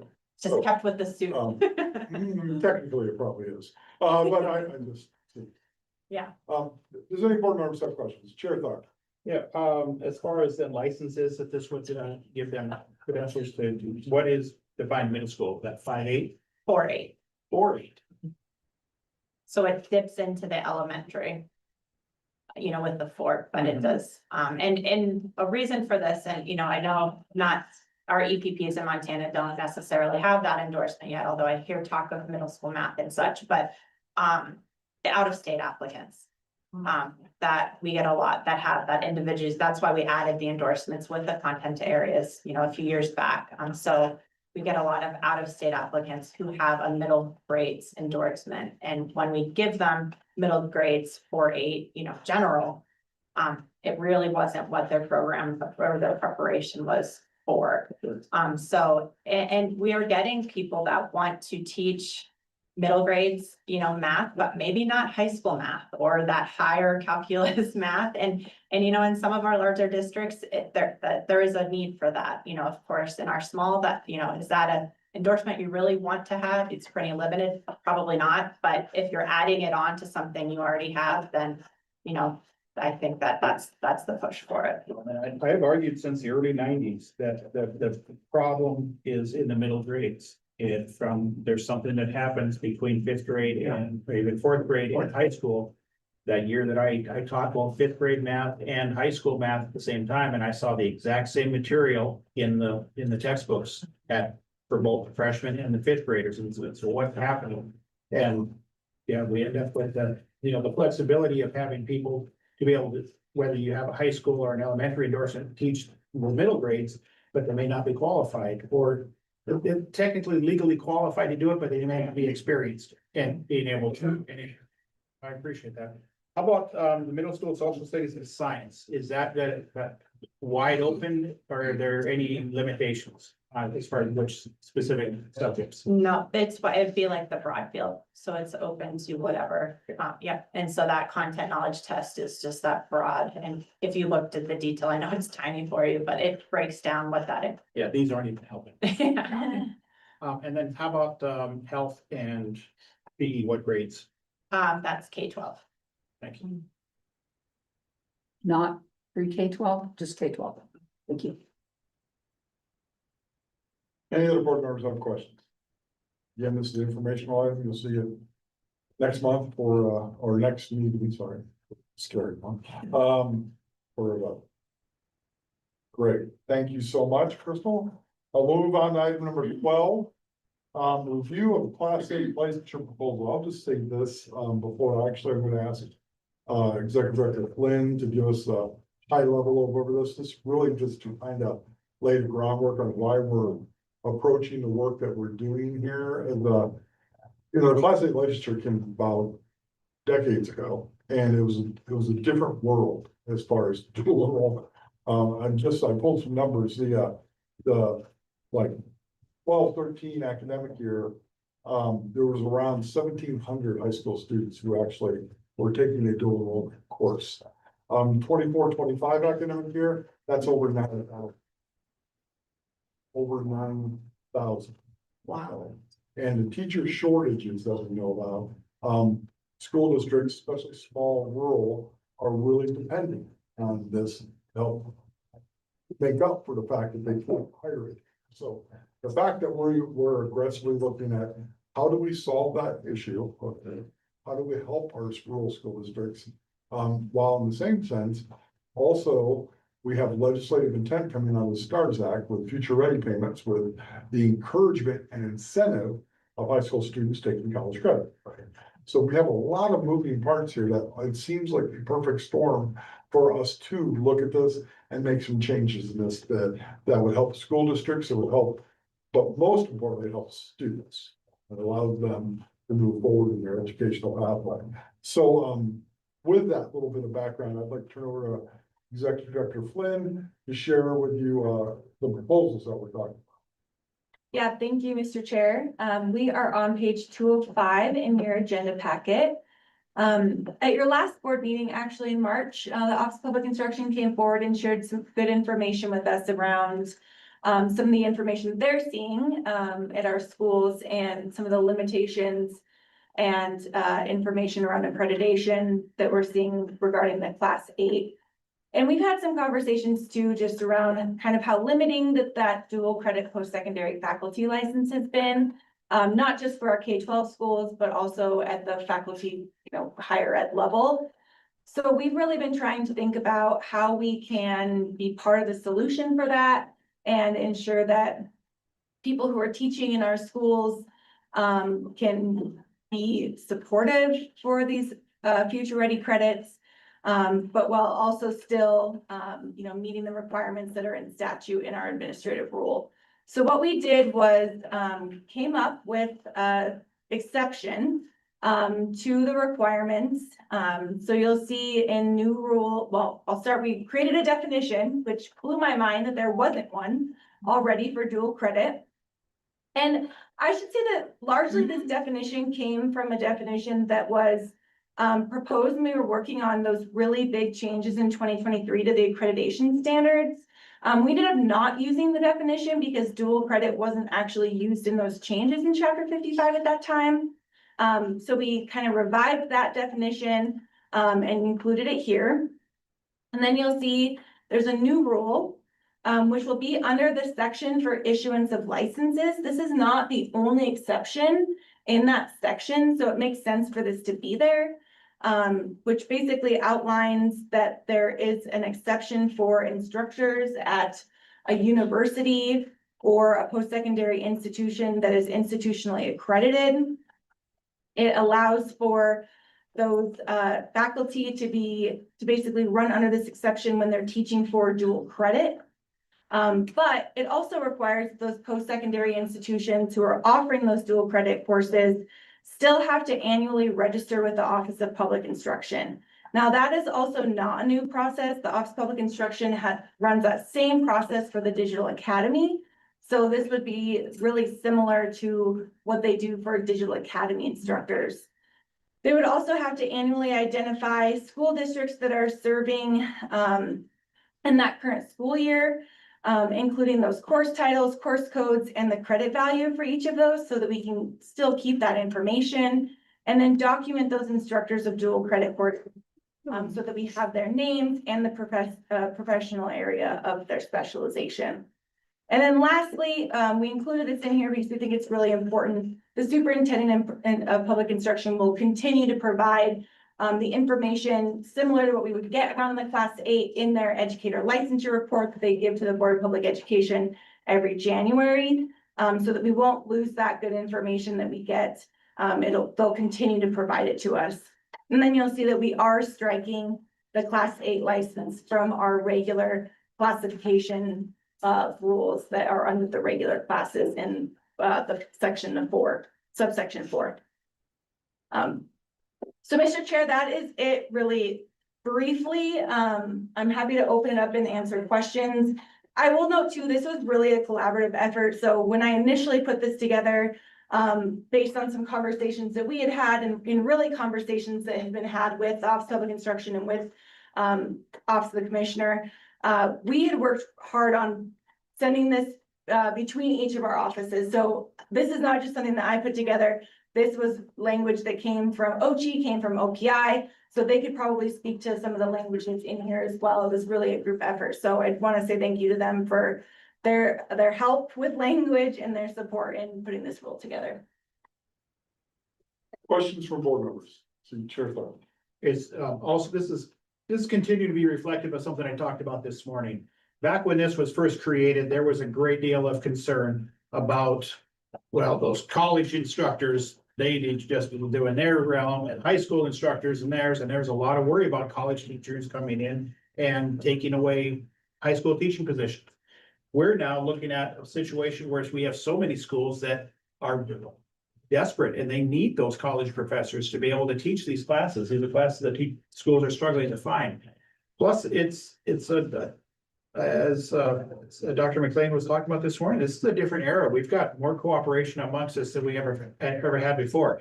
Having Superintendent Hoyer on the regions, having Dr. Slinger here on the Board of Public Ed, we've got that cross-pollination between the two, and we're looking at this. The struggle that we face with as a BPE is the MCA that specifically said that teachers have to have a license, and so trying to unravel that, and it couldn't have been done without the significant cooperation of Superintendent Heddlen, and because whatever rules we come up with, it's her folks that have to figure out how to implement them and make it work. And so Superintendent Heddlen's office, and along with OCHI, trying to help us figure out how do we make this work.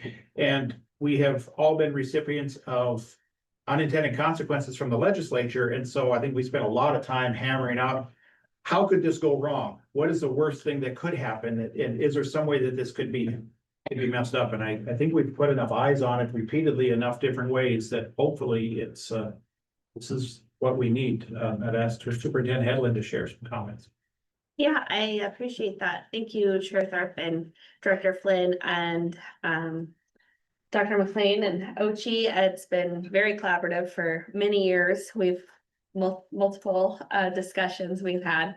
And I just think it's really exciting. It's really all about removing barriers, common sense, and making sure that our students have that head start, whatever pathway they're going on, whether I got to be at the Great Falls College the other day, with high school students that were doing welding class alongside of, non-traditional adult learners. And so it's just very exciting for our kids to be having these opportunities, whether they're going in, a med field, like we got to see at the Billings Hospital, or whether they're going into a welding program, or all of the different opportunities that they have, and that they're getting this great learning experience. And it just makes sense that they would get credit at both the high school and the college. I know when I was in the field and students wanted to take these opportunities, but they could only get elective credit for it, was really challenging when they were trying to put together a robust transcript for their future. So I think that this just makes sense, and appreciate everyone's participation and the board, and Director Flynn coming to the office and sitting down and working with us through all these different scenarios, as well as many members of your team. So thank you to the board and the commissioner's office. We've been having these conversations for ages as well, and everyone's looking forward to making this happen. A couple of things, like you said, we do have to implement at OPI, so things that we will make sure we put out guidance on, all of the different components and questions that might come up,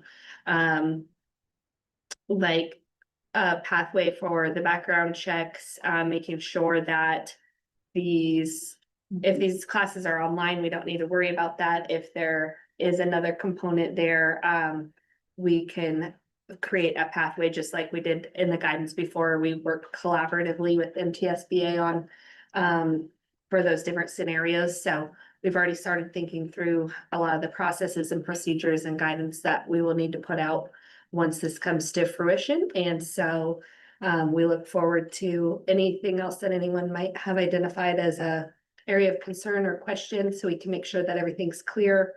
And sometimes those things just come up once we implement, but we have been able to all put our heads together and work through those and overcome those challenges very well lately. So I'm very optimistic and just happy to see this for our students and also for the families.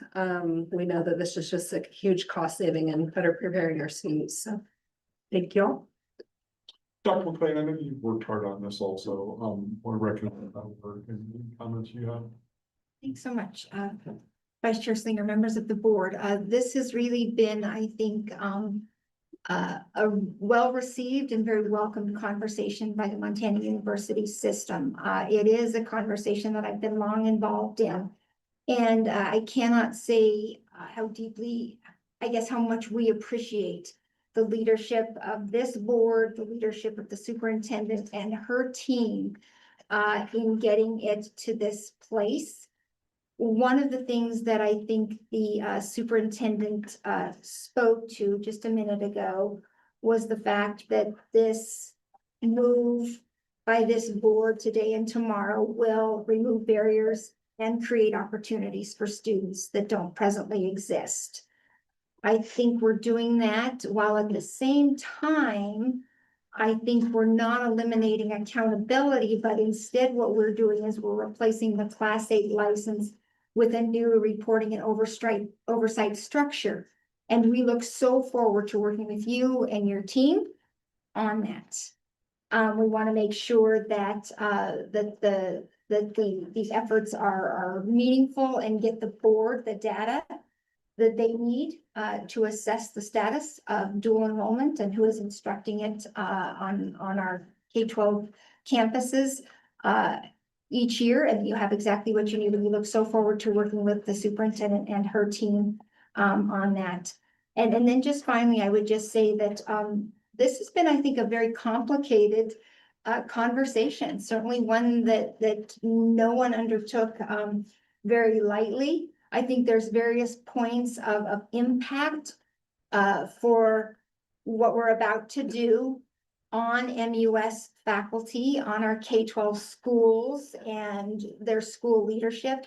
But I just want this board and the office of the superintendent to know that the Montana University system stands ready and eager to sit down with you, sit down with our partners at MFPE, at SAM, all the K-12 schools across the state, just to make the changes that you are about to make roll out seamlessly and most positively for the students. Because Board Member Slinger, when you were speaking about that data and the growth in dual enrollment, I got goosebumps. And I think while we have seen extraordinary growth just in the data points that you just related to us, I think with Future Ready out there, I think it's going to go even further than we could ever imagine. And so thanks to this, I think we're setting the stage for more opportunities wherever students may live.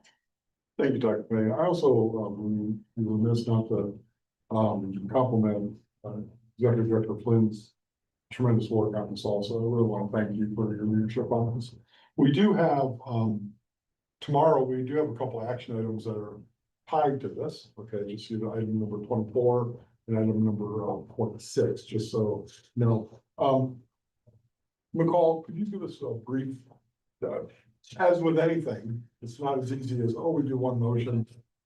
Actually untie some things, we have to set some schedules, and then in that schedule, there are timelines where one thing could trigger an extension of that schedule. So McCall, could you walk us a little bit through that, please? Yes, Mr. Chair, I can actually share my screen really quick. Okay. Hold this up. That'd be great. Thanks, Chris.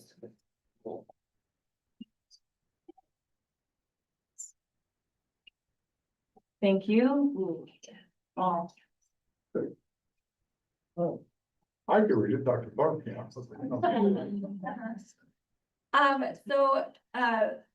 Mr. Chair, assuming that all goes well tomorrow, the Board of Public Ed will publish the notice tomorrow, which you'll also approve this timeline. The proposal notice will go to the Secretary of State next week. And remember, some of these deadlines are not our deadlines. These are the Secretary of State's deadlines, so it's just, the publication will be on June 5th. The public hearing date, as you'll notice in the notice in the packet, is June 29th. And then the final public comment deadline is July 6th. I'll also note that because it was kind of around the July 4th, I wanted to make sure that we gave a little time so that people, we weren't doing it right on July 4th, but we had a little bit of wiggle room in there. So the July board meeting is kind of the interesting point. If at the July board meeting, we receive no public comment, the board will be able to adopt these rules. And they will be able to go into effect after the next, adoption period, basically, the next filing and publication. If we are not able to, there are public comments, the board will respond to those comments at the July meeting. We will have a special meeting in August. We will have to send the adoption notice to the Secretary of State by August 11th, which then would mean it would be published August 21st. And the earliest we could probably do this would be the effective date of August 22nd. Which means we still get it done before the next school year. So, which is the important thing. So regardless of whether we, respond to comments in July or we adopt in July, we can still get all of this done before the next school year, which is what's important to our, the students who are going to be doing dual enrollment. So back to you, Mr. Chair. Thank you very much. Appreciate it. So with all of that information, and are there any questions by any board members?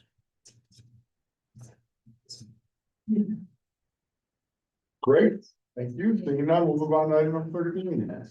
Discussion on the draft council for the accreditation of educator preparation MOU.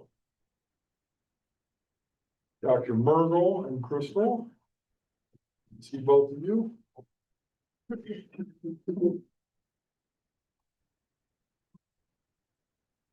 And this is an information item only today? Correct. The Chair Clark, Chair Slinger, members of the board, the next agenda item is a discussion on the draft Council for the Accreditation of Educator Preparation Memorandum of Understanding, also known as the CAPE MOU, much easier to say. So I will give a brief introduction and purpose of the agreement, and then we'll turn it over to Dr. Mergel to share the rationale behind some of the edits you see in the MOU. So some background, the Council for the Accreditation of Educator Preparation CAPE Partnership Agreement is between three parties: the Montana Board of Public Education, the Montana Superintendent of Public Instruction, and the Council for the Accreditation of Educator Preparation, CAPE.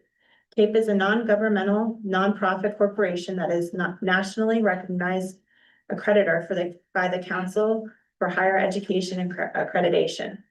Through an accreditation, credits educator preparation programs. As outlined in ARM 1058-103, joint accreditation site reviews in cooperation with the National Accreditation Agencies for EPPs are encouraged. EPPs accreditation reviews occur every 7 years, and in Montana, 4 EPPs have voluntarily participated in a joint accreditation review by the state and CAPE. Those are the University of Montana, the University of Montana Western, Montana State University, and Montana State University Billings. The purpose of this partnership agreement is for the Montana EPPs that elect to have joint accreditation by the state and CAPE. The purpose of the agreement is to outline preferences about program review options, review team compositions for accreditation site reviews conducted by CAPE, establish the responsibilities that each party has in supporting CAPE accreditation activities, and outline the state's annual partnership dues.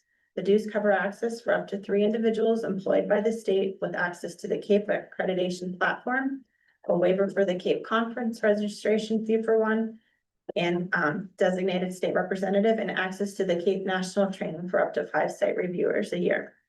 I will now let Dr. Mergel share more about the current MOU that is in your packet starting on page 209.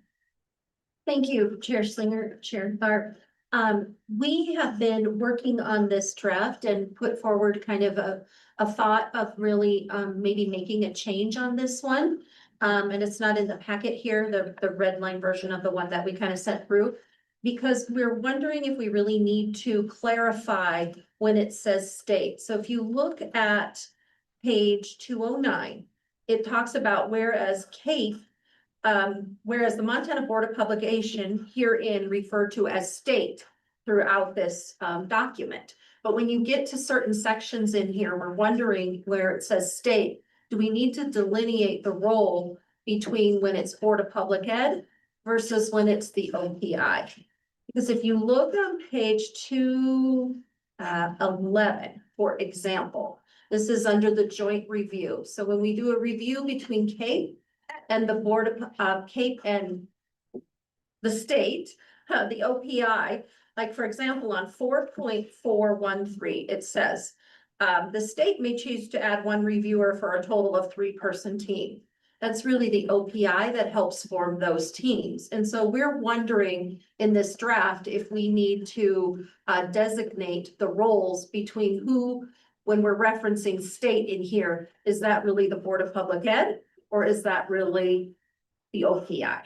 And so that is one piece that we've kind of been passing back and forth and thinking about in a red line version. So just wanted to share that with you.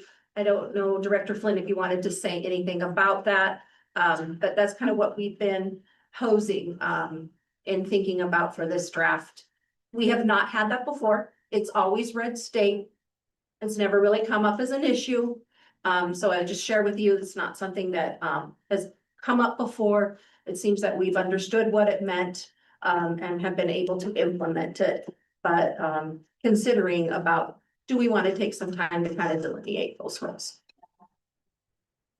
Yeah, and I will say, Mr. Chair, that is a conversation that we've had, and so it might be something between now and the next meeting that we discuss. I know that they've been working on a draft of that, and so maybe it's something that we as the licensure, or you as the licensure committee can look at before the next meeting. Board Member Rasmus. Do you suppose at some point in the past, when this came up, that the Board of Public Ed at some point during this process said, okay, OBI, that's your job, you know, kind of, you know, delineated that within a board meeting, and that has kind of fell by the wayside over the years? You know, I just wonder if that was kind of the process that was originally. Chair Slinger, Board Member Rasmussen, I think we just have a very unique structure in Montana. This is a CAPE kind of standard template that they utilize across the country with many states, and in some states, the Board of Public Ed would maybe be the ones that oversee the Department of Education, for example. In some states, I think we just have a different structure here in Montana, so it may be this template doesn't necessarily align tightly with the structure that we have in Montana when we refer to state, because in other states, state is state and it's the same agency, versus here we have two agencies collaborating together on these efforts. Chair Thorpe. I appreciate that clarification, and that's good detail and be able to specify that, because I think I can speak for Director Flynn that she is not interested in assigning her or one of the staff to go out and conduct these. So And rest assured, I will not. that's a great point. I'm glad you guys are looking at that detail. Can you you noted these accreditations for the EPPs are for 7 years, and CAPE has traditionally, the agreement with CAPE has traditionally been a longer agreement as well. What's the rationale on limiting this just to an annual contract? You know, we've had it as Chair Slinger, Chair Tharp. We've had it both as a 5-year is the max that we've had. In the last few years, we've done it a year. We will not have anybody going in the upcoming year. We will just have University of Montana in terms of the 4 EPPs in the state that go through the joint success with CAPE. The University of Montana, you just move to extend theirs. They'll begin doing the work in the upcoming year, meaning they'll have to have access to the platform. They'll need to be assigning, you know, putting in their self-studies. All the other 3 do their self-studies as well. So Crystal and her team won't necessarily need access to that platform for the joint process for next year, but they will the following year. So I think part of the conversation is, do we do it a year to have the access to that system and then come back to the conversation for 5? I know that that's just kind of been part of our deliberation around, do we go 5, do we do 1? What are we looking at? So I think that's been kind of what's brought up the conversation of how long do we go. The last few years, I think the last 4 we've had it as 1 year. And this last year we didn't have it. And I know that there were some concerns at one point about, and that's why it got dialed back to 1 year. And I'm just curious, are those concerns being addressed from CAPE side? And is there, I'm assuming there's that rationale behind the scenes that's why we're still just doing 1 year at a time, but for consistency for the EPPs, I'm just curious, how close are we to being able to establish a multi-year agreement? Chair Slinger, Chair Tharp, I think that CAPE has done a good job to alleviate any concerns, to be frank. I think that's just really a decision between you, Dr. Tharp, and Superintendent Headland to determine, you know, what that term you would like that to be, what your comfort is with that. We're, you know, it'll work either way. Thank you. Sorry, Dr. McLean. Oh. Chair Slinger, Chair Tharp, I really appreciated your last question, and I appreciate this presentation. I remember having a similar conversation last year at East Helena High School when we had our meeting, and I think Cognia had just been approved, it was about to be approved for its cycle for accreditation, and so it's very, very familiar for me. And so when I saw this, a lot of the same conversations came up in my head from that day, and the same points I would offer still apply. You know, this does only impact 4 of the EPPs across the state, but those EPPs produce close to 90% of our educator program completers across the state. I also, you know that accreditation site visit planning starts, you know, well in advance of that 1 year out. the Cape site visit dates are set, more than a year out. And so I know that there's concerns amongst our campuses that a one-year MOU doesn't necessarily cover that full timeline. And I do know that there's general concern about, this with our EPPs who are Cape and state accredited. And so I appreciate the presentation. I appreciate the good questions and the due diligence, by this board. I also recognize that no one is coming up in the upcoming year, but I do think that there is a little bit of angst on the part of our campuses as this continues to come back as a one-year item. I would rather it be multi-year, just, and I'll let Chair Tharp and Superintendent Hedlund do a cage match and who wins. One's not Susie, just so you know, Thank you. but I think just for consistent. Consistency, I digress, sorry, the consistency plus planning and so forth, it seems multi-year, it seems. You know, it would also solve, you'd have access because it's multi-year, you already have that. But that's just my own opinion. Other board members, any comments? This is just information item. Yes, board members. Thank you very much. I was a part of that original discussion, and I think some of the concerns that were expressed during that conversation have not been really reported on back to the board. The concerns that were expressed that day have not really been covered or reported back to the board, at least not that I recall. So I don't know if those concerns that the board expressed that day that led to the 1 year revolving have been resolved or not. And that was one of the reasons, the reason I understand the concern about not having a multi-year, I really do. And I, as a proponent of several multi-year agreements, I can see that. But the 1 year allows us to continue to see exactly what CAPE stands for and what they measure and what it is that they're asking our EPPs to comply with that may not always fit what Montana residents expect or would like or would support out of our EPPs. So I haven't seen anything that reports on those concerns from them then to say, yes, it's been resolved. I'm glad you say that. But I'm not sure that I would be interested in some kind of 5 or 7 year agreement. A 2 year agreement, possibly. But I still want to be able to see what it is that CAPE is asking our EPPs to say that they are providing or meeting. And if that kind of requirements are in line with what it is that we expect that the state populace would expect out of our EPPs as they prepare our teachers. I want to make sure that the kind of teachers that come out of, like you said, the CAPE schools provide about what percentage of our teachers? 90% of our teachers.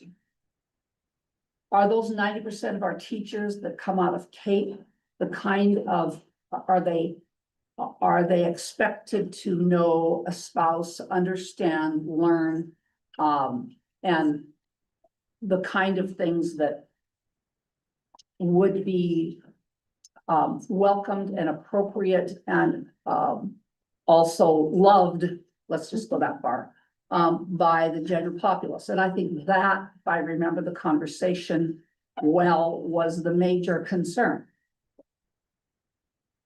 So I think that is the genesis of why there's a 1 year agreement, to kind of be able to keep track of that. Now, over those last 3 years, I don't remember seeing anything that would change my mind about that. So if you don't mind, board members, how about we ask the licensure committee to look at that? Yeah, I would appreciate that. And then that way we can come back next meeting. have a meeting of the minds and to share if there's any, concerns about it. Yeah, I'd like to specifically address the concerns that were expressed at that meeting. I think it was 4 years ago. It was a lot. 2021 was the last one year we did. We started, it was 2014. And then we went to 2021. Yeah. We've done a 1-year MOU ever since. I was at that meeting, I remember those concerns, and I will address them in the light. Well, so I will Thank now you. bring back with these things, so report on. Would that be okay? Chair Slinger? Yes. They may, yeah, I think us having a conversation with the licensure committee, and maybe preparing some remarks before the next board meeting to provide more details and make sure we're on the same page would be a great idea. I think, obviously we had a quickly changing federal landscape with requirements coming from the Department of Ed that we wanted to make sure we were in alignment with before we entered into agreements. And so we can just double check all of those components as well as making sure that these systems and Ochi feel good about the partnership with CAPE as well as our team. I know there are other options out there. And so just wanting to make sure that we're making the right decision for everyone. And so we'll get together and do some work together, and then we can bring our findings to the meeting and you guys can make a decision. Please. So I don't give you, yeah, what my last one. That'll be a good start, yeah. Okay, good. Other comments from board members? Thank you so much for the update. Great catch on the state, but I do think it's good to find that, who does what, so. Thank you so much for your time. That's the last, item of the Finance Committee, Chair Lawrence. Thank you. Our next two items are under the accreditation committee, so items 14 and 15, we'll hand things over to Dr. Neeskens. Thank you, Chair Tharp. We're moving on to item 14 on page 217 of your packet. And this is an information only item on the accreditation status for new and reopening public schools. Specifically reinstatement of Basin Elementary and then 3 new schools as well. And I will turn this over to Crystal Andrews from OPI to give us more information. Thank you, Chair Neeskens, Chair Tharp, members of the board. This next agenda item is information on the accreditation status for 3 new schools and 1 reinstatement. The timeline and accreditation process for the 4 requesting schools can be found on page 219 of your packet, followed by the initial reinstatement of accreditation application procedures document, which is what we follow for this process. I'll start with Basin Elementary School. They have requested to reopen for the 2026-27 school year. Basin Elementary School completed the accreditation process in 2024-2025 and received a regular status.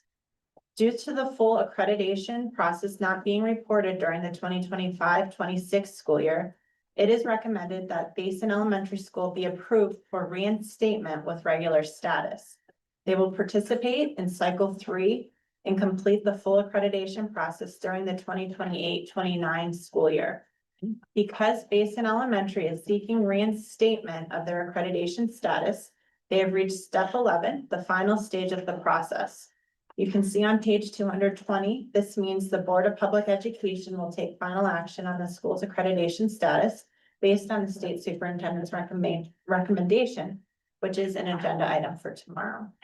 And so I'll reiterate, I feel like you might have some questions. The reason for recommending the reinstatement is if you think through what all schools have done this past year, it wasn't a cycle, we didn't do the full process. So they have done everything that any other school has done up until this point, except the IC components this year. So we feel like not allowing them to be reinstated with full accreditation status, they haven't missed anything, more or less. And so it is recommended that they get reinstatement. They were at, regular status when they completed, which is a task all in itself. So that is the recommendation for Basin. Again, this is information item today. I can answer any questions you may have, but then the action would take place tomorrow so that they can open in time for the school year. I'll move on and questions at the end, Chair, if that's okay. Yes, Okay. absolutely. The other three requesting schools are looking to open a new school. This means, they are all seeking provisional accreditation. So today, I, as the accreditation, person, that's what I'm here for, about the opening of the schools, not the funding, not anything else, just accreditation. So what is provisional approval? Provisional approval of accreditation means the school has initially demonstrated alignment between the district and school-based education program, operating procedures, and the minimum requirements of Chapter 55 standards of accreditation. To retain provisional approval of accreditation, the school must meet accreditation status of regular or irregular with minor deviation for 2 consecutive years. Accreditation deviations resulting in advice or deficiency status during this period will result in the loss of provisional approval of accreditation. Creston 7-8, Martinsdale Colony, and Meadow Lane Colony are all on step 5 of the process, where I am to share information with you. So here we are. We have completed desk audits on all 3 schools, where the accreditation team has reviewed all areas of Chapter 55. In addition, teacher licensing and course alignment with sample schedules were provided for the review. Site visits have been set for next month for Creston and Martinsdale schools. We are still working on a date for Meadow Lane. At the time, the board items were due. Meadow Lane had not yet submitted their desk audit. We have since received the necessary documents, and that is why they are now in the same step of the process as the other schools. So the next steps for Creston, Martinsdale, and Meadow Lane include a site visit, followed by action from the board based on the state superintendent's recommendation for provisional accreditation, which will come in July. And with that, Chair, I stand for any questions you may have. This is a newer process, so we have it all laid out in that document in your packet. And I look forward to working with you on this.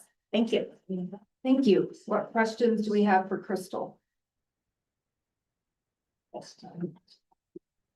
Chair. So what other processes do they have to go through? As I recall about reopening or opening, not reopening, but opening of schools could require working with their county commissioners and others. Is there any other legislative requirements that they're gonna have to go through? Oh, Chair Tharp, I knew you'd ask the hard questions. I'm the accreditation person. I don't know if Dr. Feel free Merle. to phone a friend. Yeah, you know who my friend is, I phone. But no, I mean, I know that they work closely with school finance at OPI and other parts of the agency. What else, Dr. Merle? Chair Tharp, Chair Neeskins, great question. All of that process is outside of accreditation. Accreditation is just one component. That process is all taken care of for those schools. And so they have followed all of the steps that they need to, like you said. They have to have the county superintendent, they have to get a number, they have to be part of like centralized service, centralized system. All of those pieces have been taken care of. It's just that these schools are seeking to become accredited. So this is just why we're bringing it forward to you as this particular component. But yes, they've met all of the other items that are taken care of back at the OPI office through finance and data. And follow up with, because we're reopening, do you have any data or is at this point just all media and conjecture regarding schools that are closing at the end of this school year? Well, I know of at least one that. Chair Neeskin, Chair Tharp, we do get that information. We do have some of that information that has come in because as we're working on, for example, the preliminary, oh my goodness, allocations for our Title I. We do know who those schools are and then they notify us and then we have to close them in the system. So we do know of a couple that have come in.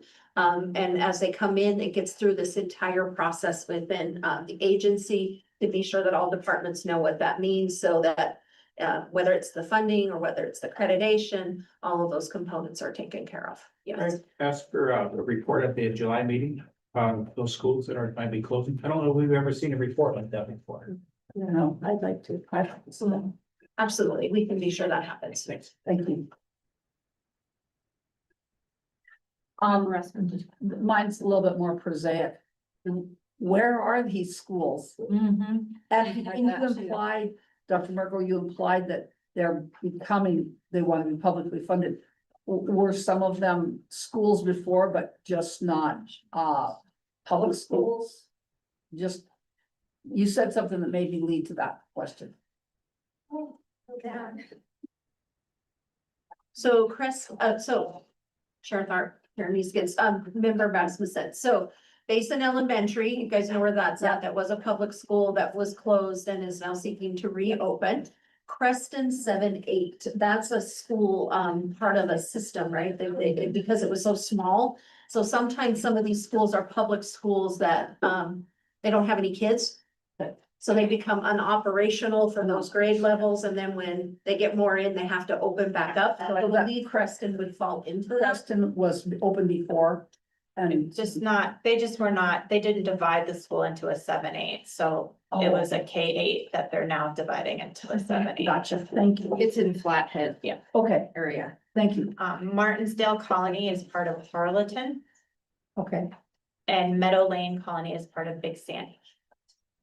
So to follow up with kind of where member Rasmussen may have been headed with this, or maybe not, but if depending on where these schools are, they're in, obviously they have to go through all their provisional accreditation requirements. They have to have regular accreditation for 2 years to become fully accredited. Are any of these schools then in their their third year going to be in the accreditations? Have we looked longer term to see the implications of like, they might be stuck in an endless cycle of accreditation because of where they're located and that calendar that we have? Sharon Neeskin, you've actually read my team's mind this morning. We're deliberating on just that Okay, question. That one good. And we put a thumb, we tabled that until the July meeting to see how they do. Okay. With their on-site visit and bringing it back to you. And from there, I think it'd be a good conversation to have together to say, hey, they need 2 years of preliminary. So they're gonna do the process in Right. 2 years, so, but then they're up again. I think that we could, there's nothing written in rule how this looks. So I think it is at that point a discussion of say, they're up for cycle that very next year. Right. What does that look like? I was going to try to have that for you today and thought, you know what, that's one step ahead of where we need to be for this meeting, so that I think that's a great conversation for July, but it's exactly what my team and I talked about this morning. That makes So sense. we are thinking about it. Okay, So great. Chair Neeskens, just to add on to that, there is a statute that says that schools have to be either accredited in 1, 2, 3, 4, or 5 years. So they can't go beyond 5 years. Okay, yeah, I just want to ensure they're not stuck in an endless cycle of having to Absolutely. accredit. One follow-up, do you have any idea, just because I'm curious, do you have any idea what the number of students are gonna be or are proposed to be in any of these schools? I'm really interested, I think, I've heard rumors about Basin, but I'm really interested in Creston, especially after you said they went from a K-6 to a 7-8. No, K-8, they're just splitting off. They're just splitting off? Yeah. Yeah. So they have to be actually growing for that. Okay. Chair Neeskens, board member Rasmussen, sometimes that, right, a K-8 wants to go to the 7-8 model because it qualifies under a higher payment. Right. Yeah. Okay. Per student. Any other questions? That was good. Thank you very much. Thank you. I don't believe we have any other questions, so we will then move on to our next item here. One second, I can get that myself. So this is item 15, which is an information only item again on the proposed procedures and schedules for reviewing the accreditation status of each school. In particular, the student performance standards. So I'll turn it over to Dr. Julie Merkel and Crystal Andrews from OPI to explain more. Thank you, Chair Neeskens. So we are on page 224 of the agenda packet. The purpose of this item is to talk about the proposed accreditation process and schedule for fiscal year 27 through 29, the 3-year cycle. Crystal's gonna be sharing with you the second half of the accreditation process that we did not share with you last time. Previously, we shared just the component of the assurance standards. This particular item is on the performance standards.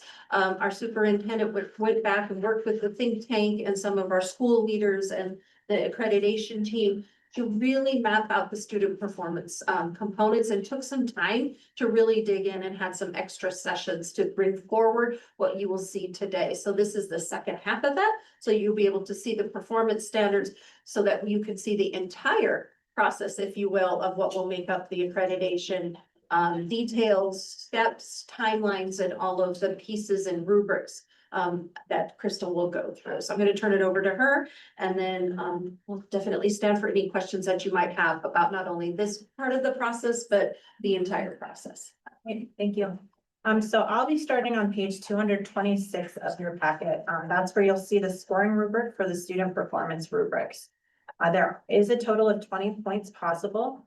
And a reminder that this is 50% of the overall accreditation score. First, I'll look at the elementary rubrics. So that will be rubric 1, 2, 3, and 4. So those go in order. So for rubric 1 on page 227, that is student learning outcomes for math. So this is with regard to our state testing. So MAST, you'll see the rubric for math and for ELA. To get a regular status, the school will need to provide evidence of a school with proficiency for math of at least 15% and the same percentage for ELA. I do always want to note, because we're trying not to create extra work for our schools, that this information will be gathered through our accreditation system and through the assessment team. So no additional work will be needed by our districts to get this information for these components. Rubric number 3 is around attendance. This was an area that was not part of the think tank's recommendation, but with the help of the superintendent and reconvening that think tank, it came to be that this is something that we should be looking at for our elementary. So the question asks how the school is ensuring students are attending school on a regular basis, with a regular being at 90% or higher. Again, this information will be gathered from Infinite Campus, so nothing will be required of our districts to give us this information. So 3 out of the 4 so far, our elementary schools won't need to do additional work. They'll all have already done that. Our 4th rubric for our elementary schools, and this is elementary schools with K2 grades, is a literacy growth component. So how is the school ensuring literacy growth for students in grades K through 2? To receive regular status, the school will provide evidence of data from approved evaluation methodology tools for all 3 grades. So that's K1 and 2, to show K2 growth and students with literacy growth, and reporting student literacy performances to parents and or guardians. And you'll see, I'm not going to say each section you can see, but as it goes down in terms of score is what is expected. This component will be something that the district or the school will need to provide some type of evidence for, and you can see the sample evidence at the bottom of that rubric. So for our middle school, if you go back to 226, they will need to complete rubrics 1, 2, and 3 that I've already gone over. That's the MAST, ELA, math, and then the attendance, and then rubric 5, which you can find on page 229, is a career exploration opportunities. So how is the school providing opportunities for college and career exploration for middle grades? Middle grades is defined, I believe we had it up. Yes, middle grades is defined in our guidance, which is 5th, 6th, 7th, and 8th grades. This is schools that don't have the K2 grades, which we did a lot of data diving within these rubrics. I have to give a little shout out to my team member, Ellery Hill, who has done all the data on this that really helped the superintendent and the think tank in terms of moving forward with these rubrics. And she showed how many schools have the K2, how many don't. We have the whole list of, what this looks like what schools we need to work with in terms of telling them exactly what rubrics they should be doing, since this is a little different than they've done in the past.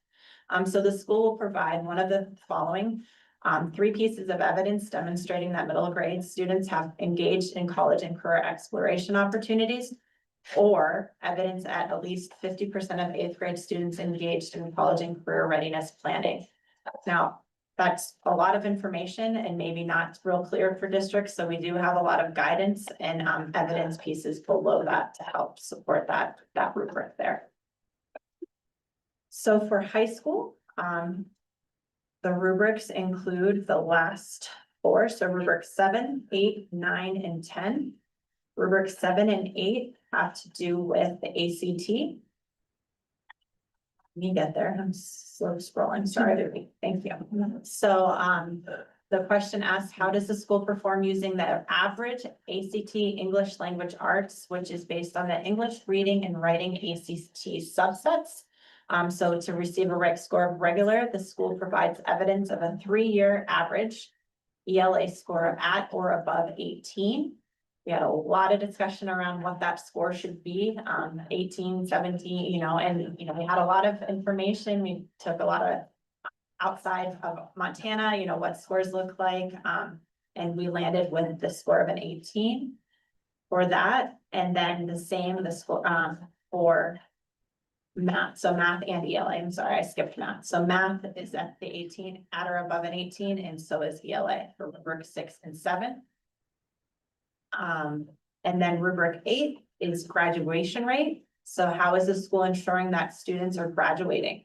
So the school provides evidence of a 3-year average graduation rate at or above 80%. All 3 rubrics, like similar with elementary, the data will be provided. Nothing will need to be presented or submitted by our districts for those 3 rubrics. And the final rubric is similar to what we used in the past for high school, college and career readiness, with a little bit more flexibility. The school provides evidence that at least 15% of graduates at level 1 of the STARS Act, or at least 80% of the students engaged in college and career readiness planning by graduation. Information on that STARS Act is there. That information, I believe, we'll be getting. So that would need to be something that schools would need to provide. Of course, they would be able to do that second option, the 80% engaged in college and career readiness. And with that, there's a lot of change. I think really positive change. I can tell you it was a lot of discussion with the think tank. We did come back together for 2 meetings with the superintendent. We needed to talk through some of the changes from what the think tank had into this, but at the end of the day, I know there were several that said, we're just thankful we don't have to submit much for this. Yeah. And that it's provided, they're already doing the work for it. And so that was, I thought, a really great takeaway to share with you as well. And with that, we stand for any questions. Thank you very much. I was in a meeting yesterday, Four Rivers Regional meeting, where Superintendent Helen shared that, the think tank had recommended some cut scores for math in particular that, upon review by OPI, we proceeded with those cut scores, every school would have qualified as proficient or would have demonstrated proficiency for math. Can you tell me kind of the or explain to this whole group the backwards engineering that went into arriving at the math test score cuts to ensure that there was some separation there from top schools to lower achieving schools? Yes, so Shirley Skin, we did literally take actual data. So we have all the data already from the 24-25 school year. So we were able to then remove the names of the schools. Right. And be able to show in rank order, where would they fall?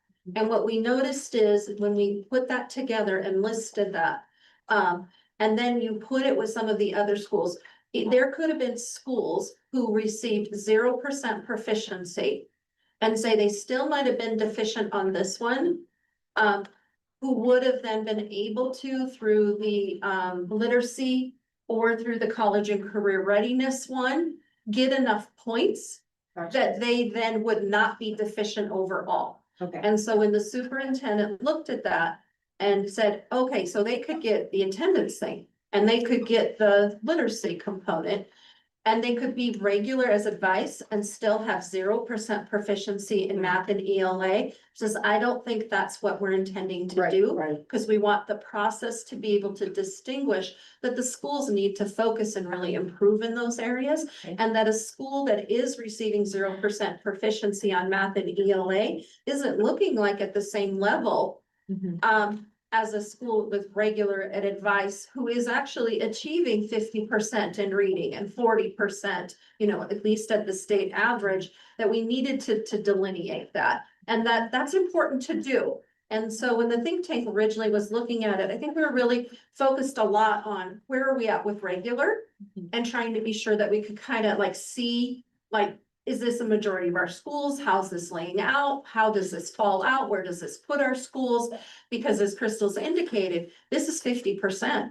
So you could hit it out of the ballpark on the assurance stuff, but if your performance is at deficient, you're going to be deficient overall. And so I think there was a lot of concern from the stakeholders to say, let's be sure we get this right and let's take the time. I don't think we were originally as focused as much on what was the fallout of the deficiency. So literally, as Crystal had indicated, Ellery Hill literally built dashboards to show them if we move this score here, what happens overall to our schools, how many do we have in regular, how many do we have in efficiency, and then literally also took and did every combination you can imagine between of these 20 points. If you received 7 here and 7 here and 0 and 0, what does that look like? So that's why in this version, you'll see out of those 20 points that by recommendation from the superintendent, she wanted the math and the ELA and the academic outcomes to be the highest points out of that. A follow-up to that is, I presume similarly, you did some work around attendance to kind of identify maybe quartiles of performance. Is that accurate to say? Yes, so Chair Neeskens, exactly the same thing. We have the attendance. We took a look at the attendance over the last 3 years. We're utilizing a daily attendance rate, which is the metric that's being used in here. And so it literally was rank ordering everybody from their attendance, their daily attendance rates from top to bottom, and kind of taking a look and saying, where's the line where that's like a big concern. And so there was talk between, do we go 90? Do we go 92? I think it was at 92. Then it was like, well, let's take a look at 90. How does this look overall? And how does this indicate the kind of outcomes that we want to see? The superintendent had taken a correlation too, because Ellery had kind of put together, you could see a strong correlation between the attendance and the academic outcomes. Very close. Yeah, I would, Yes. yeah, that's not surprising. That's not. But exciting to see that we're paying attention to attendance and intentionally looking at that. What other questions do we have? Member Rasmussen. First of all, I really like this. I can see every superintendent having this in a easy to access file on their desk, okay? Number two, my question is, and I really like the fact that you're gonna populate it with data you already know. I appreciate that too. So I wanna ask you about one of the ones where the school is gonna have to come up with something, and that is on number 9, college and career readiness opportunities. And the STARS Act, okay, at STARS, I got that, okay, but it's the other part that I want to ask you about, students engaged in college and career readiness planning by graduation. Okay, so I look down below, there's a nice little thing down there that says a process that helps students make decisions through their, okay, so how do you measure that? And down below that, it says report shows a percentage of students. Okay, what report? Do they generate a report? Are you gonna take that from MCIS? Because I know a lot of schools don't use MCIS, although I think it's a pretty decent tool. Or report from level all. I don't know what that means. So could you walk me through that, how they would utilize that a little bit? Yes, Chair Neeskens, Board Member Rasmussen, yes, so the idea here is on this second piece, it's an or. So you Yes, could choose yes. between, so Right. that's the important part is the or, and it's 80%. So MCIS, as you've mentioned, is the state system that Right. everyone has access to. Level All is also a system that is free to all of our school districts. Okay, And it is a very similar kind of platform. It does have within it some college planning. It does have some like, interest surveys. And it can generate reports out to show that of our students, we had 80% or more of our students participate in this. And here's the results of that. And so they would just produce an upload into the accreditation platform, a report that shows and demonstrates evidence that they've had their students engage in some form of career planning. so it goes, so this metric goes beyond you have how many kids that it have taken technical or career course, goes beyond that is what I meant. What I want to get down to, so you can't, it has to be more than just you took some college and career technical courses, correct? Jeremy Skins, board members are asking, yes. Thank you. Related question, I guess, as far as just ensuring that we've kind of covered all bases. I know you're aware of the ACT irregularity this year. I anticipate they'll issue new scores. Those are the scores that we will be using for this process. Is there any information you can give us surrounding that and assurances we have that the irregularity won't persist? I'm not even sure why it happened. I'm aware that it did happen. Do you have any Journey Skins. insight? I have information on that. Yeah. If you like. So, yes, thank you. I was very surprised by that information. The Office of Public Instruction was made aware of the scoring issue just recently when it happened. And immediately requested more information, from their leads. It was really interesting to me because I had just been with a couple of their head directors at national meetings, and then, we received some calls and emails, but not from them. So I said we needed another meeting. So we've been digging into that with them. Scores will be available again no later than June 2nd. It was nationwide. So it was a pretty big deal. We did ask first, I had a lot of questions. Yeah. And we have follow-up meetings scheduled, so we'll make sure that we get answers that we feel comfortable with moving forward with. I know these things happen, but it is a big deal when it impacts our accreditation and our federal accountability system and all these other components, which it did all of these other states as well. Yeah. So, we're working through that with them, and I'd be happy to update the board on any more details we get at the next meeting. Thank you. I would appreciate a further update. The language of the press release was very strange to me because it implied that somehow by being administered during the school day and during the week, there was different scoring than occurred if you took the test at a testing center on the weekend, which I don't understand how it would be scored. It did not make sense to me. So any clarity you can bring around that, I think is great, especially since we're using this number for accreditation. Yeah, those were some of the questions we asked, and we do have a meeting with their CEO coming up, so. Thank you. Chair Tharp. And this is not with accreditation, but it's the same topic. Do we have any idea from your connections there on what percentage of students were affected and to what degree? Basically, what I'm thinking of is, I was on some scholarship selection committees and we came down to awarding multiple $15,000 scholarships. And tiebreakers came down to ACT. And this matters. So do you have any information on how widespread it is? So I do not have that information.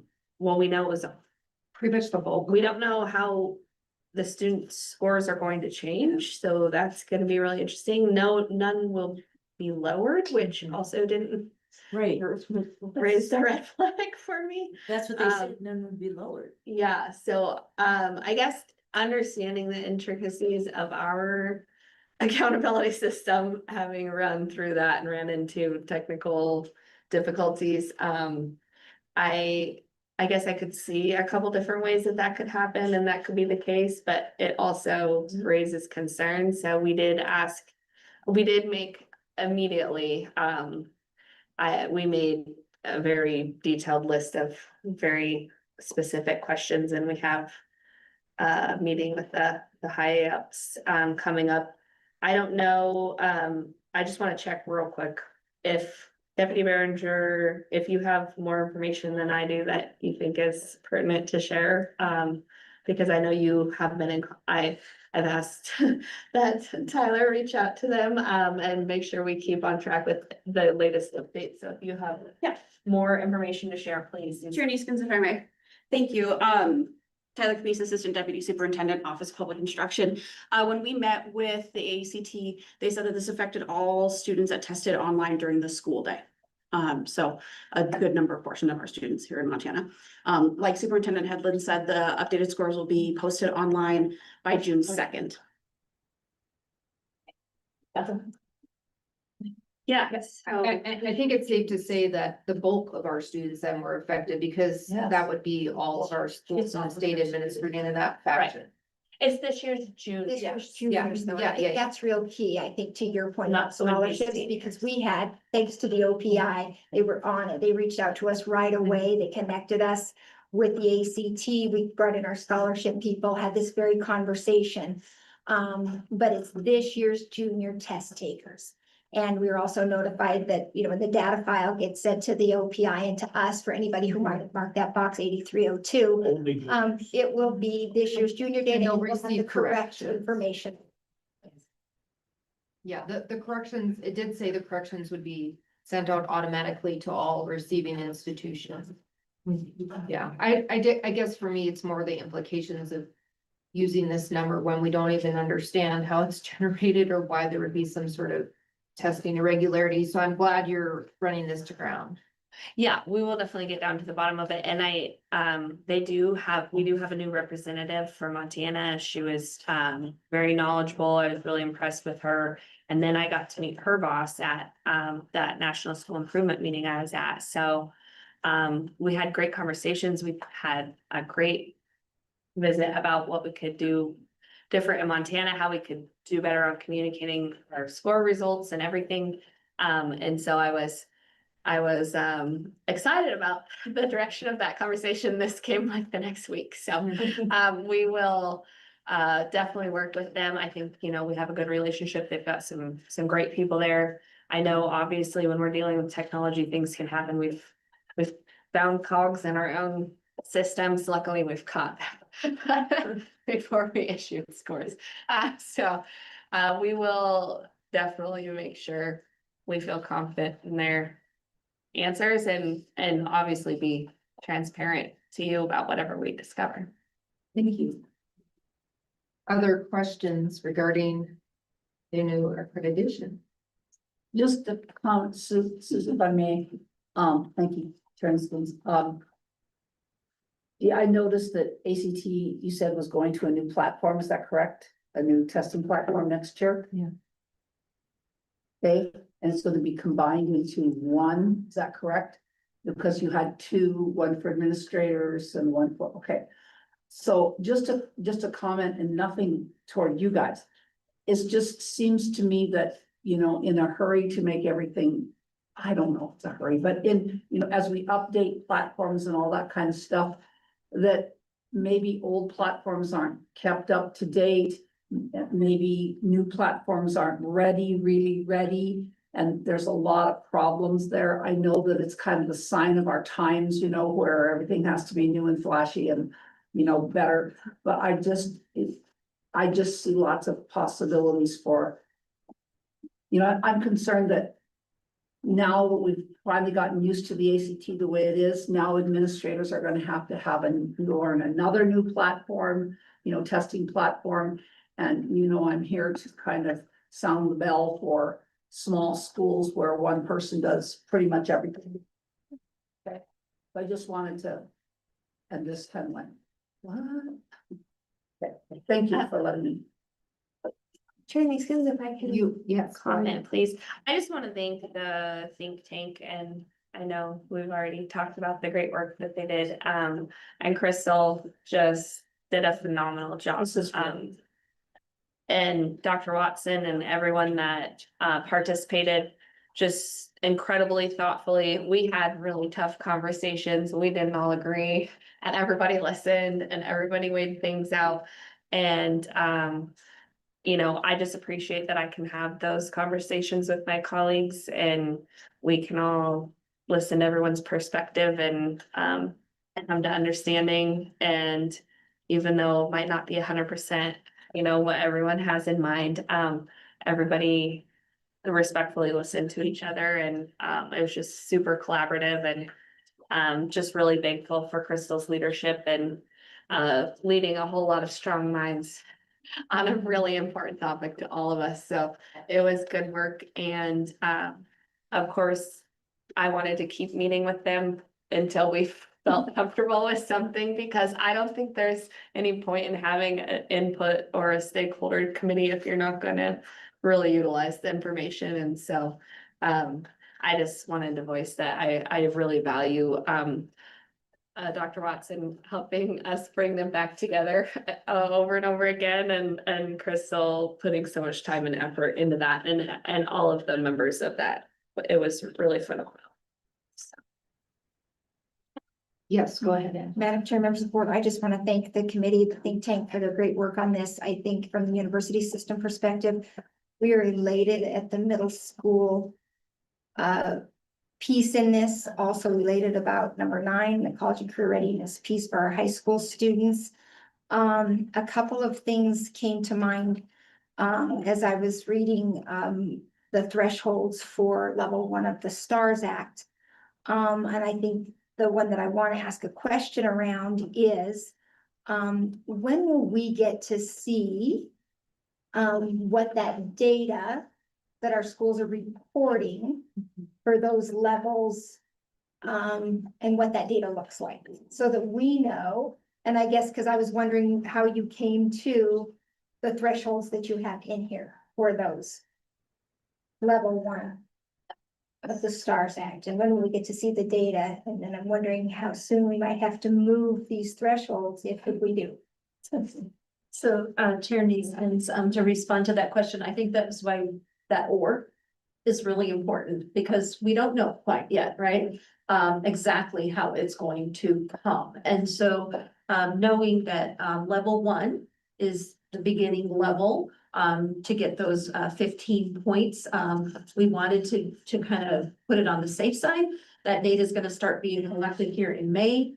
I'm sure that once all of that information is collected, it you know, begins to start, right, in a couple of years to turn into payments. So it'll definitely be publicly available. So I think that we'll be very excited because we built in new components within Infinite Campus to be collecting this data, kind of where it already lives. And so we've had different superintendents kind of practicing that, and some tech people and some counselors and some people in some schools trying to give us some feedback. Does this make sense? Will it work? The good news is we'll have that and we'll have it collected. And so I do think that's a really good point. You know, this is just kind of what superintendents thought could be reasonable based upon their practice. And so given that it's so new, I'm not firm on, like, we don't have data, solid data. So, but we are in the process of gathering it and continuing to move with that. Thank you so You much. touched a little bit on a question I have, which is, do we have the components existing in our Infinite Campus system to collect this? Because this is a conversation I've been having with our high school counselors. Do we have everyone entered appropriately so that OPI is going to capture this accurately? I don't feel like my counselor and our district, and not him specifically, but just our district really is confident that we know exactly what we're supposed to do in Infinite Campus, and maybe there are modules to come that we don't currently see, or how to enter like the level 1 CTE equivalent credits. Are there some guides that you come out with so that districts know step by step what to do? Chair Neesmith, yes, so we're in the process of putting out guidance. We have a STARS Act component on our webpage. We're continuing to build that out, and there's definitely going to need to be ongoing, continuous communication and work with all of our schools to be sure they know how to do that as we start to collect that data. So we'll be putting guidance out, we'll have people available to answer, a call and talk and do all of that. But we've taken feedback to say from the people who've tried it, like where are those difficult pieces? Where do we need to really be sure we clarify? So definitely a lot more to come in the communication efforts out of that. Thank you. Nicole, you got a comment? Oh, yeah, I wanted just to direct you guys all to rubric number 4. This is the student learning outcome for K-2 literacy growth. One of the sample evidence includes the BPE list of approved evaluation methodology tools. And I just thought that was really cool that that was one of the things that they were including was the list that you all had already approved, and just wanted to say thanks for that. And actually, the folks that were on the call and part of the think tank really encouraged us to use that because a lot of them are already using those tools. And, oh, sorry. Go ahead. Chair Neeson. Superintendent. I got excited. Thank you for pointing that out, Director Flynn, and also very involved in the think tank meetings. Thank you for being there. I didn't mean to miss you in that inclusion of participants. I think that was really helpful. Of course, appreciate your willingness to, and I don't know how you attend all of these things, but you do a great job. And I know that some of the superintendents were also really excited about the different attendance factor that was used and that they don't have to do any work. That just pulls directly from Infinite Campus. So that'll be great. Any other comments or questions? My favorite part is where it says, do not submit any data. The bestest part of it all. I just, Member Rasmussen. I just want to say again, I was really impressed with this, seriously, as a person that did this, really good job. Madam Chair, if I could, Sure. I just want to say thank you, because I know that it's Julie and team and all of folks at OPI are working on this. They're also meeting with us. They're meeting with folks from Northwest. We're having these meetings around what does the STARS Act look like and what's the infrastructure? What does that need to look like so that we're serving our schools, we're providing the data to the legislature, et cetera. I mean, so really we're on paths towards different ends, and different work, but they're related. And it's really remarkable work that's very simultaneous. And I think it's designed, in a way to have, just a magnificent impact. And I was just leaning into the superintendent saying, these pieces that we're looking at here as far as college and career readiness and the STARS Act, that circles us back to what we're doing on the Class 8. So none of the work that you have in here is a standalone piece. It just is all, a build on and an add on to the great work that's happening, at K-12 and with us as your partner. So thank you, because I know that you're on all those calls with us with the STARS Act too. So thanks. Any other questions or comments? Thank you both for your explanations. Appreciate it. Turn it over to you, Charlotte. All right, thank you. Let's go ahead and take a 13-minute recess. We'll reconvene at 3 p.m. Well, not how far in the we are.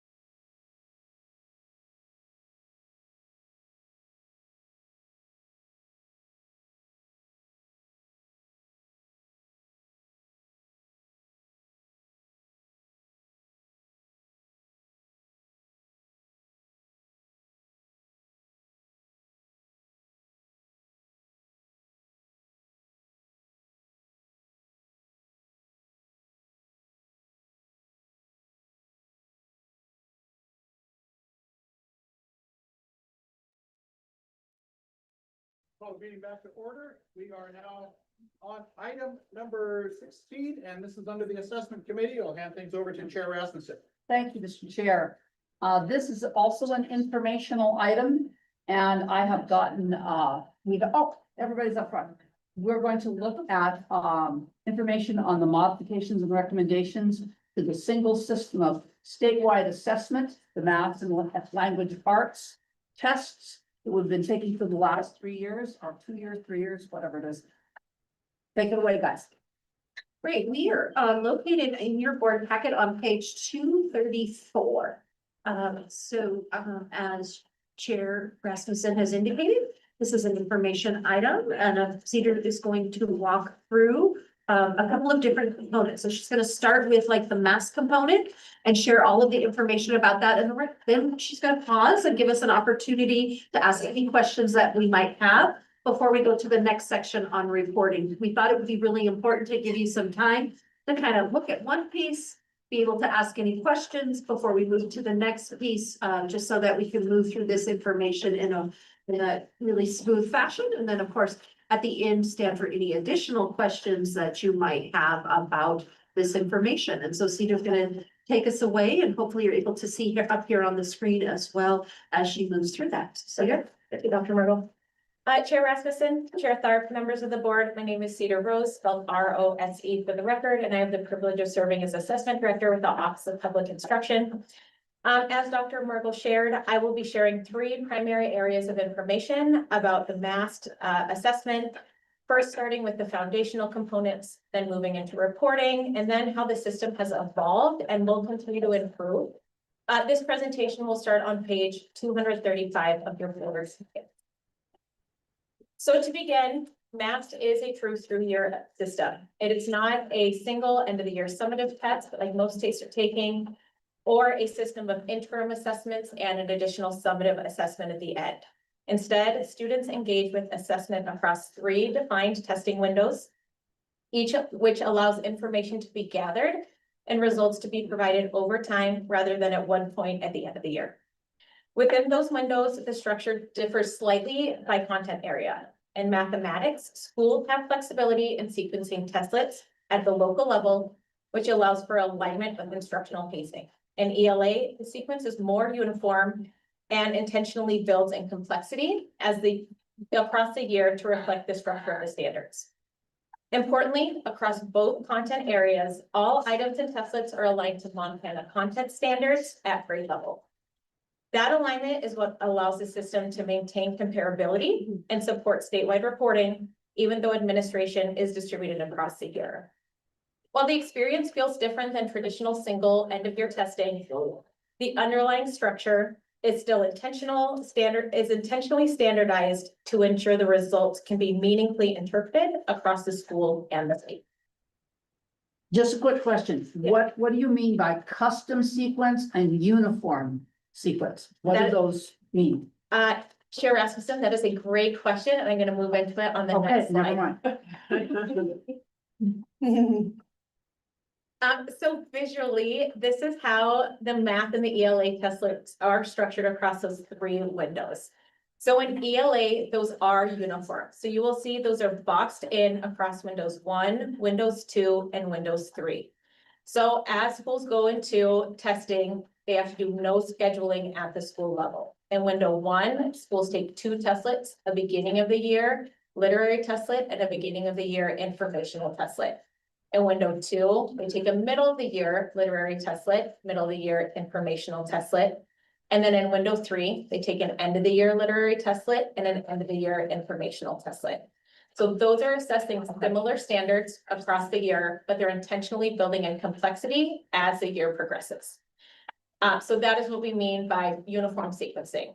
All of those standards are going to be similar across the state, uniform testlets. So no scheduling that needs to be done at the local level. You'll also notice that performance task for ELA in window 2.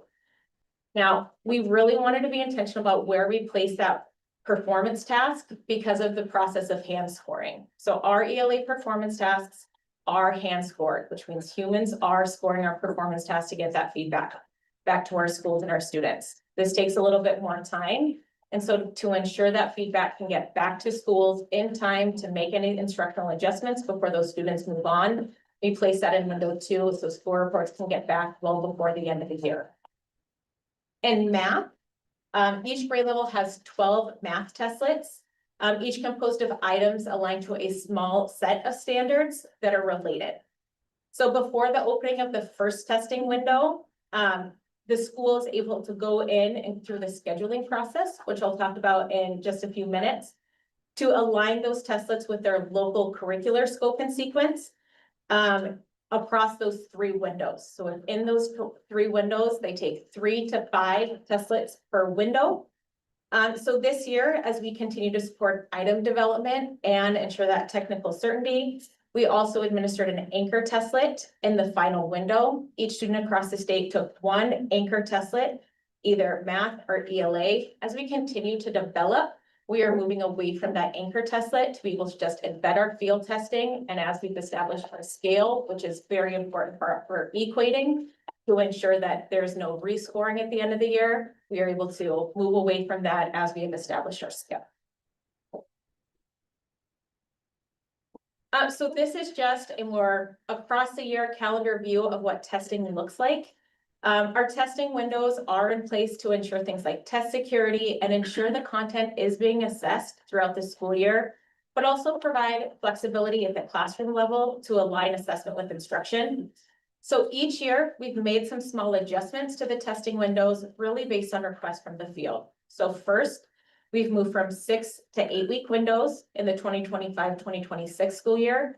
And then as I talked about in the superintendent update, this upcoming year, we're making an adjustment to window 1 to begin a week later to allow testing to start on a full school week for all of our students. And then also allow testing to go a week further into December. So looking at the distribution of our testlets, the highest number of testlets a student would have to take within a window is 8. And I think some of you have had the opportunity to go in and do scheduling, but if not, this is what a view of what our scheduling looks like. So school and district testing coordinators go into this scheduling tool annually. This is also the same interface that is used for our interactive reporting, which I'll talk about in a little bit. So they see this annually as they're able to adjust their math schedules as they go into the administration year. So schools can either start one of 2 ways. They can either select the curriculum that they're using and use a pre-mapped scheduling. They will already have suggested, this is what you should schedule in window 1, window 2, or in window 3. Or they can completely customize their schedules starting from scratch and select each testlet and place it in window 1, window 2, or window 3 to really align with what is being taught throughout the year. So, Cedar, so is that why you said the maximum number could be 8? Because like when I look at this, it looks to me like there's only 4 testlets per window. So why would there be a maximum of up to 8? Is that because the district's personalizing it based off the tracking their curriculum for teaching? Chair Rasmussen, and then Vice Chair Slinger. So the highest number of math testlets that you can take within a window is 5. And then in addition, the highest number of ELA testlets you can take is 3. Combined, the highest number of testlets. Yeah. Yeah, so the highest number allowable for math is that 5. So some schools do go 3, 4, 5, some go 4, 4, 4. It just depends on what best aligns. Yep. Okay. And then the nice thing about this is as we continue to use the scheduler tool, those schedules roll over. So it's not starting from scratch every year. Schools are able to go in, make adjustments. And really from our end, the work that we do is ensuring that our district testing coordinators or our school testing coordinators have gone in and done that double check to ensure there is that alignment. So every year we will continue to open that tool in August, give that training, continue to work on the alignment, which we worked a lot more with our teachers and our testing coordinators. And then we close that in September prior to the administration year. I just want to touch briefly on item development because our items do go through a very rigorous process to ensure items are aligned to our state content standards, but also that they're accessible and that they function properly. And this all happens before they are operationally scored. Because MAST is unique to Montana, Montana educators are involved in numerous points throughout this item development process. And you can see on the visual, those areas are denoted by a star. So the areas where we are able to include Montana educators are where we go into passage review, content bias and sensitivity review on our items, ELA performance task range findings. So that's where we set the scoring parameters for ELA performance task. And then after items are field tested, educators are able to see the data review on those and ensure that if any items are functioning differently, they are really able to dig in and see why those items are functioning not as we see, and if they go on to operational, or if those items do need to be revised or just thrown out before they go operational. So we have a very large bank of educators who have helped support mass development, and we continuously are able to build on that bank and pull in educators a lot of different times throughout the year. And we do a lot of recruitment to continue having educators involved in the mass development process. And then another really unique characteristic of MAST is the integration of EFA through our ELA item development. So we are able to incorporate Montana Indigenous, American Indian, and Alaska Native perspectives. So we are able to do this with both standalone items, including vocabulary items and syntax items, as well as passages that we're able to use. And these are both used in reading comprehension items, as well as our ELA performance tasks. So currently, the distribution of these items varies by grade level and within window, but our ultimate goal is to have representation of these items within each grade level and within each window. So we are working to develop those items to reach that goal. And then I do want to provide some data around testing time. First, I want to start with some testing time data from this year and then go into complete testing time from the 24-25 school year. So testing time, we're first going to look at ELA data. I'm able to provide all of the data for all of the grades up until what we've taken this year for window 2. So this data is from window 1 and window 2 for ELA, including beginning of the year and middle of the year testlets, including the ELA performance test. So up until window 2, students have taken 5 testlets. So each section of this graph is going to be one separate grade level. So you can see ELA 3, BOI, INF, that's an informational task for beginning of the year, ELA grade 3. And then those different X's are the different percentile of times. So blue X's is the 50th percentile of test taking. Orange is the 80th percentile. That's pretty much the industry standard for reporting testing time. And then that gray is the 90th percentile of test takers. Cedar, we did notice that it says 8th percentile, but we assumed that you meant It's 80th percentile, yeah. I was like, that's a weird choice to put on there. I know. Okay. So for all ELA testlets administered in the year, all testlets at the 90th percentile were completed under 40 minutes, with the majority of testlets completed under that 30-minute mark.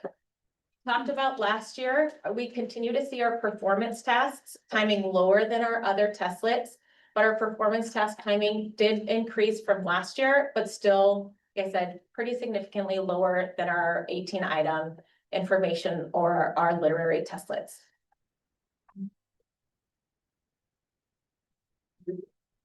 On the next slide, moving into math, same setup for this, but I did only pull one grade level. So good thing about math is we can monitor performance across all of the items in math throughout the year. It is really interesting looking at administration patterns for math testlets because schools schedule them out. We're really able to see which content's being taught across the state. And we continuously see pretty much all testlets are administered across every window within the state. So there's a lot of variability in how testlets are being administered. So I specifically pulled the grade 4 math testlet timing because grade 4 is our highest test timing grade. It has been last year and it continues to be this year. And it has a testlet with the highest test timing as well. And that is a multi-digit division testlet. And if you've ever taught 4th grade, long division is one of those very tedious tasks and it just takes longer for our students to accomplish. So even for 4th grade, which has the highest testing time out of all of our grades, Testing time ranges from about 15 minutes at our 50th percentile to 38 minutes for our 90th percentile, and that's the highest testing time test that we have across all of our grades. But with the majority of testlets taking 30 minutes at the 90th percentile, under 25 minutes at the 80th percentile, and under 15 minutes for the 50th percentile. And then continuing on to the next slide, this is the full data set for the 24-25 school year. So this is looking at complete administration across our first operational year. And so what we wanted to do is we wanted to look at the 80th percentile. This is typically what we look at when we look at any of our assessment programs to see typical testing time. And we combined all of the ELA testlets, all of the math testlets, so you could really see if we were just looking at a summative program similarly, what it would look like. So across all of our grade levels, total testing time at the 80th percentile ranges from 2.3 to 3.1 hours for ELA and 3.1 to 3.9 hours for math.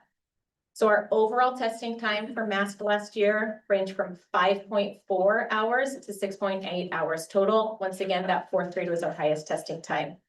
So we wanted to put this in context of a typical school year for students. So for third grade, 720-hour school year, testing time for math is about 0.8% of a school year. And in fourth grade, a 1,080-hour school year, testing time is about 0.6% of a school year. This is, we will continue to monitor this to see if there are any changes in testing time once we get our summative data after testing window 3. Two quick things before we move on to reporting. I do want to touch on technical quality documentation and requirements.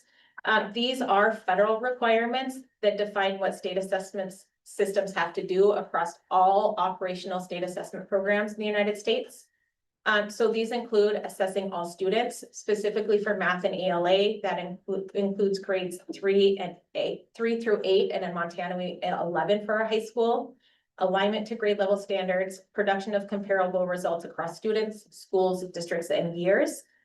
And the results of those assessments must be reported publicly. State assessment results are used in accountability, and as required by the waiver that Montana was granted by the U.S. Department of Education in August of 2023, math results were included in accountability starting in the 2024-2025 school year.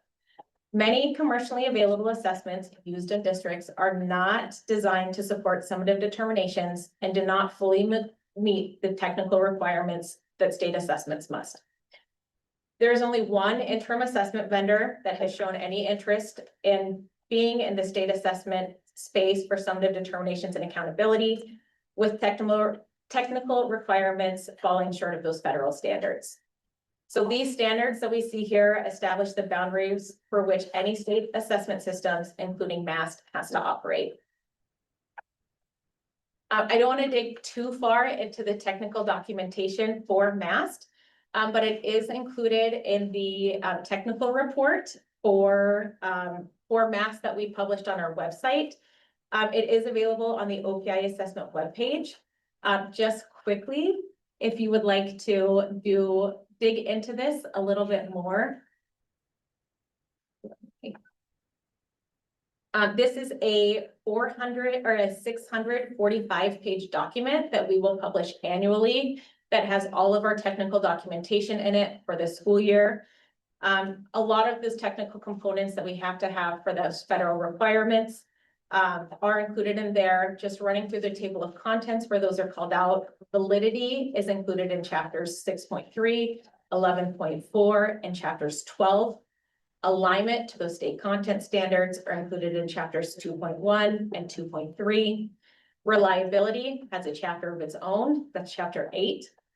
Fairness and accessibility, including the accommodations that we use, chapters 2.2 and then chapter 4. And then comparability is mentioned in a lot of different chapters, chapters 2, chapters 3, chapter 6, chapter 8, and then chapter 11.4. So if you have some extra time on your hands, digging into that technical report, there's a lot of information, and we will continue to update that document annually as we get that additional statistical information for the operational year. So what do you mean by comparability? So comparability is being able to compare student to student, so making sure that the tests that they are taking, that the scores that we are producing, that if a student is proficient and another student is proficient, that proficiency means the same thing across students.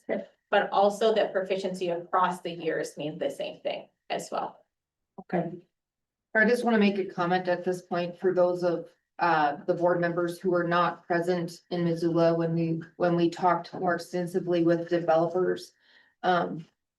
Validity is in the works, so validity takes time to establish. This is not something that we've currently established. So it is one of the measures of a functional assessment, but out of the box, it can't exist. And so it takes time to develop, to establish validity. I'm not clear on how much time it takes, but longer than we've been administering it. So that's in the works. The rest have already been established. And then Chair Rasmussen and Member Neeskens, if I can add to that, the validity chapter in the technical report, I think does a really good job outlining it. It really calls out the validity arguments. So the things that we are really trying to establish through MAST. So the things that we are trying to say MAST can do, it really clearly outlines the data points we have to support that, and also the places we are continuing to gather data to support those validity arguments. So we have been very transparent about where we need to continuously collect data. A lot of those things we talk about, student surveys, performance data, the work we do with our teachers. So I think that's a great point. Thank you for that, Member Neeskens. We will continuously develop that validity argument. You're just very still new in this process, but establishing that validity argument will continue. Just another observation, if we can go back to the testing availability page. One of the things, having been a superintendent and listened to math teachers. One of the things that they all say is those kids come back and they've forgotten everything that they learned last year. So the first however many weeks of school is spent reviewing, not learning the material. So was there any thought to starting the first test window a little bit later to give teachers actual time to teach content that year rather than just go through their, I've heard anywhere from 3 to 6 week review process before they, and whether that's good or whether that's bad is immaterial. That's what I've heard. So was there any time given to or considered from you guys or from teachers or proposed by teachers to starting that first window a little bit later?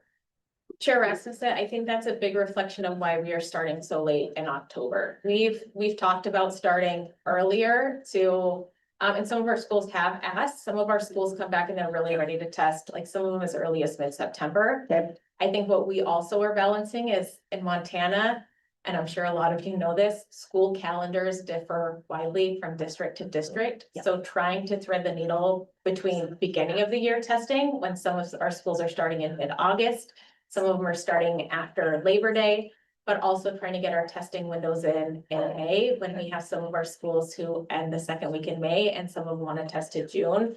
So we really talked about, I remember at Summer Institute, I think it was 2 years ago, talking about, we had a room full of educators and we were talking through testing windows. And I feel like we talked through one and we had, for every testing window we talked through, someone's like, that doesn't work for our district. That doesn't work for our district. And so we feel like through our small adjustments, we're really getting to that point where it is, we're trying to do the best for all of our districts. And in doing that, we're pushing back as far as we can, but also allowing for the most amount of flexibility with those 8-week windows. Thank you.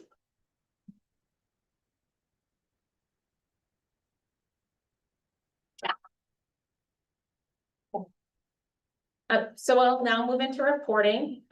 So this is how our information is reported and made available through the system.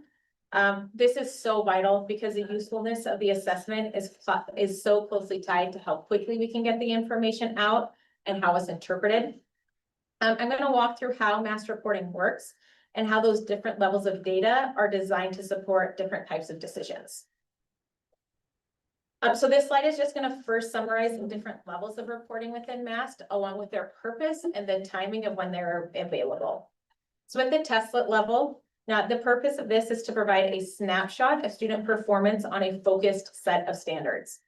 So this is the most immediate form of feedback, and it becomes available the Monday after administration through our interactive reporting, which was launched in window 3 of this school year. Progress reports then take a broader view. They reflect cumulative achievement based on tests that students have completed up to that point, and they are released after the close of window 1 and window 2. So this allows educators to see patterns emerging over time, rather just on individual testlets. So between testlet and progress reports, MAS provides 21 reports at the student level that are not available within a typical summative assessment program. So that's 12 math testlets, 7 ELA testlet reports, and then 2 progress reports that we've not been able to provide in the past through a summative testing program.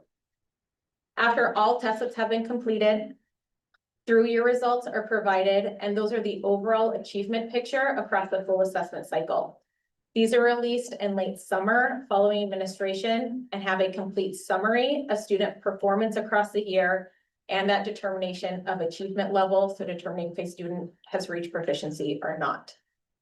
You'll notice I've also added public reporting on there because there is a gap between the time that we provide 3-year score reports to schools and to students and the time that we were able to publicly report those scores out.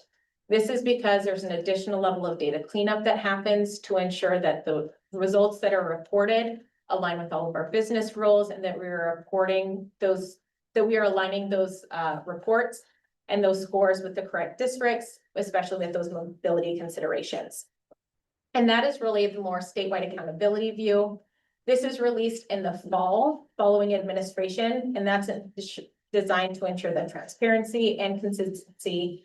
And those are when they are released to the board and to the public, and when I get to come present to you in the fall. So the key point in this is that every level is serving a different purpose and operates on a different timeline, but they're all built with that same underlying assessment system and are meant to be used together rather than in isolation. So a major improvement that we were asked for and that we were able to work with our vendor with and with our field with was the availability of interactive reporting in window 3 of this year. So up until this point, the way that score reports were accessed was within our Kite platform, and they were all PDF. So educators would have to go in, download individual reports. But in window 3, so in late March, we were able to move to an interactive reported site. So through interactive reporting, results are also available the Monday after testing instead of the Thursday after testing, so 3 days sooner.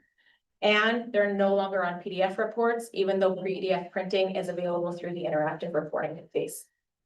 Interactive reporting is available to teacher, building level, and district level users, and this is also on the same interface as the scheduling. Interactive reporting allows navigation between reporting levels as well, so you can move from student to classroom to school to district level without having to download different reports. So this is what a classroom level interface would look like to begin with. You click into your classroom, you can see which testlets have been taken, very high level. So this would be 7th grade ELA. You can see which testlets have been taken, and then a high level distribution of where those students have fallen so far. And then you can directly click into each one of those or into that testlet. And you can sort now those students based on a few different things. So you can sort them by performance level for both math and ELA. And then in math, you can also sort your students and which misconceptions they have demonstrated. So you can now do this to help support some of those instructional decisions, see where some students may need some additional support, be able to group students quicker. And then also you can click directly into student reports to get that more granular level data to see that item level information in that student report, all within clicking, not having to download reports. Yes. The first column says student, right? Yep. It says testlet. And the second column says total students. What does the third column say? Chair Rasmussen, are you looking at students? I'm looking at the classroom results. Oh, I can't read it. That says testlet. Performance distribution. Okay, I couldn't read it. Okay. Okay. All right, what does that mean? Let's take the bottom one, grade 7 math, VOY. Yep. There were 3 students. What's the test? Performance distribution, what does that mean? It went from the yellow line through the green line? Yeah. Okay. Chair Rasmussen, so on our Tesla performance, we have 3 different levels of performance. So below, at, right of, or near proficiency, and then above proficiency. Right. So because we are reporting on a smaller level of items, we are really having an indication of, do your students need high level support? Are they on track to be around proficiency? Are they above it? And so you will notice for that distribution, you have, and this is a very small number of students. And so if, say, taking that middle of the year, you have 1 student that was below, so a level 1. You have 1 student that was a level 2 and 1 student that was a level 3. And so you can see how that has changed from beginning of the year to the middle of the year to the end of the year on that. Okay, I just couldn't read it.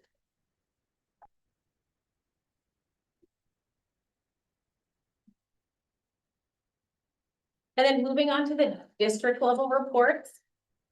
So this also allows a district or a school level user to be able to see all the testlets within one screen again, without having to go between PDF report to PDF report to PDF report. So for this district level view, you can see all of the 3rd grade testlet reports, all of the 4th grade testlet reports within one view. So you can start to see more higher level trends. And then from there, you can click directly into those testlets. You can see if you're in a bigger district, how different schools are performing. You can see how different grade levels are performing across ELA, across different testlets. And those are made available throughout the year instead of end of the year as we've done in previous years.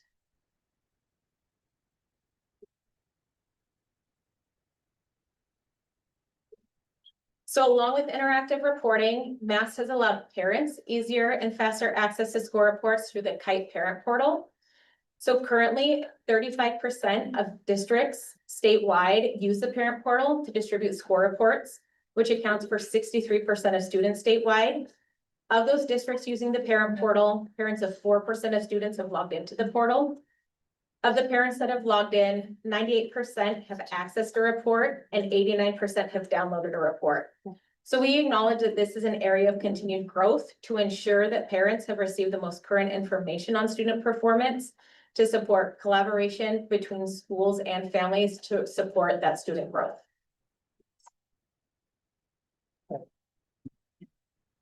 And then finally wrapping up at that summative view of things. So the MAS system fulfills reporting requirements through the Montana Educator Established Cut Scores. These cut scores were established by using the 2024-2025 administration data through the standard setting that was conducted in Bozeman by New Meridian and was independently observed by Will Laurier at the Center for Assessment. And that report, his independent report, is available on the OPI website. And then as I was able to present in the November 2025 Board of Public Education meeting, MAS proficiency rates from the 2024-2025 school year were 43.1% in math and 36.9% in ELA. While we have communicated that this does establish a new baseline for tracking statewide proficiency trends moving forward, the proficiency rates of last year's MAS results were similar to Smarter Balance rates from previous years. Before I move on to the evolution and improvements of the MAS system, I'll pause here for any questions about reporting. So one question that I hear consistently from other administrators is kind of in regard to what you just said, which is if the results are consistent with SBAC, why did we get rid of SBAC? So I guess how would you explain why we moved away from SBAC? Similar results. Yeah. Chair Rasmussen, Chair Nuisance, do you want to talk on that one first or? Is that okay if I share kind of my thoughts? So I would like to hear your perspective from the national stage on this, and kind of where we're moving on that cedar, but I guess my biggest takeaway is that we have data that we can use to drive instruction now. And the timing of the tests is slightly longer if you combine all the tests. So I did ask for that to occur. So it's an average of about 6 hours total. If you put all the testlets together, and SBAC was bet over 4 hours. So about the same amount of testing time over the year. However, we could, as an educator and an administrator, I could never do anything with the results. So it's all just to meet the federal requirement. But now we have educators that are using this data to make data-driven decisions. We have schools that have been able to work with the score reports to no longer have to have other assessments that they're locally paying for. So I think those are some of the biggest components for me. Another huge one for me is the parents' access to the score reports, parents knowing how their students are doing on the statewide standards. And I think that one of the biggest concerns I heard from the field was like, this is new. Now we have to explain these results more often to parents, which can be hard, right? And some of the vocabulary on the reports was confusing or leading to those conversations not being as positive, maybe as you would like them to be, because it's not, is your student on target to be proficient in these standards at the end of 3rd grade? Like, this is where they're at now, but we're working towards here. So that's why I think that feedback was really important. So we can update those reports, and we've got a lot of ideas for how to make them better for next year, so they can really be utilized. So we don't have that many schools or that many parents using that parent portal right now, but I'm hoping in the future that it really will work, because a lot of the parents I've heard from said, oh my gosh, it was, this is right on. My student is struggling with the denominator, like the standard says in the misunderstandings. And so it's been exciting for me to, as an educator and someone who used to just give the test and also, see everyone basically have that week of doom of testing, not have that anymore, and have something that they can actually utilize. Like I've said before, I think we have, a lot of room for improvement, and we're working through it. And I wish the rollout, could have been different, but I think we're on the right track now, and providing the professional development and getting the feedback and input for updates. So I think that that's the most important thing about moving away from SBAC, is that we can actually utilize it to make data-driven decisions and improve student outcomes. So, and it will connect to the data modernization system to help populate the MTSS modules for students that need support in specific areas, like if it is in that math content standard area of fractions. So that's the hope, that all of that will come together in alignment to support student outcomes. Do you want to talk a little bit about the national side of why we would choose a through-year model versus SBAC? Yeah, I actually thought that I was gonna be able to take the classroom perspective, so we'll switch things that I did. So I think one of the big things that we've seen signaled from the national level is, first and foremost, 3-year assessments have been available to us through ESSA when it was reauthorized. So it is something that has been available. I think that no state have really had the opportunity, or in all honesty, the environment to be able to take it on. I think Montana saw that opportunity and moved forward with it. And with the addition of CGSA funding and having that extra funding to get things started. I think we did the good thing of taking advantage of that and being able to roll that out in a way that we were able to get things out, and then being able to iterate to get it right now. As the superintendent said, we've had to change a lot of things along the way. We'll talk about some of the additional changes. But I think that signaling of the continued support from the federal level, from the Department of Education, between continuous CGSA funding, between that waiver, has really showed that they also have realized that the summative testing model has not led to improved outcomes for our students. We have been summative testing as a nation for a really long time. Things have really not changed. So I think moving to this 3-year model, as the superintendent said, it is no longer an autopsy report that students take at the end of the year, where In all honesty, I think a lot of us in the classroom have noticed that like our students are disengaged when it comes to the spring. It's something that we do. We forget about it until school reports come. Our students have moved on. We might talk about that data in a, a early out one Thursday and then put it away for the next year.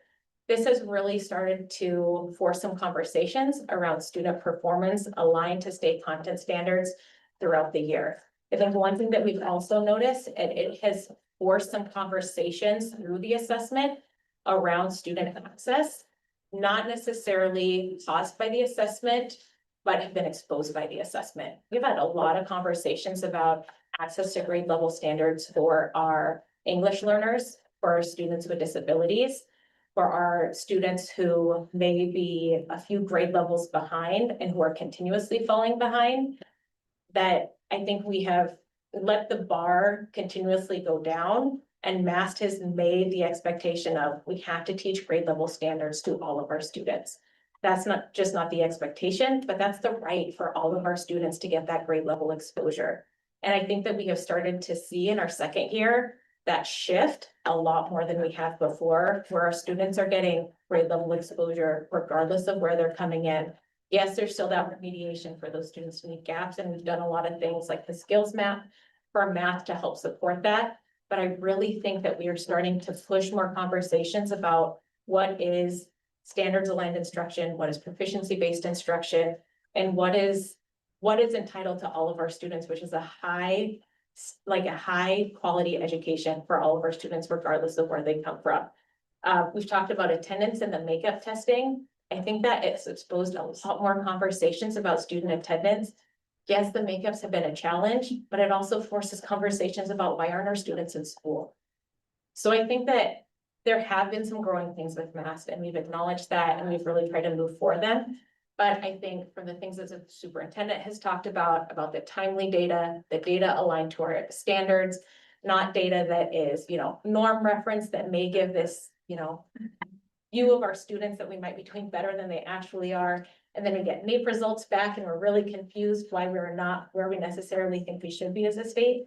I think this is all leading to a place where we can really move forward and bring instruction and assessment and curriculum and all these things together to have some really positive outcomes for our students. I just want to clarify that I understand both of your viewpoints and your answers, and I really hold the hope that people will use this to drive instruction the way that you describe. My concern in regard to that, it's not specifically for my district, who is performing actually very well on MAST, but that's not what we're seeing in the data. It's going down. In particular, it's going down in ELA. Like, since we've been using the MAST, our data is actually going downhill, which concerns me because that tells me people aren't using it effectively to drive instruction. So I guess if they were using it effectively to drive instruction, we would see an upwards trend. There was an upwards trend in math, which has now since dropped once. But I would suggest that the area where you have the most chance to inform instruction is ELA, because there are skills that are retested beginning, mid, and end.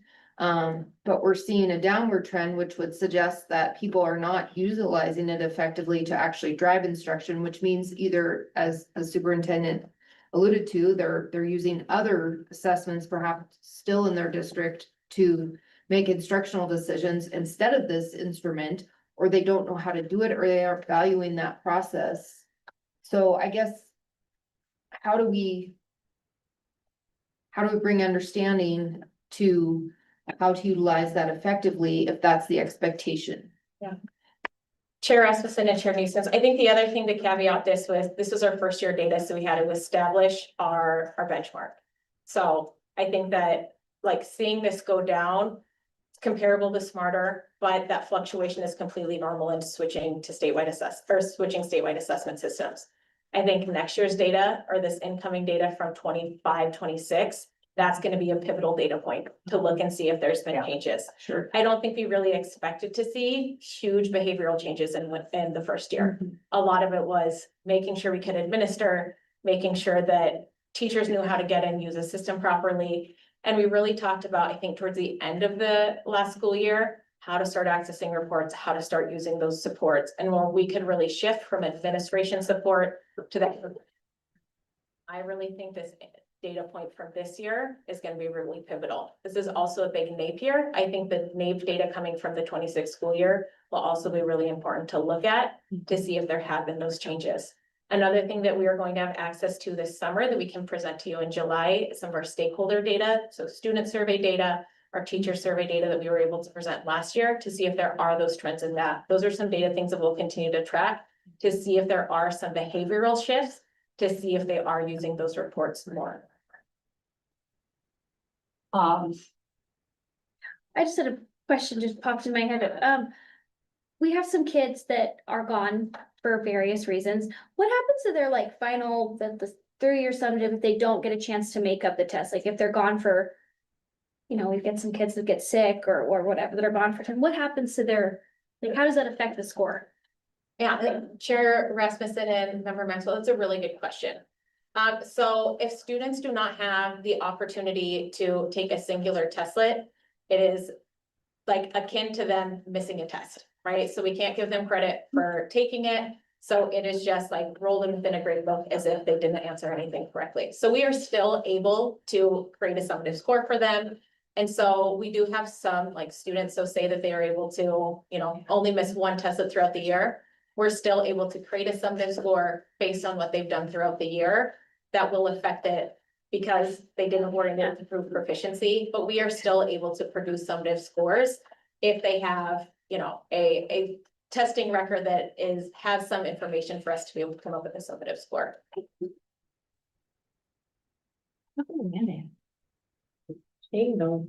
Yeah, we're really running up against time, so could we make them short? Amanda, why don't you go first? My question was just, you mentioned 35% of districts using the portal. Is there a list of those districts?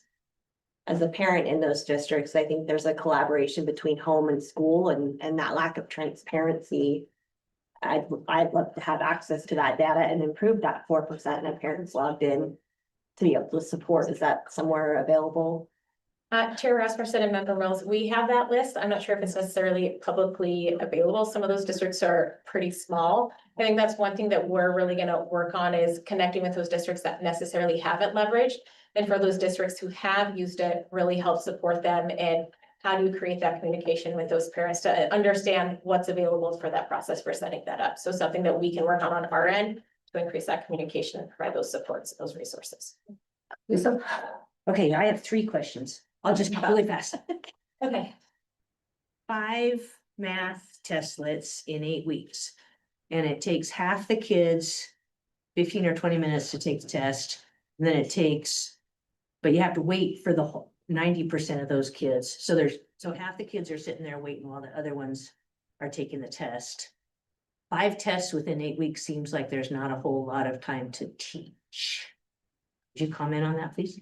Yeah, Chair Rasmussen and Member Schmidt, I think that this is something that we're continuously working on is that after kids are done, it shouldn't just be sitting. I think that's something that we've really tried to work on is trying to break that trend of that we've done for summative assessments for a long time. When a test is over, which I honestly think that testing is not necessarily a waste of time. Students engaging in grade level content, I think is a really valuable use of time, especially when we're getting data from it that we can drive our instruction. I also think that being able to support teachers and what is an activity that students can do independently that furthers their learning when students are done, that doesn't distract other students, is something that we have to continuously work out. I think it was very standard practice in summative assessments. You had a 2-hour long block. When you were done, you sat and read or you drew for an hour. That isn't necessarily what it has to look like when you have a 45-minute class period. Testing should take, 15 to 20 minutes for some of these testlets. Students can move on to other independent, quiet learning activities where students continue to test. So I think we're starting to see that shift where taking math testlets is not everyone has to do the same thing and then read. It's students can move on to other independent learning activities where other people finish, really integrating it within the same way that you would take a unit test or a chapter test. that not everything stops to math test. You take a math test and you move on to the next thing. So, yeah, so that's teacher education. Yep. Okay, I have another question. So back on page 227 of our packet, when you were talking about accreditation, regular accreditation means 15% of the kids are proficient, but so let's say in math, you've got these 12 testlets that are available throughout the year. And Superintendent Headland said, okay, we're gonna tell you that your student is on track to be proficient. How do you measure proficiency, especially in math, where you're not re-measuring things? And how does that relate to the 15% of required for accreditation? Chair Rasmussen and Member Schmidt, so the way that scoring works for math, so you almost have to take time out of the equation when you're thinking about coming up with a summative score for math. So the way that we have conducted standard setting and the way that we score is we really take those 12 testlets, those items from those 12 testlets, and we roll them into a big test, and we use that information to be able to calculate that summative score and that achievement level. So it really is the performance across the school year to be able to determine, has a student demonstrated enough knowledge to demonstrate proficiency based on the cut score that that student has demonstrated. So we score the test, the student receives a score. Our state has established what score establishes proficiency, and then is a student proficient or is a student not proficient? And then for the. So, Chair Rasmussen and Board Member Schmidt, so this chart right here, right? So if you were just looking at, in 24-25 for the orange, which is math, in our state, 36.9% of all students were proficient or advanced in mathematics. And so if you look at that accreditation, it's saying at your school, did you have more than 15% of your students proficient or advanced in math? So if you look at that, that's where our students are. The majority of our schools are going to be above 15%. But when you get back to, when you're measuring at the beginning of the year saying, oh, your student's on track to being proficient, but here's this testlet that says they're not. It's And we're last, hearing that. you use last year's scores to determine, last year's finished scores to determine next year, right? Correct. Okay, that's what you did. Okay. We're good. We're good. Okay, is there any other quick questions? Because we have exactly 7 minutes. One final Okay. note to make. I just wanted to say that I think a big part of, thank you, Chair Rasmussen and, Neeskens, Member Neeskin, I just wanted to go back to your comment and say that I think the big change is the professional development that's occurring, the collaborative that you heard about, and just getting as much of that out there as we can. I know that the team's been going on site and working with a lot of districts on utilizing the information, as well as empowering the educators and the administrators to align the testlets to the content. So I think that those are a couple of big areas that we didn't have in place when the tests, that the current scores, from the last couple of years reflect that these things hadn't occurred, and those were the big issues. So I think if we are making sure that empowering the educators to align the testlets to occur after they've taught that standard, and they have the professional development that they need to utilize the results, then I'm hoping that we will see it impact student outcomes, as well as obviously implementing many other things such as positive behavior and MTSS and all those components. So can you hit some highlights in the next section? I'm sorry to ask you. I'll talk about one final slide. Okay. I think that's what we talked about this morning. Mass has changed a lot from our first year of pilot to where we are in our second operational year. This has been driven a lot by our feedback loops. One thing that we have talked about for the last, I think, year and a half is growth. So if we look at page 263 of your packet, the rest of the improvements you can go ahead and look at: reporting, communication, training and professional learning, like the superintendent talked about, but that growth development piece. So we really wanted to be intentional about growth. We wanted to ensure that what we were rolling out, what we moved forward with, was not just technically sound, because we know that it has to be technically sound and the back has to work consistently and it has to be reported out accurately.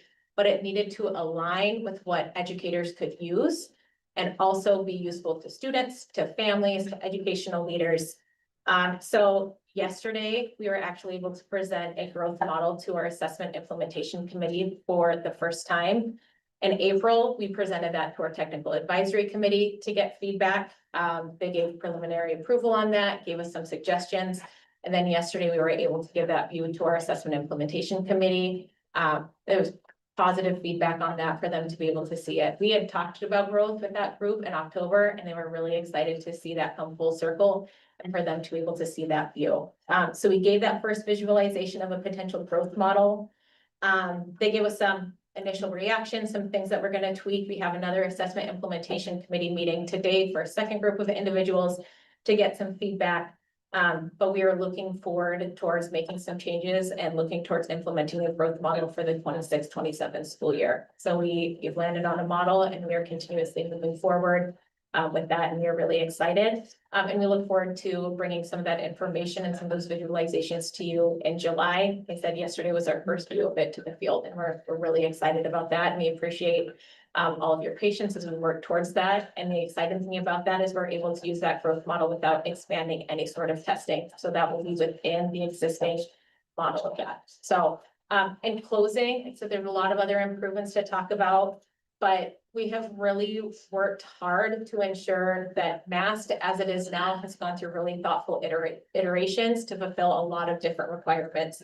First, those federal requirements, those state requirements, to get that data where we can feel comfortable reporting, we get those proficiency rates, but also get that instructional information to our educators, make it timely, and have a lot of improvements along the way. We're still working on the professional learning side, getting those additional metrics, cleaning up language on score reports, and we'll continue to refine. But we're really excited where MAST is and where we'll continue to go. So with that, I will stand for any additional questions. You have 30 seconds. Okay, for me, growth is ultra important because this is consistently the feedback that I also get from administrators, is that it's important for them and for teachers that there's some sort of growth component to this. There's an understanding that that was kind of how MAST was initially advertised, as having a growth component. Obviously, ARM also charges Board of Public Ed with approving an assessment that has a growth component that's clear in 1056-101. And then student growth is also defined in 1055-602-47. So for me, this is very, very important. And I can tell you, come July, I will be looking for coherence with that. And so anything you can push out in the interim, whether it's to the assessment committee, I do feel like, it's great that you're involving TAC. I'm not going to take away from that, but I also think bringing clarity to our board as well. Like, I feel like we should be a part of that process somehow if possible. Absolutely. We're speaking on that piece, we're happy to meet with the assessment subcommittee at any time, and share with you what we've shared with that, group of teachers as well, for you to get a first look at it. So speaking of ARM, you will notice the next 2 pages in your packet. Thank you. Just hang tight a second. Next 2 pages in your packet do have the appropriate ARM references for approving, that refer to the statewide assessment and approval. I really encourage you to read over those so you know what it is that we will be looking at. Why am I saying this? Because tomorrow there will be a vote. And the vote is not to approve MAST tomorrow, the MAST test. The vote is whether or not to put that, the motion will be whether or not we place that on the agenda in July to be voted on, to be either approved, not approved, or die for lack of a motion. Okay, so that's what we're doing tomorrow, is making that motion to put it on the July agenda. Okay. So just really quick, and the statewide assessment is the primary purpose of the assessment is to serve learning and inform educational policy. That's point 2. There's some caveats. unless the Board of Public Education has approved the assessment, no recommended modifications are effective and no accredited schools may even implement the recommended modifications. In other words, if we do not approve this assessment, schools cannot, not only may not, they cannot use it. So this is a heavy lift that we have in July, and we've had lots of great conversations today. Thank you for going slower. I'm sorry you got some time on, that's my fault. Before I turn this back over to you, is there anything that I missed that I really should say? Don't think so. Mr. Chair, Right. Thank you. we're up against one. All right, this time, we are going to end in recess, Matal. Evaluation, item 17, we will postpone to tomorrow and we'll find a way to fit it in tomorrow.